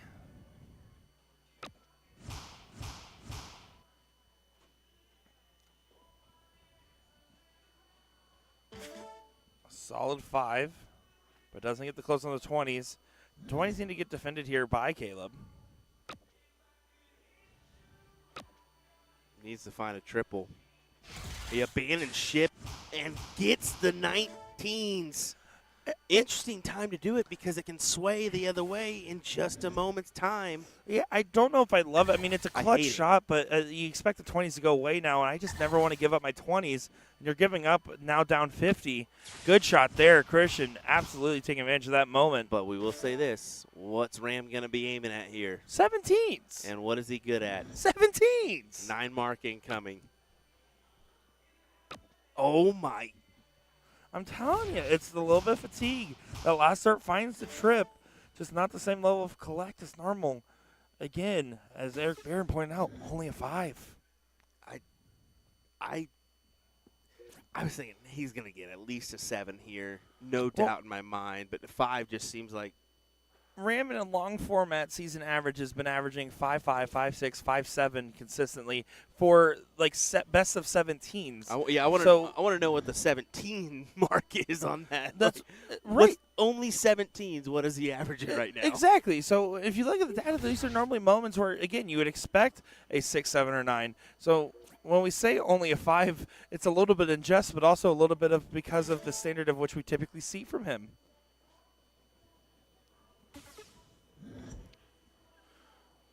Because all these players expect to be in the 5s right now. And Christian's giving it right back. After the clutch shot on his previous visit, finding that big 7, is now finding no success on the 18s and finds a bagel. Ouch. Just because it's morning in Germany doesn't mean you need to be making a bagel. 18's going to get shot at. That's Just gonna be 1, 2, 3. Yeah, 3 fats, but it closes it. Well, 2 skinnies and a fat. Yeah. I know. Just giving you a hard time. Yeah. Maybe.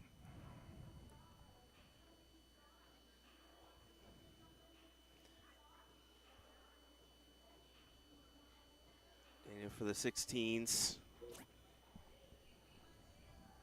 And, I mean, a lot. He can work off that dart. I mean, you saw it last round where it was above and he had to switch over to the 15s. That's a builder. You can work off that, and you can see it successful with the 6. But just a little ahead, we saw Caleb take his chances. He can't. It's tough. You can't really afford to take your shot there, but granted, he couldn't really afford to do it at the beginning either. Yeah, just a tough scenario through and through. And it just shows towards the tail in this leg that it's still anybody's win. You don't expect Christian to have back-to-back stinkers, so this should be a good turn. But so far, not so much. Only a 3 to follow the nothing. Ram needs to walk through at this moment and show everyone what he's normally able to do. Yeah, he has to right now. Finds Big the dart. 17. Hits another. Finds the 16 and says, where has that been? As he hits a big 9, putting themselves in pole position for a potential 2-0 win. And the matchup really should be going 1-1. There's the big one he's been looking for a while, I assume. Yeah, I think the DSOP team running out of gas here. Think they were down and out, and a miracle shot after a big error against Lim and James earlier kept them alive. They had hit a rally cry, but frankly, they just didn't have enough in the tank to continue on just a little bit further. Gonna feel shy. I feel a little bit sad about running just shy of that final. This should be going. Big trip 17 in the last year. Does find it. Good shot from Caleb, and he knows it. Yeah, the fist bump speaks volumes here.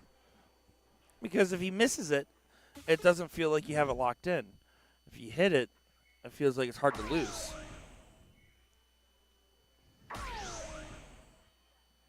Yeah, you can see just on the board there, just a little bit of a fall off towards the tail end from what has been a great performance overall from Christian and Daniel. True competitors in this bracket.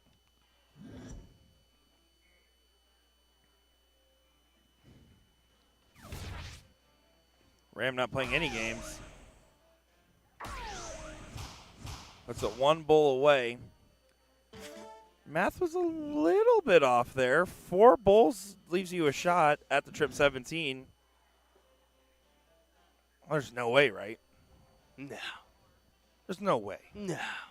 You can see Daniel realizes it.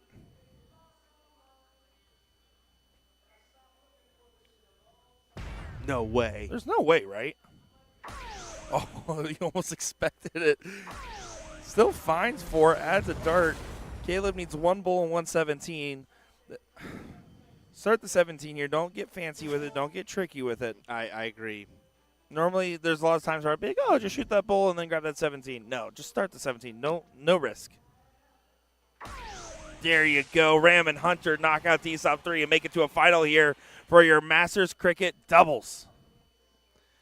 And we're done on our third place match over on the L1 side, too. I mean, we're going to queue in 2 finals here, right, going consecutive. I mean, I hate to do it. I'd rather kind of hold off on one, but it's not right to do. We're just going to let it play. It'll be F4, your L1 final. F6 will be your Masters final. Final matchups here on our Saturday coverage, well, or Sunday morning coverage, 1 o'clock here in Las Vegas. But just really pushing it. I'm excited, man. We got 2 good ones coming your way here in just a moment. Don't go anywhere. Yeah.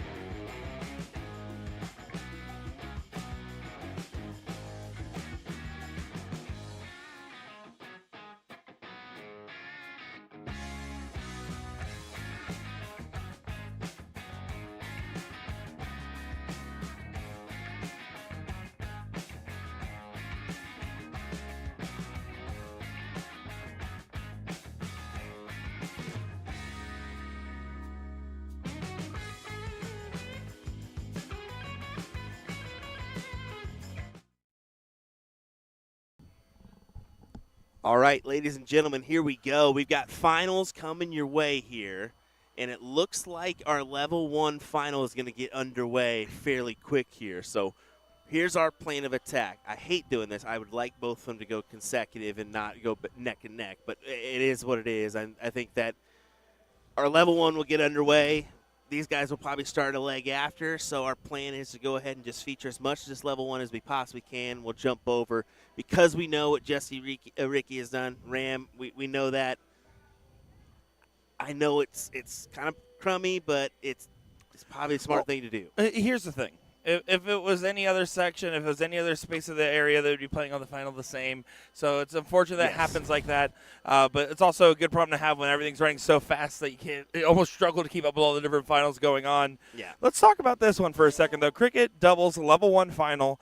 Of course, we did see a little bit of Hollanday and Thornton already. Brett Hollanday and Jerry Thornton, that is the Minnesota duo representing the Hazelwood Corporation. But on the other side here, you got the Palace Kings from Montana representing BA Darts. That's Landon Taylor and Robert Given Jr. in this matchup. Looking forward to seeing how this one will play out. Again, we'll try to cover as much as we can. But, of course, we are going to balance out as much as we can as well with our Masters bracket. We'll see what we can do. But hopefully you guys enjoy the show, strap in, and have a good time. Because I know certainly we are.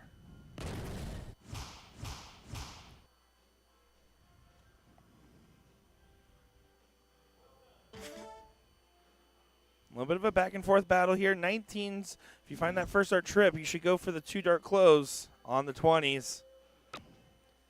You don't find it, you should stay now. No reason to go for the hero in this scenario. You don't want to risk it.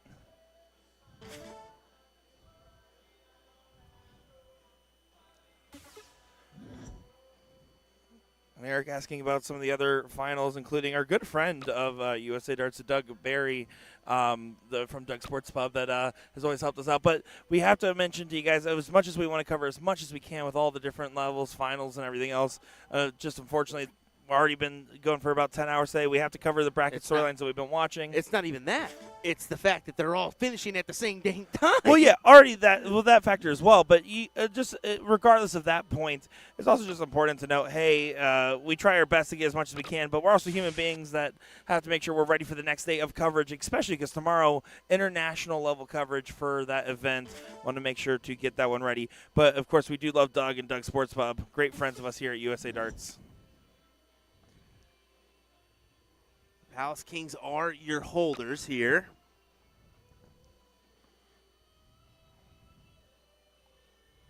Just to mention that one.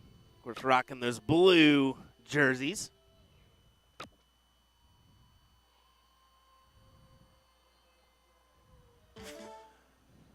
Hollanday and Thornton have done a pretty good job of finding their rallying cry on the loser side of this bracket. Been doing a lot of fight back in this level 1 bracket. It's been hotly contested, 66 teams. That's 134 people in that bracket.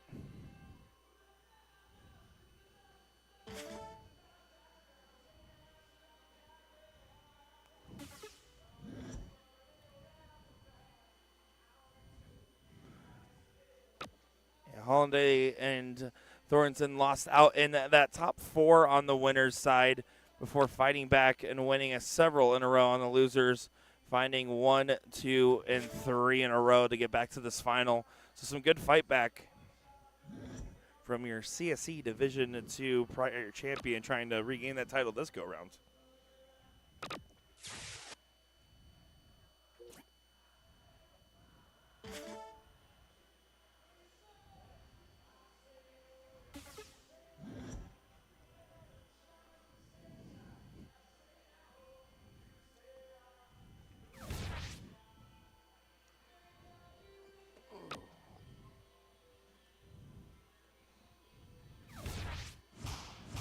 Good shot there. Good 7.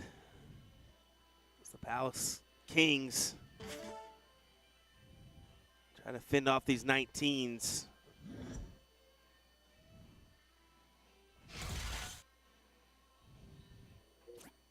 Haymaker after haymaker after haymaker being thrown.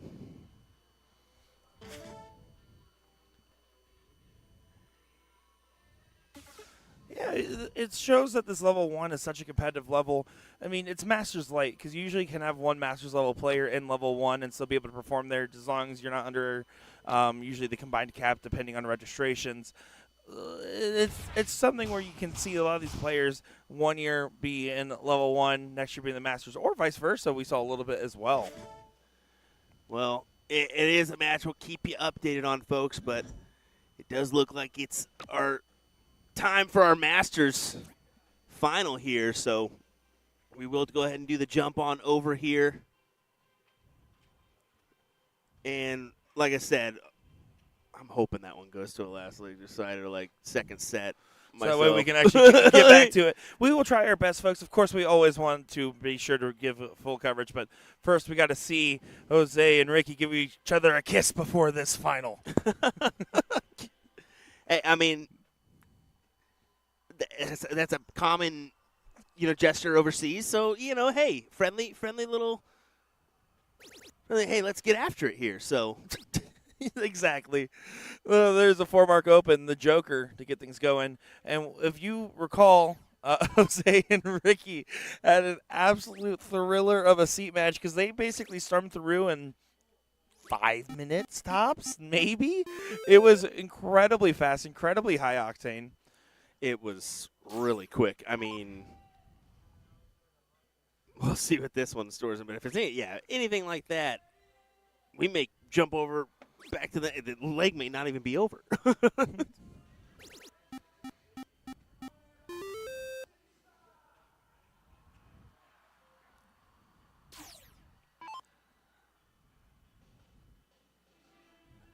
little slip there, it looked like. But does split it and finds it with the last.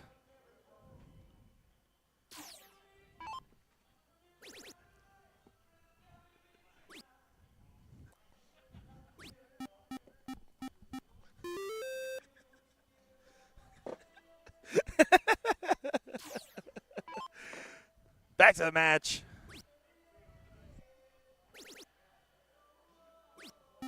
Ram does find a 5. The 19s and 17s staying in his wheelhouses for his go-to numbers, but only 11-point lead. Single 19 and some points is what I want to see in this shot. The order is up to you, Ricky. There's the single 19. Here's some points. Yeah, just another one for good measure. Bang. Yeah, normal Ricky Tiki Tango behavior. Does he know you call him that? I'm going to tell him after this. You need I don't want to tell him before. You got to do a little dance while you do it, too. Ricky Tiki Tango.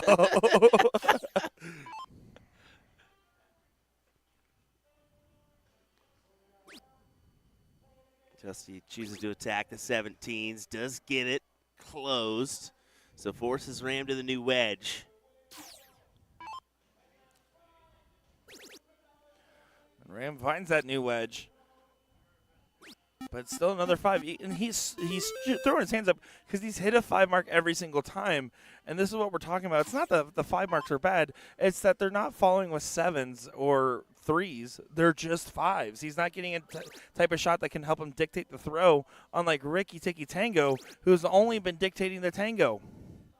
Average of 6. Where have we seen this before? Now a 7. Oh, maybe last year's singles cricket champion. Legitimately one of the most talented players in this room every time. And we talked about Garrett's form, we talked about Ricky's form, we talked about some of the other top players in the room. But man, Ricky on cricket is just something special.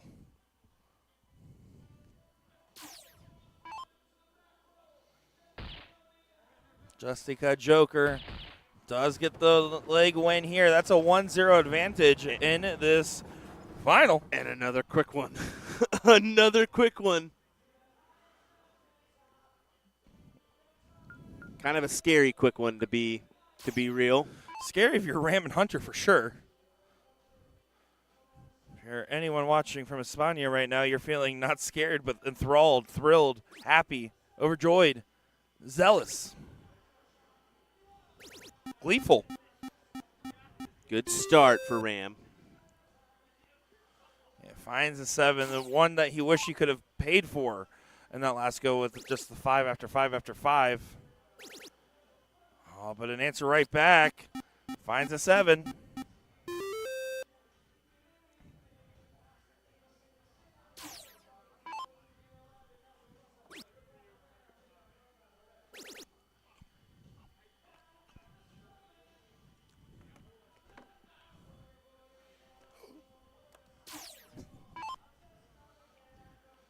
Let's see what Ricky does here on these 19s. Good correction. Needs to find another one of those, though. Yeah, Of course he does. exactly. Finds it, gives him the 30-point advantage. Let's see if Ram just hammers down. Ram has to kind of play into their game a little bit, play aggressive on these shots. You can see him taking a look there, but doesn't collect.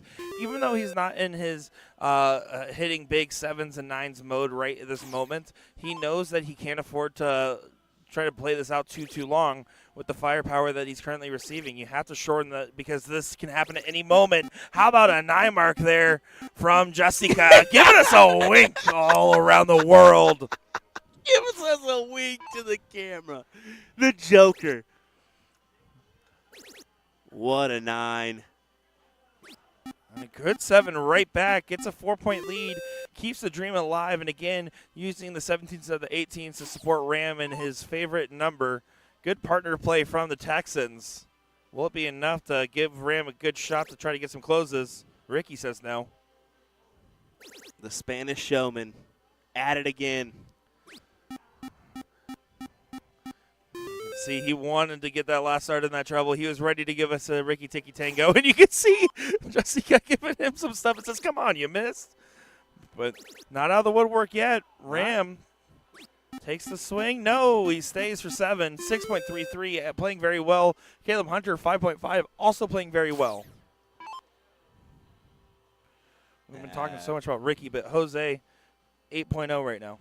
Yeah, I mean, yeah, that's it. 8-0. Everybody's playing fit. Look at these averages. 8-0, 5-5, 6-5, 6-3-3.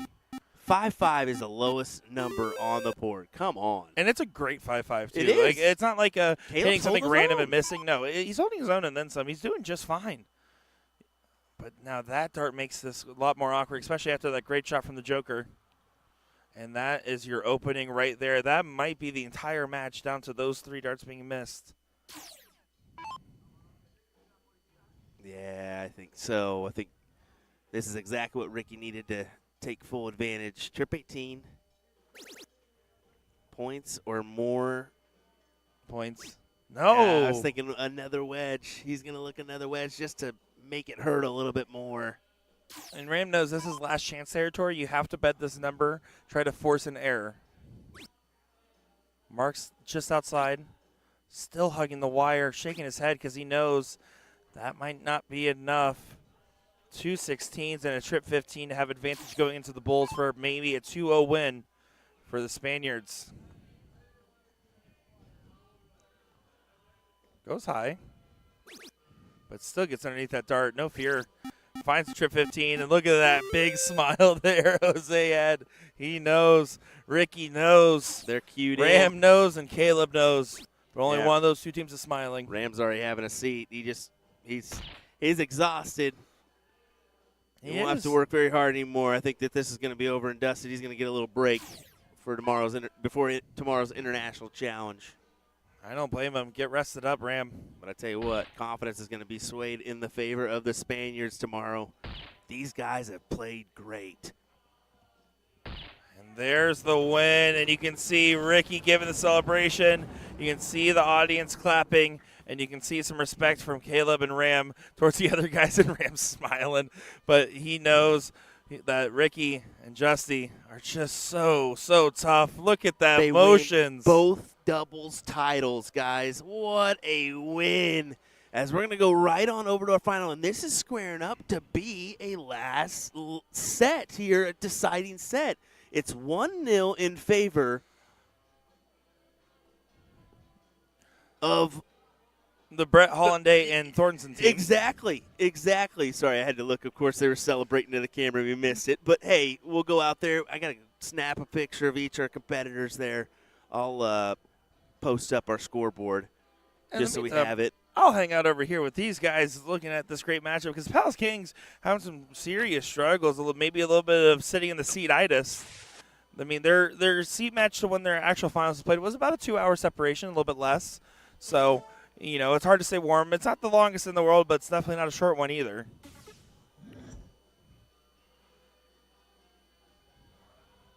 This is definitely a tough moment. Holiday and Thorson kind of just really taking control and kind of jumping back in. We saw the first start of leg 1, and we're here towards the tail end of leg 2. Hollanday needs 3 15s to have advantage going into the bowls. This man, Jen Mounts, described as adorable on Wednesday's live stream. I tell you, he describes himself as legend, Brett Hollanday, as that is his nickname. Hits a 5.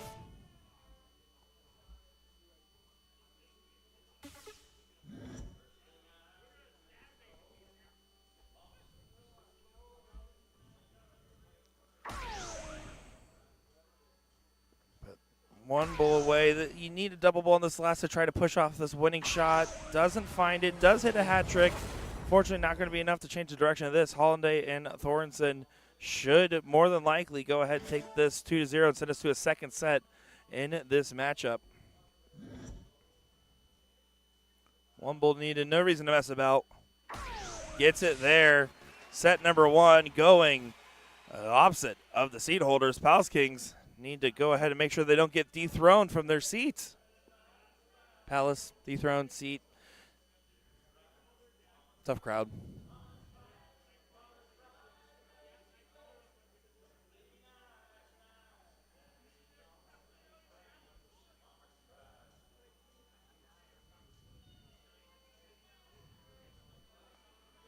So here we go. We're going to go to one more set here.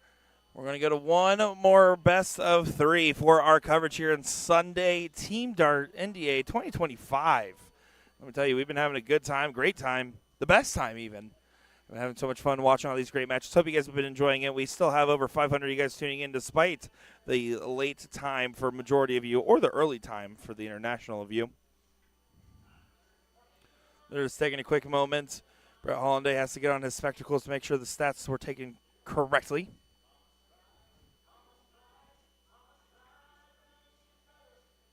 In the meantime, chat, hopefully you guys have been having fun. Let us know, is there any highlight moments that have come up for you today that you're thinking about that really resonated with you? Because let me tell you, highlight for me today was probably Chris Lim doing that random 360 after he threw a trip 20. He just threw it. Looked like his Xbox controller disconnected, spun in a circle, and then randomly went back to continue hitting triples. It was one of the most random, why is this happening things. So shout out to Chris Lim for that moment.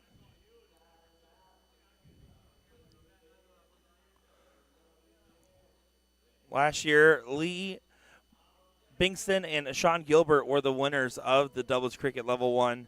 The runner-up was Kyle Myers and Peter Knish in this one. So new champion will be crowned for this event. Oh, Will must have been doing something in the background because we got told stick to commentary, Will. Let me tell you, this is the best commentary he's done right now. Here, Will's going to say the funniest thing of the day. Yeah, that was great. Great classic Will Stewart line right there. You guys didn't hear him. He said, "Meh."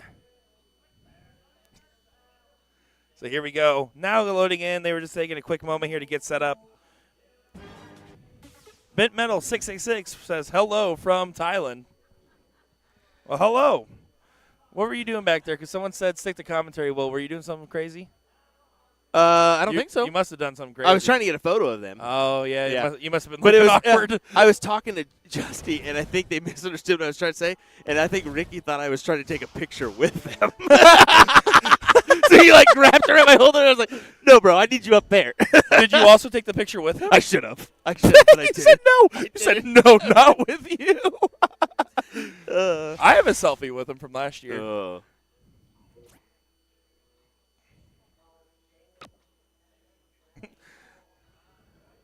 Israel Flores says, the beer on the floor is iconic. Welcome to Las Vegas.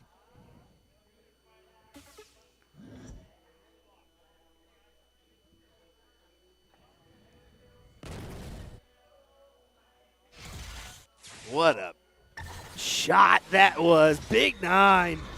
The Palace Kings are facing an absolute attack on their throne. I was watching when we were watching the other match, just kind of on the game screen alone, and Bronson has been just incredible. Yeah, they're really finding some success. Things are working out in their favor.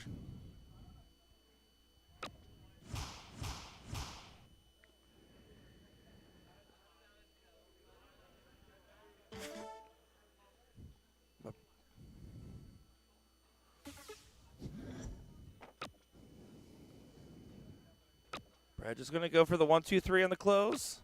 Hits the 1-2-3 in the close. Wasting no time taking their advantage and pressing it in this leg.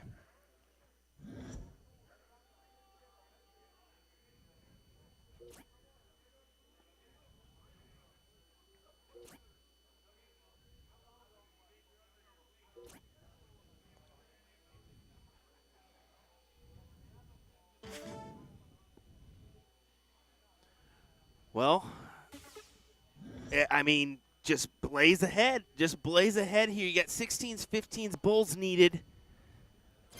I mean, points in your favor. Chug along, man.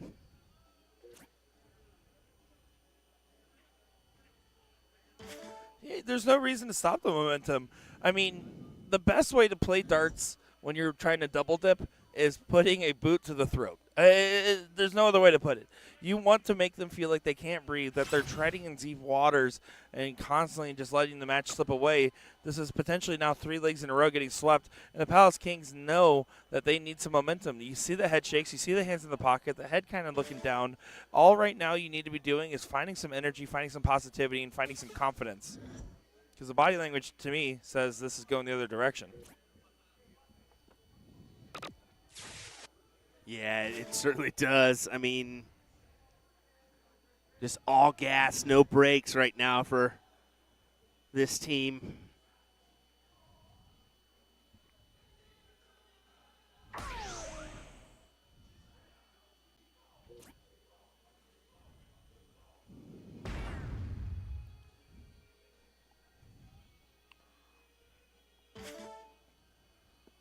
Now down to the wire. Leg number 1 and set number 2. Dayson Albert's giving us a big wave in the background. Thanks, Dayson. Haven't seen you all day. 3 bulls needed.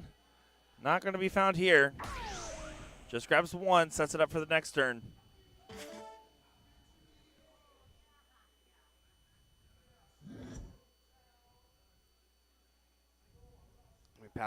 Palace Kings just needs to find something of value just to spark something. Again, look at the body language. Look how tight, serious everything feels. You need to have something. You loosen up a little. Loosen up, have a laugh, or get fired up. But right now, it just seems melancholic in nature.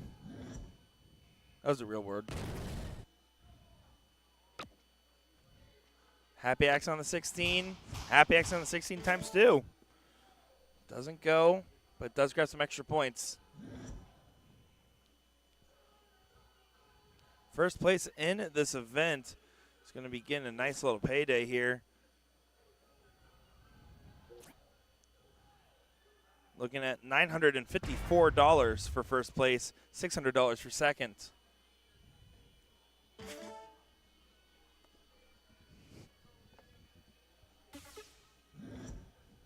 Two bulls needed for 1-0 in the second set. He gets it with 1 dart.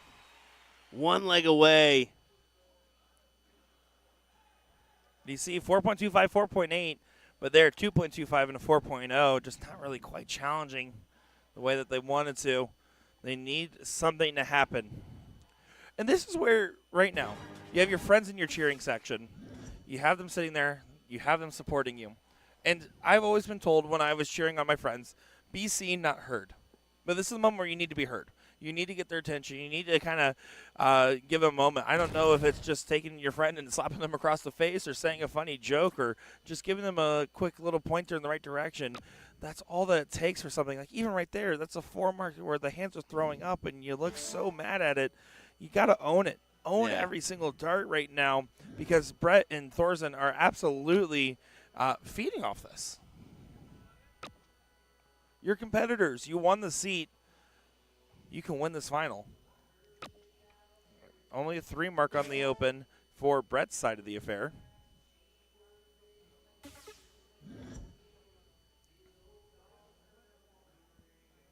Needs to snap out of this. This is a good moment in this leg to get some momentum.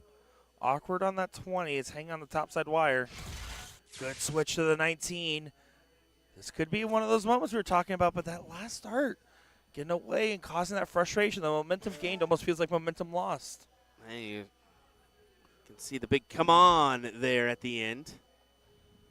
He felt like he didn't have enough, especially with this gentleman throwing the way he is. Well, it's also just being off the margin. It wasn't a particularly tight dart. I wish the dart was an off-angle 20 more so than an on-angle 18. I think that would also make a difference.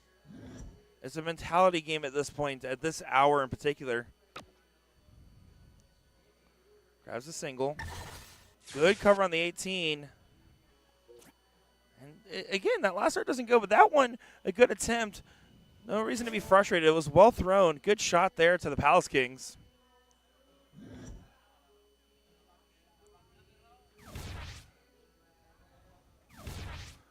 Brett goes ahead and tries to hit a big shot there. Almost got the 20 to go. It doesn't. And the other thing Palace Kings need to consider in this moment is just betting on a number for a little bit instead of jumping around. Now, they are hitting that transitional closed darts, but if they stay on that number, might get that confidence going a little bit. Because people believe this one way or another. I'm a big believer of feeding off body language for my opponents. I react heavily to it. Yeah, body language is a big factor. I mean, your expression on your face is how you feel. I mean, most of the time. So, yeah, if you're stressed, you're going to show it. Your opponent can possibly build off that. Well, right now is a rally cry moment. The Palace Kings need to collect a shot here and now.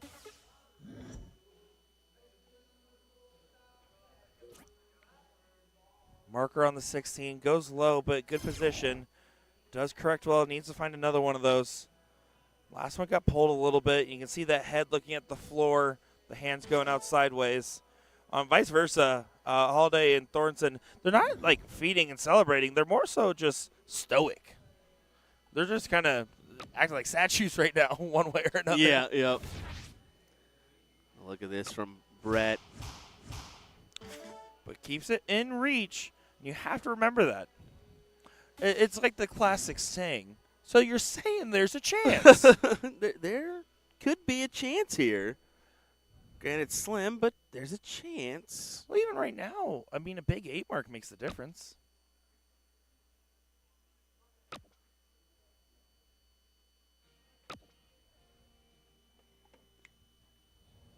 Oh, Will's got his honky tonk on, by the way, if you're curious.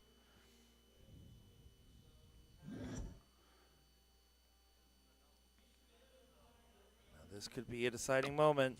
16s are closed. Can he grab the 15s? He does. Oh, my. This might be all she wrote. 2 bowls away from a 4 straight double dip. And you know what? I'd normally say Brett Hollanday is cued in for the MVP treatment, but Thronson's got it. Oh, here, no doubt. They were a great duo, but Thronson definitely had the strong arm of the two. In this final, no doubt.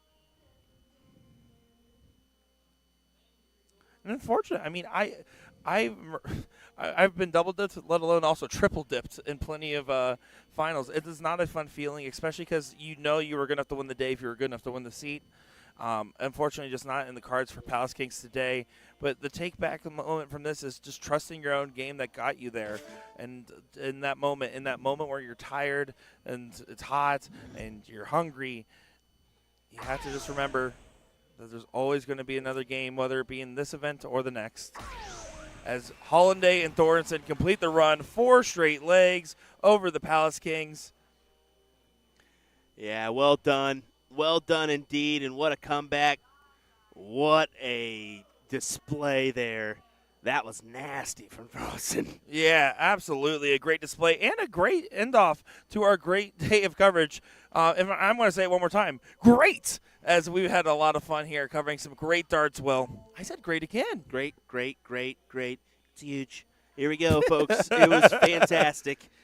Well, tomorrow morning, 10 a.m., we get underway with the International Challenge. You do not want to miss out on this. We got Team Spain, Germany, USA, as well as Team Canada taking it to the dartboards here. Both men and women's teams will be competing. Join us at 10 a.m. Pacific, 12 Central, 1 p.m. Eastern Time, right here on USA Darts, as well as the National Dart Association. Thanks for joining us, folks. William Stewart, Nick Teixeira. Bye-bye. Adios. Hasta luego. Ciao.